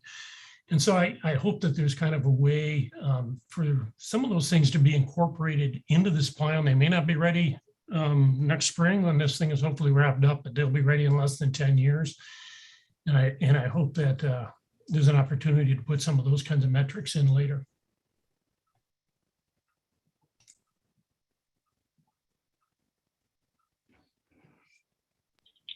I can jump in, Adrian. You want to go? Yeah, it seems there's a lot of concern yet about the impact of wolves on the deer herd and then the elk herd. And while I don't think that wolves are having major impacts on our deer population on regional basis or large scale bases, we probably should have that as a metric, though, the size of the deer herd within each zone, and whether the deer herd is increasing or decreasing, whether there are areas where there's a depressed population of deer, and the presence of diseases in that deer population, such as chronic wasting disease, tuberculosis, hemorrhagic disease, if those are starting to spread into a deer herd. So some of those kind of metrics that are more of a measurement of the deer herd should also perhaps be part of what we're looking at when we're considering population goals and management of the state of various zones within the state on the wolf population.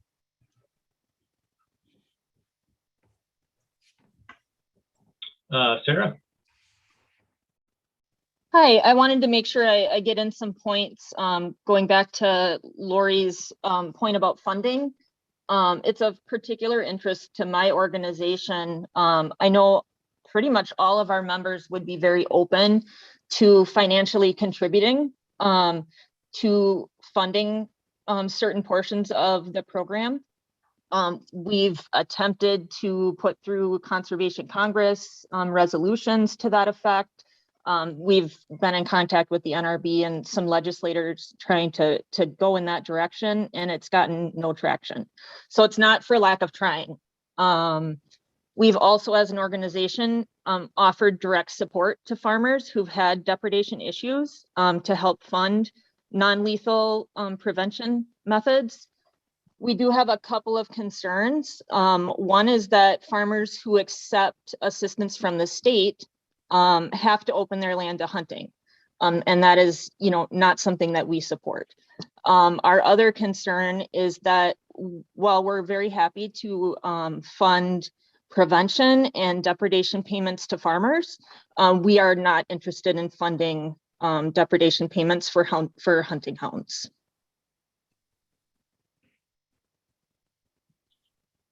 Megan. Yep, thank you. Actually, Sarah just touched on something similar I was thinking about in regards to, I have multiple hands raised. I must be very excited to talk here. And I'm clapping at myself. Hold, please. Okay. Oh no. Goodness gracious. All right. So in regards to the payments, and we as an organization have looked at those things as well, but I do know, tracking the hound hunting payments, the hound hunting payments, if I'm looking at the data over the years, has accumulated or paid out far more than what livestock producers have received. And so there could be potential discussion on, should hound hunters be compensated, or if they should be compensated that greatly, because the $2,500 limit on a dog is quite high when you think about what some of the livestock producers receive as well. And then going back to Adrian's comment about looking at deer herd populations within wolf territory, if that is the case, or including that information, I also think that studies in regards to the health of the forest, the age of the forest, is it a great area for deer to actually reside in, or are they moving south to a better habitat because deer do travel? So those are just some comments I wanted to add. Thanks. A few more hands. Eric Olson, please. Yeah, thanks. As a part of this conversation, when we talk about outcomes and especially when it comes to any effort to use a harvest design or even have variation in lethal control abatement for livestock, when wolves attack livestock or pets near homes, and that variation in that across the state. I think I just want to bring up this idea. We should also be thinking spatially about, it's not just necessarily about how many wolves or things like that. it's also about where wolves are and how management strategies across the state can influence that. And while I think, from my experience researching this topic, I think, hunting is not necessarily the as effective as non-lethal and lethal abatement at the sites where livestock or pet conflicts are occurring. It can probably play a role when we think about it in that spatial context. For example, in the past, there were high harvest rates in Zone 6. Those harvest rates likely reduced wolves' ability to establish in those areas, and those areas have high densities of agriculture, higher densities of humans, and likely, I can probably safely assume, higher densities of dogs, of pet dogs, I should say. So, in that way, in that spatial construct, the harvest in that way may help facilitate the preventative conflicts from occurring in those areas. And especially if you have ideas like what Adrian proposed earlier about a subzone, where there are some areas in the state that are where you see really concentrated areas of conflict, perhaps like having short-term optional zones in there where more of the harvest is shifted towards private lands. And I think that's another piece of this is a lot of this conflict is occurring on private lands. And so in some of these areas where you have more conflict, concentrating some of the harvest more so on private lands versus the public lands might be worth considering, because there's multiple lines of evidence from many, many different social science surveys done by different independent researchers, and even the prior Wolf Management Plan Committee.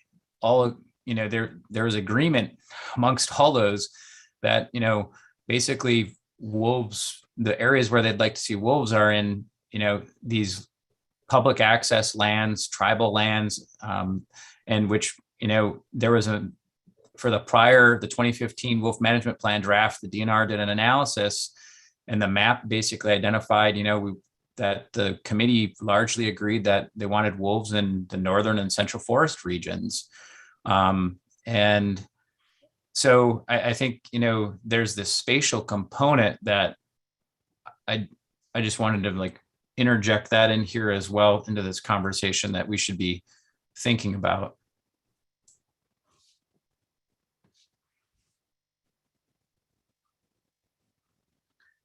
Lori has her hand up.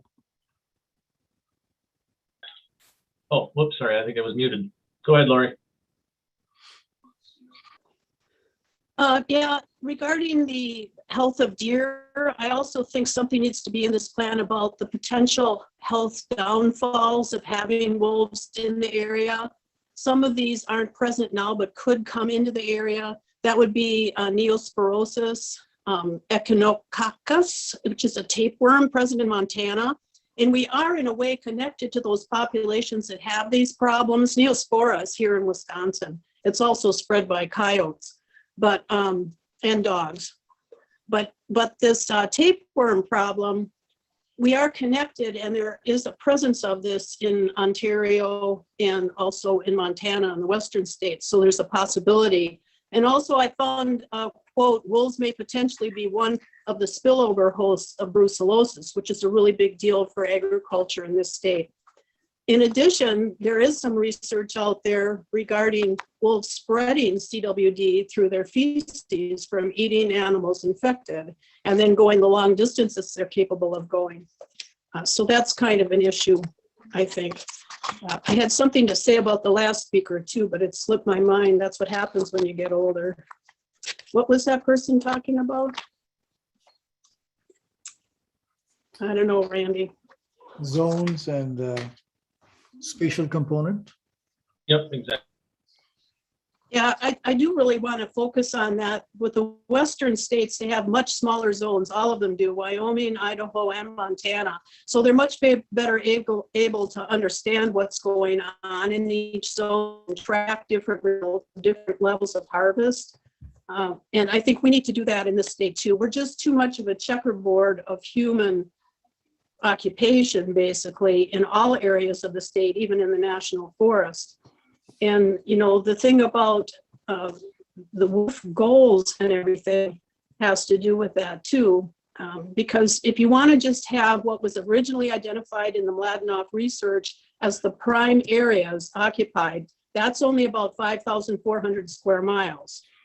And in the meantime, since that research was done, that area of public, big, large pieces of public land has decreased substantially because most of our industrial forest land has gone to private timber management companies, and about 1/3 of the land that they had in the big the paper company lands is now private land. It's no longer public access. So we need to look at the road density and the human population, as well as looking at these pieces of land where it is appropriate to have wolves, and also look at the conflicts and do a much better, finer job of identifying where these areas are where we want to focus the harvest. Thank you.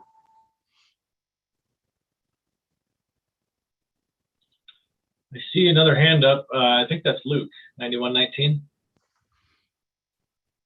Yep. Yeah, it's me, and I just wanted to make a comment that, you know, depredation payments for hounds is a compensation method. It's designed to increase tolerance of wolves being on the landscape with hound hunters. But I'd also like to say that it's not just hounds. It's beagles, which are a type of hound. But what about bird dogs? And what about incidences that take place, you know, while animals are off leash?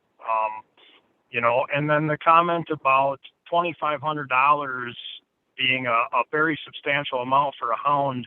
I am a professional in this area, and I will tell you that $2,500 does not even begin to touch the upper levels of what some hounds are worth. There are dogs in the hound world being sold for $10,000 to $20,000 if they're proven and capable with their bloodlines. So, but really the depredation payments is a tolerance thing. It was designed to make people tolerant of the issues resulting of having wolves on the landscape while still allowing people to recreate in their choosing form. That's all I got. This is Brad Cooley. I just want to clarify too that, you know, state statute, you know, requires that the department provide compensation for death or injury to livestock, pets, and hunting dogs other than those, you know, used to actively pursue wolves. So it's a statutory requirement. The other thing that was brought up was the compensation total. So to date, going back to 1985, the department has paid out a little over $2.9 million in wolf damage compensation. Of that, 915,000 was for hounds, and another 67,000 was for vet bills related to hound injury. So majority of those depredation payments have gone towards pets and livestock. Brad, but how many livestock compared to how many dogs? The table is on the DNR's website. I'm not sure how many folks have taken the time to look at that. So if you include missing calves and regular calves and livestock in there, you know, you're probably, you know, looking at two, you know, my guess is 2,000 to 2,500 animals, where hounds, you know, it looks like we're at about 391 hounds that we've compensated for. Brad, those are hunting dogs, correct? I mean, that category isn't strictly hounds, is it? Correct. The title is dogs, beagles. Correct. Yep. The title is misleading. You know, majority of them are hounds that are used for, you know, bear or coyote or bobcat, but it does include some beagles. Right. And, I just wanted to make the point. I'm hearing a lot of negative vibes about hounds, but they're not the only ones being depredated on. I mean, they're killing any dog in the woods. They do not discriminate. So let's just be clear about that. This isn't a hound and wolf issue. It's dogs. Correct. Yeah, hunting dogs would be more appropriate title for that category or that column. Yep. We have a couple of hands up. And I'm not sure which sequence they got in, but I Todd? think, well, yeah, Luke's is still up. Oh, okay. I was just gonna add, I know that you're looking at it, so I just went back and looked on the DNR's website. And if you go back and look at the history and the documents or there's one on there, and I just picked the year, random year, 2019. And just in the box, and you got several different breakdowns of these. And it says the confirmed and probable wolf depredations. In 2019, that was just one block, was 111 livestock, 26 hunting dogs. Now that includes your hounds, your bird dogs, your rabbit dogs, and then 7 pets. So, and that fell in the category of missing, injured, or killed. So I just kind of put that in perspective, that information is out there for everyone to see if they want to break it down. But livestock is by far greater than they're about 2/3 more than what you find in your pets and hunting dogs. The point I was making, just to clarify, was sorry, who's this? that this is Megan Nicholson. Thank you, Megan. It was not that I'm arguing that livestock aren't fairly treated compared to hound owners. I'm talking about the amount that is paid. If we're looking for different opportunities, I'm giving a suggestion about different opportunities for funding sources. Whether you agree with that or not, it's still a suggestion, and I'll stand by it. Thanks.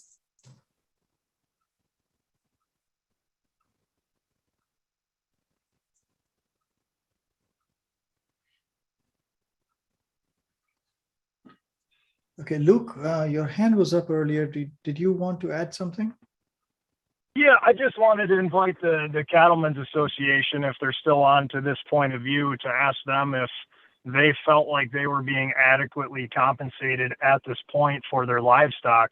Now, we've seen I know that the compensation levels follow the livestock market pricing, which goes up and down, but I'm sure they would like to interject at this point, or I would invite them to interject if they feel that they're being well compensated for their loss. This is Jack Johnson with Wisconsin Cattlemen's Association. Yeah, we're not even coming close to getting the value of those cattle that are being lost, especially people that are raising breeding stock. I mean, many of them can be $10,000 to $15,000, and you'll probably be lucky if you get $600 or $700 on it, depending on the year, the way it's calculated. It's not even close to what it needs to be. That's about what I've got on that. Thank you. And maybe some of this alternate funding could be used to better compensate the farmers that are having to deal with depredations, who, aren't able to get good methods in place for, stopping depredations. Yeah, it could also be used from the main discussion that we were talking about, that Lori brought up, that farmers, it was expensive for non-lethal measures. So that question brought about talking about different funding opportunities, and maybe go back to that point of different funding opportunities could be used or found to help farmers do non-lethal and invest in non-lethal abatement measures. So this is Matt Lallemand. I had a question for Jack Johnson. Do you need or desire the extra work in your farming day to detour wolves? Do you have that available time? Or do you think the average cattleman has the average time or desire to do that? Over the years since we've had the presence of wolves, there is a lot of time that is spent monitoring the cattle, moving the cattle, repairing fences. There's no end to it, and no, you don't have it. And it's many hours in the day that you could be spending doing things that would make your operation more productive. So, follow-up question. Do you see this as a burden on farming, cattle raising? Absolutely. Thank you. I have a question as well, Jack. Didn't Brad state that the agency also does quite a bit of work when they're helping install the fence and monitoring? I believe that they would get some credit for the work that they provide as well as a service for those farmers. Is that true? I would assume that's true for somebody that's having chronic depredation. Okay, thank you. Someone like me, I've had depredation, I think in 2014, and everything I'm doing now is to prevent it from happening again. And there's no reimbursement for that.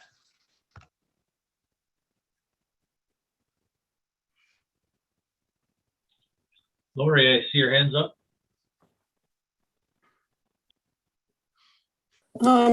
I just want people to know that if they want to learn more about what people have gone through, Wisconsin Wolf Facts has on their webpage 7 videos that we've made of victims of wolf conflicts, and you might be interested in looking at those. There's a lot of the expense involved and also the ultimate value of the animals that is not reimbursed. So I hate the word reimbursed because a payment is made, but it doesn't cover the eventual cost of that calf, what that value of that animal would be. It doesn't cover the cow who has lost a year's reproduction and the farmer's just eating the cost until that cow again has it.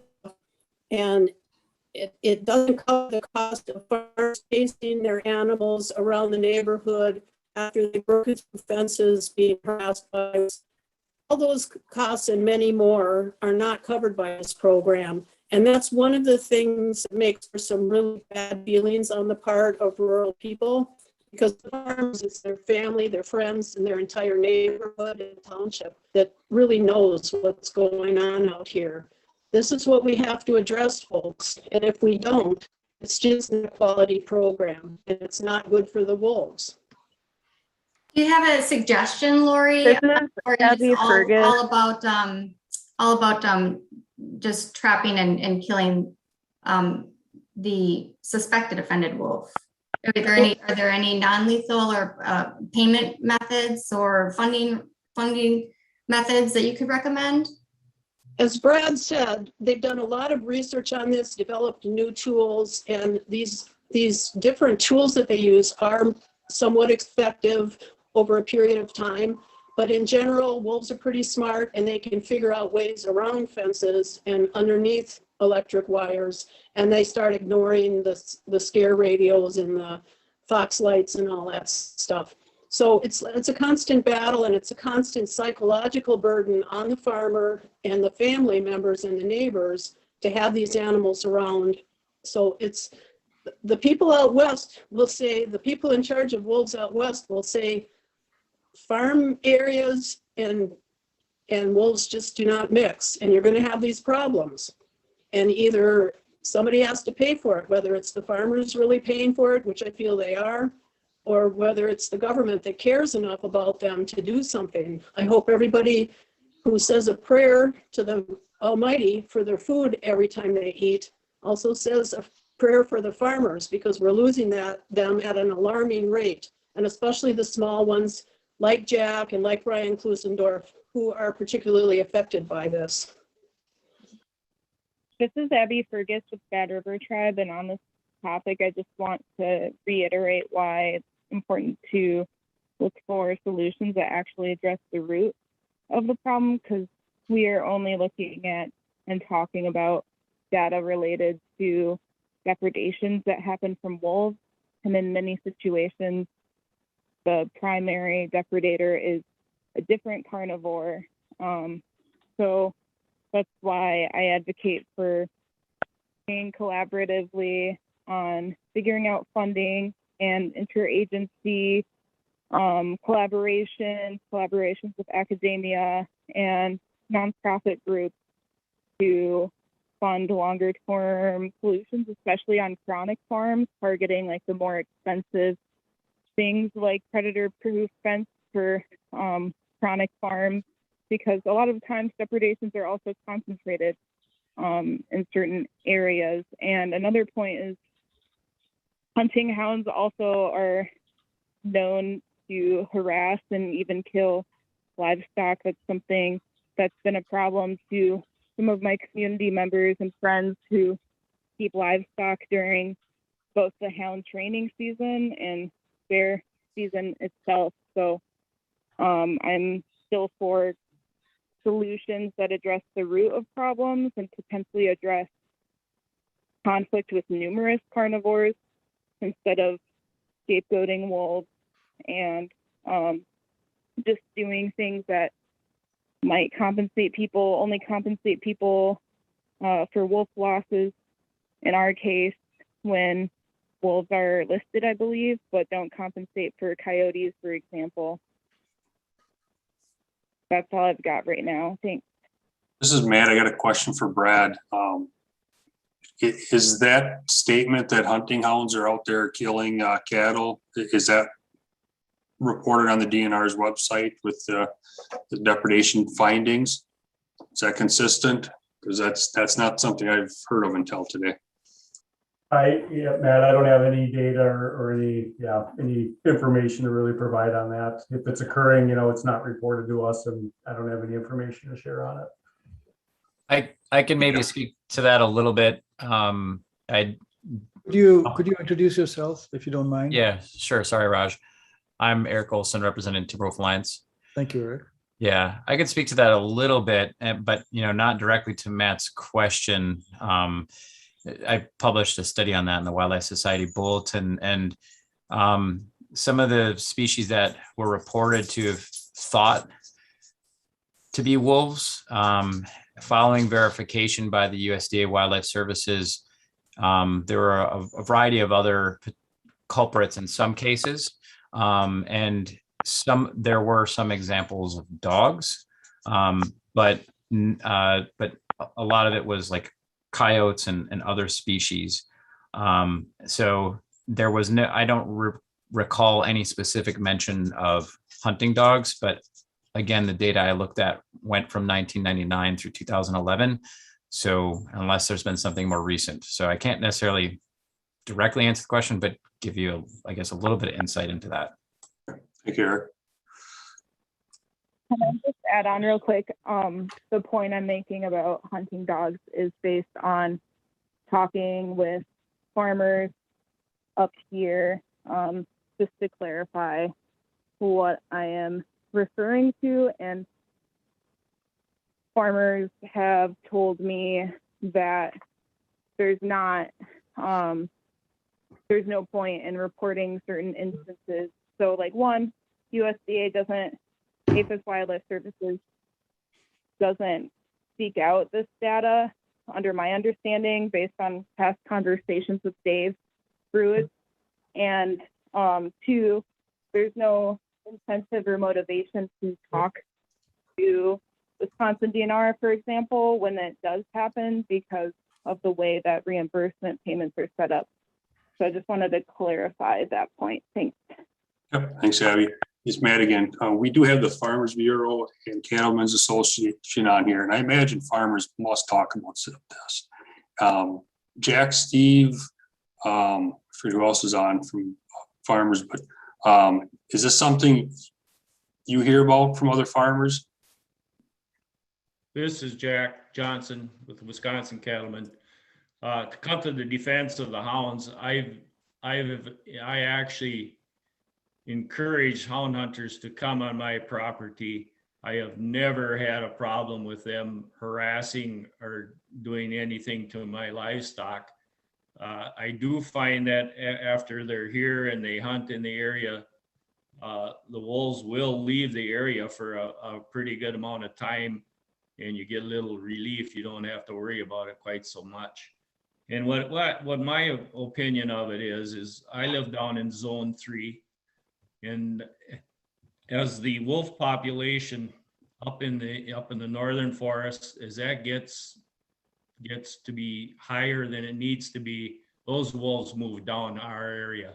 So my opinion is if those were managed to a level where they wouldn't have to disperse so much, it would be a lot easier on our end here.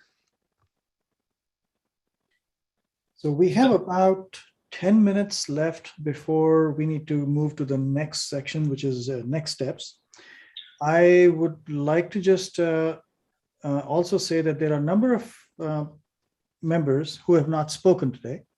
So just wanted to encourage them to join in the last 10 minutes or so when we can continue this conversation. And just wanted to say that. Thank you.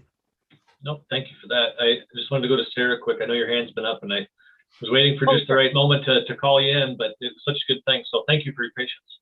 Yeah, no problem. I just mostly wanted to echo some of the other thoughts that have just recently come up about, treating wolf depredation different from other carnivore, bear, coyote.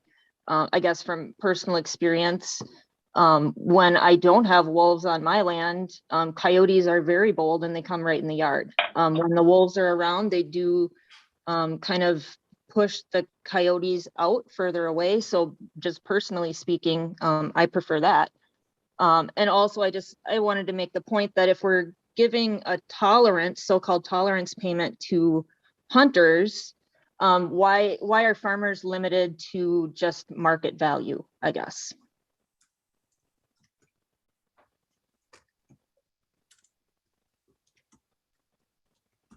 Yeah, so the compensation, this is Brad Cooley. The compensation limits are established in administrative code and in administrative code.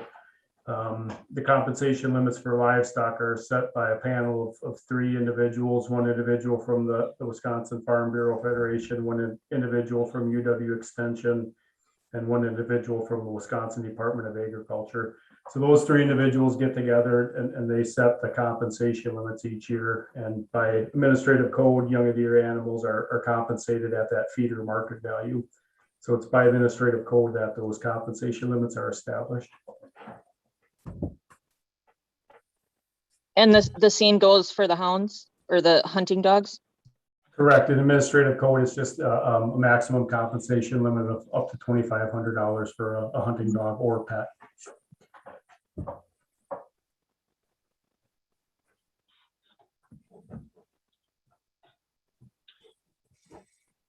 Any other thoughts, Jim? Okay, go ahead, Jim. I just want to mention I have an email here from Menominee. So before we wrap this up, I want to relay Menominee's thoughts here. But go ahead, Jim. Well, it just was, it sounds like there's a great amount of interest in refining the compensation and payment structures in a way that might better reflect the experience of living in wolf country. And I wondered if that is a subject that the DNR is able to take on in this process. It certainly seems like something like that would be necessary. This is Brad Cooley again. Yeah, Jim, it's all the compensation limits for hunting dogs and pets and for livestock. That's all an administrative rule. So that is, open to recommendations, by this committee.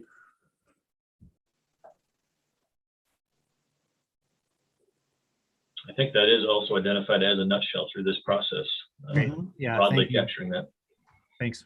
It is. Okay, well, I'm going to take a couple minutes here, just to maybe not even that long, before we go to our next item here. Don with Menominee Tribe, I know we've called out a couple times. And he sent me an email here a little bit ago, and I just wanted to relay it quick. I think as Abby mentioned it earlier, he's at a conference in Michigan, and he's having all kinds of computer issues. So he said he's been trying to join us and unfortunately unable to. But he just provided 3 items, and so I just want to officially include him here in the meeting. Menominee wolf management objectives. Number 1 and 2 here, I would say, are potentially part of the open discussion here. Number 1, I'll just read it. Wolf population numbers based on science and available habitat. Number 2, recognize 6-mile boundaries around reservations. I think this all comes into the habitat and conflict discussion we've been having. Number 3, I would say perhaps fits into our earlier round robin discussion. Specifically, remove numbers from population goal target should be based upon allowable habitat. So those are the three items that Don provided on behalf of Menominee, and I just wanted to get them into our meeting. Randy, thank you. I also have input from Randall from Stockbridge, Muncie. He sent me a text, which I was going to later on send to you. But Randall, if you are online right now, it would be great if you want to take just a moment to talk about those. And if you have already covered it, that's fine. But if you haven't, here is an opportunity for you.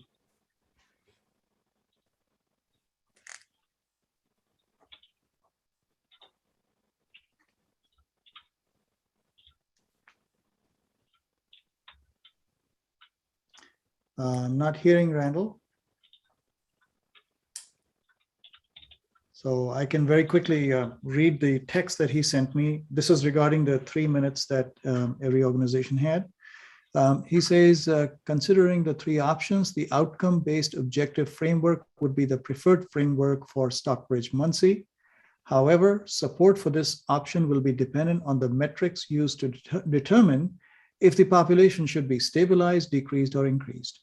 Metrics should not only include positive ecological benefits of wolves, it should also consider attitudes of hunters towards wolves when measuring hunter satisfaction. Unlike the average deer or bear hunter, who may want to see more deer or bear, there are a number of wolf hunters who want to see the wolf eradicated in Wisconsin. Considering this, it will be difficult to measure satisfaction if hunters would prefer no wolves on the landscape. End quote.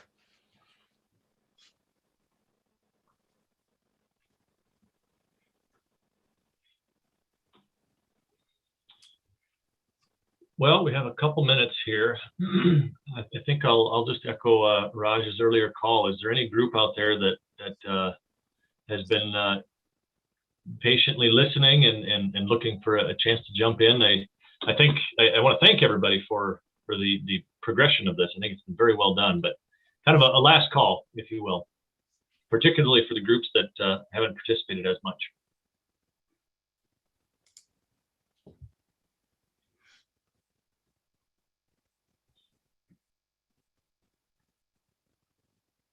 All right. Well, hearing none, Raj, I think we can proceed to our wrap up here. Okay, thank you, Randy. I'm going to share my screen because I want to show you a few things and walk you through the next steps.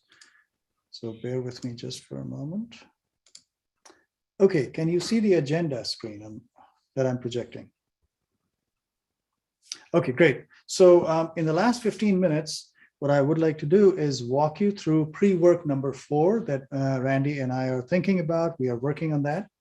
It would be a ranking survey. You might recall earlier I had mentioned there will be 2 steps of the survey. One is a preliminary one. And the purpose is that you would get the survey, you would complete it, we will get the data, we will compile it, and share the results of the preliminary survey with the committee. And then in the final round, committee members will have an option if they want to modify their input for the survey. We will be able to go back, if you have no change, we'll be able to go back and keep the first input that you provide. So you don't have to take it again unless you want to change your input on the survey. So that's why we are doing this in 2 steps, preliminary and then the final one. Our request would be that there would be only 1 survey submission per organization. We will ask every organization from a drop-down menu to choose their name so that we know who submitted which ones. That's the only way we'll be able to track if you have any changes or you don't have changes. In the survey, there'll be 2 parts, and all the questions would be required because we really want to get your input on all the hard work you have done so far. And as I mentioned earlier, part 1 would be for each of the 138 items that we have in the Excel table, we would love to get your organization input on saying, do you support it? Is your organization indifferent, or does your organization not support it? So again, keeping in mind, this is the organizational perspective. So that would be part 1. And then the second part is that there are about 19 nutshells plus the 7 potentials that we had. So there are about 26. We would like each organization to identify out of those 26, the top 5 that you think are most important.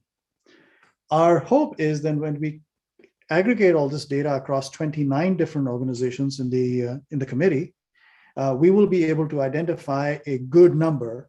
And we'll think about where the good cutoff is. It could be 5, it could be 9, it could be 10, somewhere there, depending on the data, which are the top ones that the DNR should look at in terms of nutshells.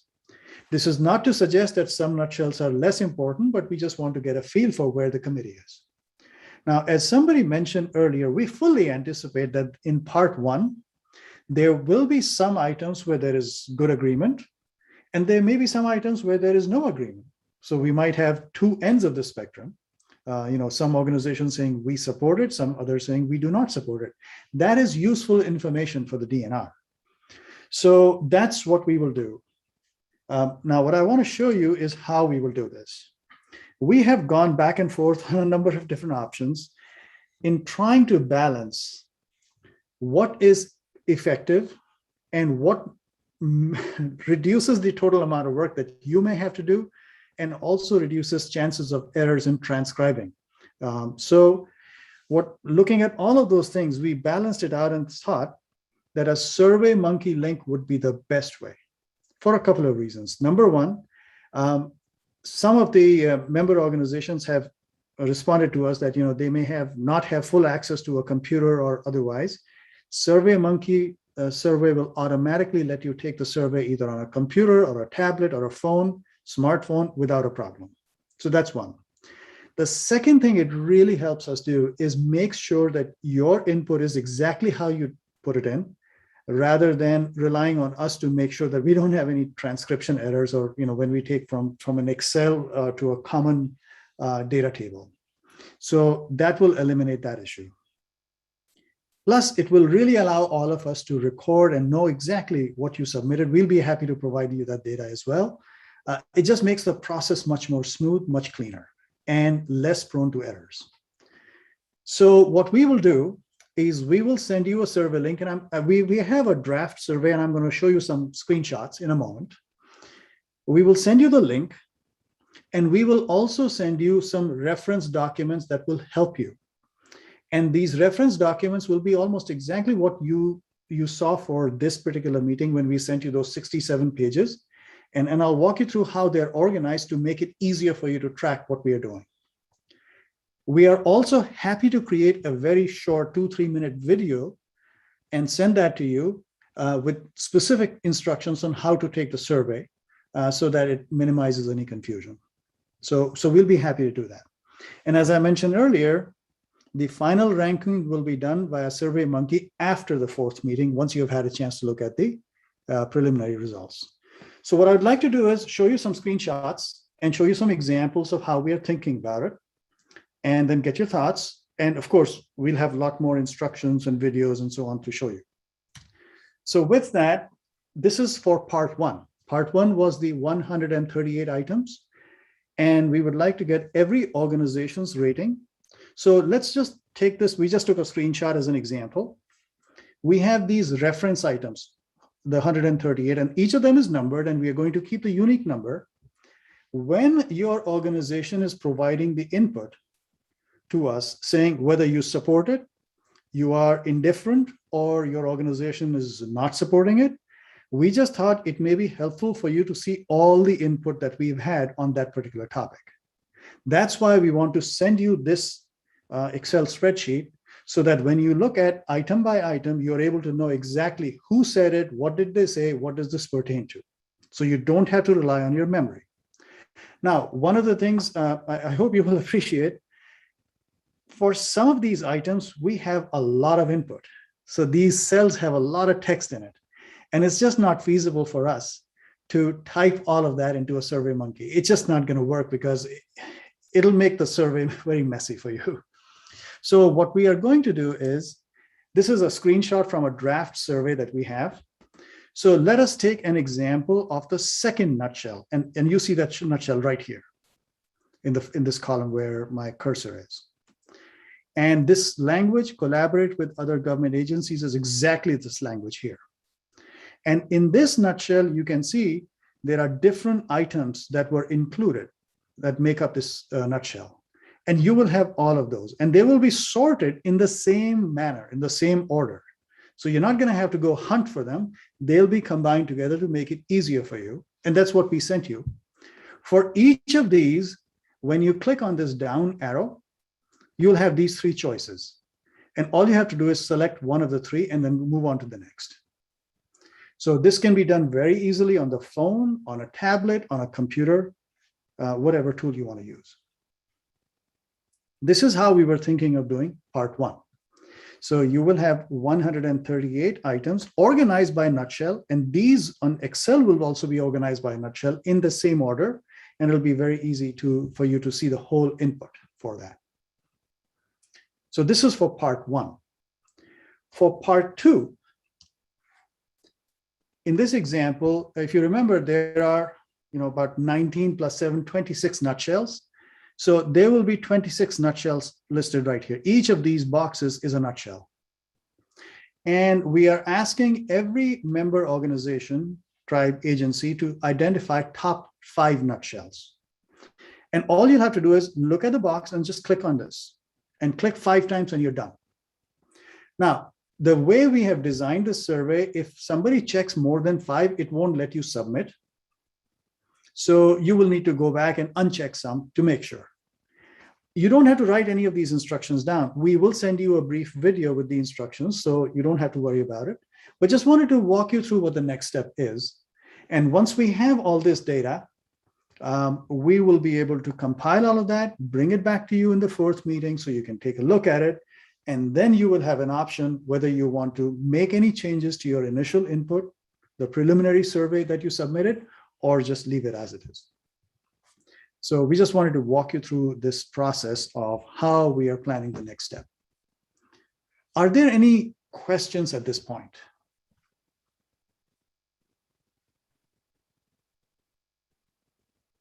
Adrian, I see your hands up. Yep. Go ahead. Thank you. So for those of us representing our group organizations, will there be a way that we can also get the information for the survey in an easy to look at Word process, Word form, or spreadsheet so that we can share it with our members to get their input before I do my final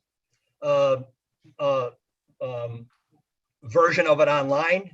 Because once I'll do it, I'm not going to be able to share that with members of my organization. But is there a way that I can first share a rough draft of it or a Word document with my organization before I do my SurveyMonkey version of my final scoring? Adrian, that's an excellent question. I was hoping somebody will ask because we do have a response for that. Okay.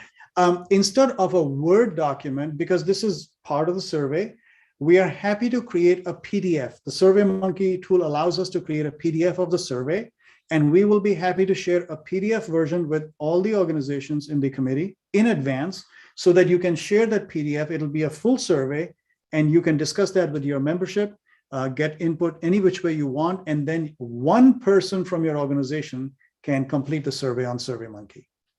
Would that meet your needs, Adrian? Yes. Okay, we'll be happy to do that. We had already thought about providing that.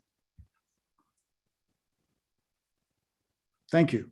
Is there any other question connected to the survey or the mechanics?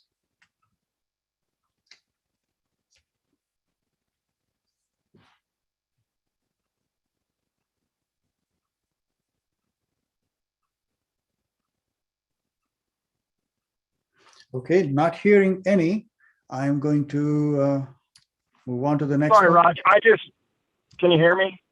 Yes, now I can hear you. Please go ahead. It's something you're probably going to get to. I was just wondering on the timeline. Yeah. Like, is there a little bit more time this time around than last? Or I've been struggling personally just with balancing work and life just to get this stuff done. But I was just hoping any extra time prior to what we've done in the past is always a benefit, especially when, like Adrian said, sharing this with other parts of our organizations to make sure we get the most accurate input that we can. Yeah, I can completely understand where you're coming from. It's a great question. I think we completely understand actually where you're coming from because we are dealing with the same thing at our end. Between the meetings, we prepare the work from one meeting, we prepare the next pre-work, we send it out, and then we need some time to compile all the pre-work coming in before the next meeting. So you can imagine that we also have very similar timelines that we are dealing with.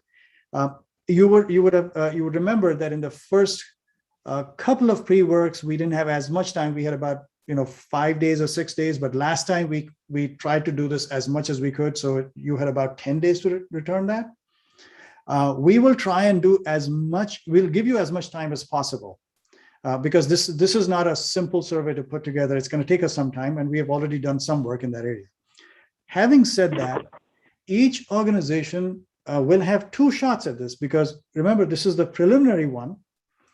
It is not binding. We will share with you the preliminary summary, and then each organization will have a chance to submit the final ones.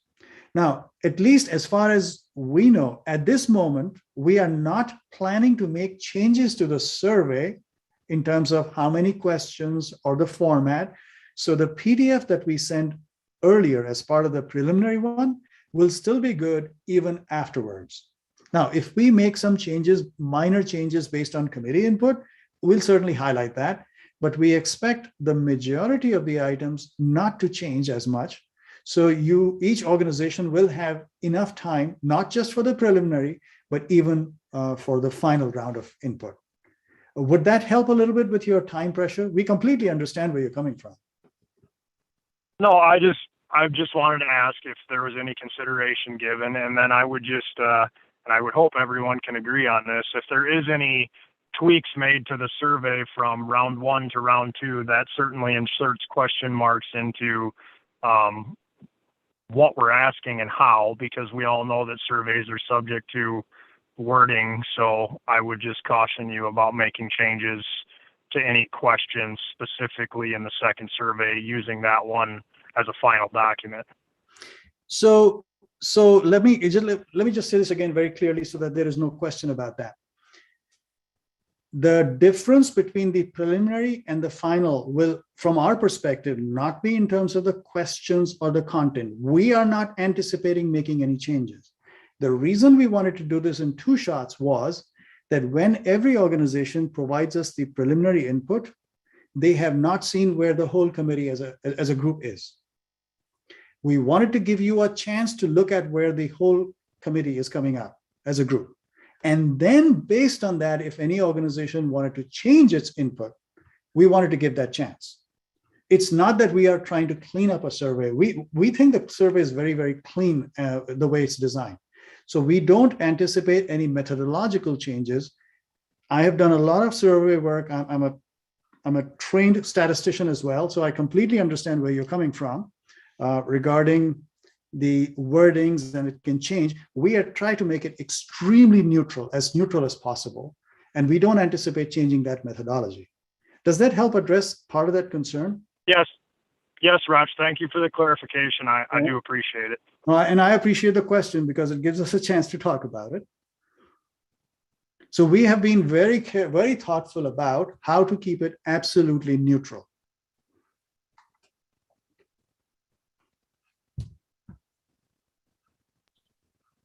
Okay, great questions. And the other clarification, I just wanted to make sure, the content that you will see in the survey is exactly the same that you will see in the Excel table. The way the committee decided, finalized the wordings of the nutshells will be identical. We are not going to make any changes. The same will be true for each of these items. So you will have exactly what the committee has reviewed and provided us input on.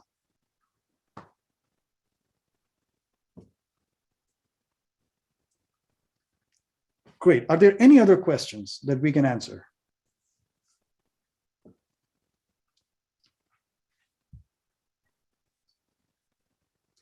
Okay, not hearing any, Randy, I will hand it back to you as the chair. Sure. Yeah, no, I think that was a good explanation. So thank you for that. And to wrap this up, I just want to say thank you to everybody for your time, for your participation, and especially for the manner in which this discussion took place today. I think it was a very healthy discussion, and I just sincerely thank you all for participating within the guidelines we asked to help contribute to the health of this discussion. I think it was very well done. So thank you for that. Much appreciated. As always, reach out with questions, and thank you again. We'll see you in a month. All right, bye. Thank you. Thank you very much, everyone. Thanks, everyone. Thank you. Thank you. Have a good weekend. Thank you. Thanks. Thank you.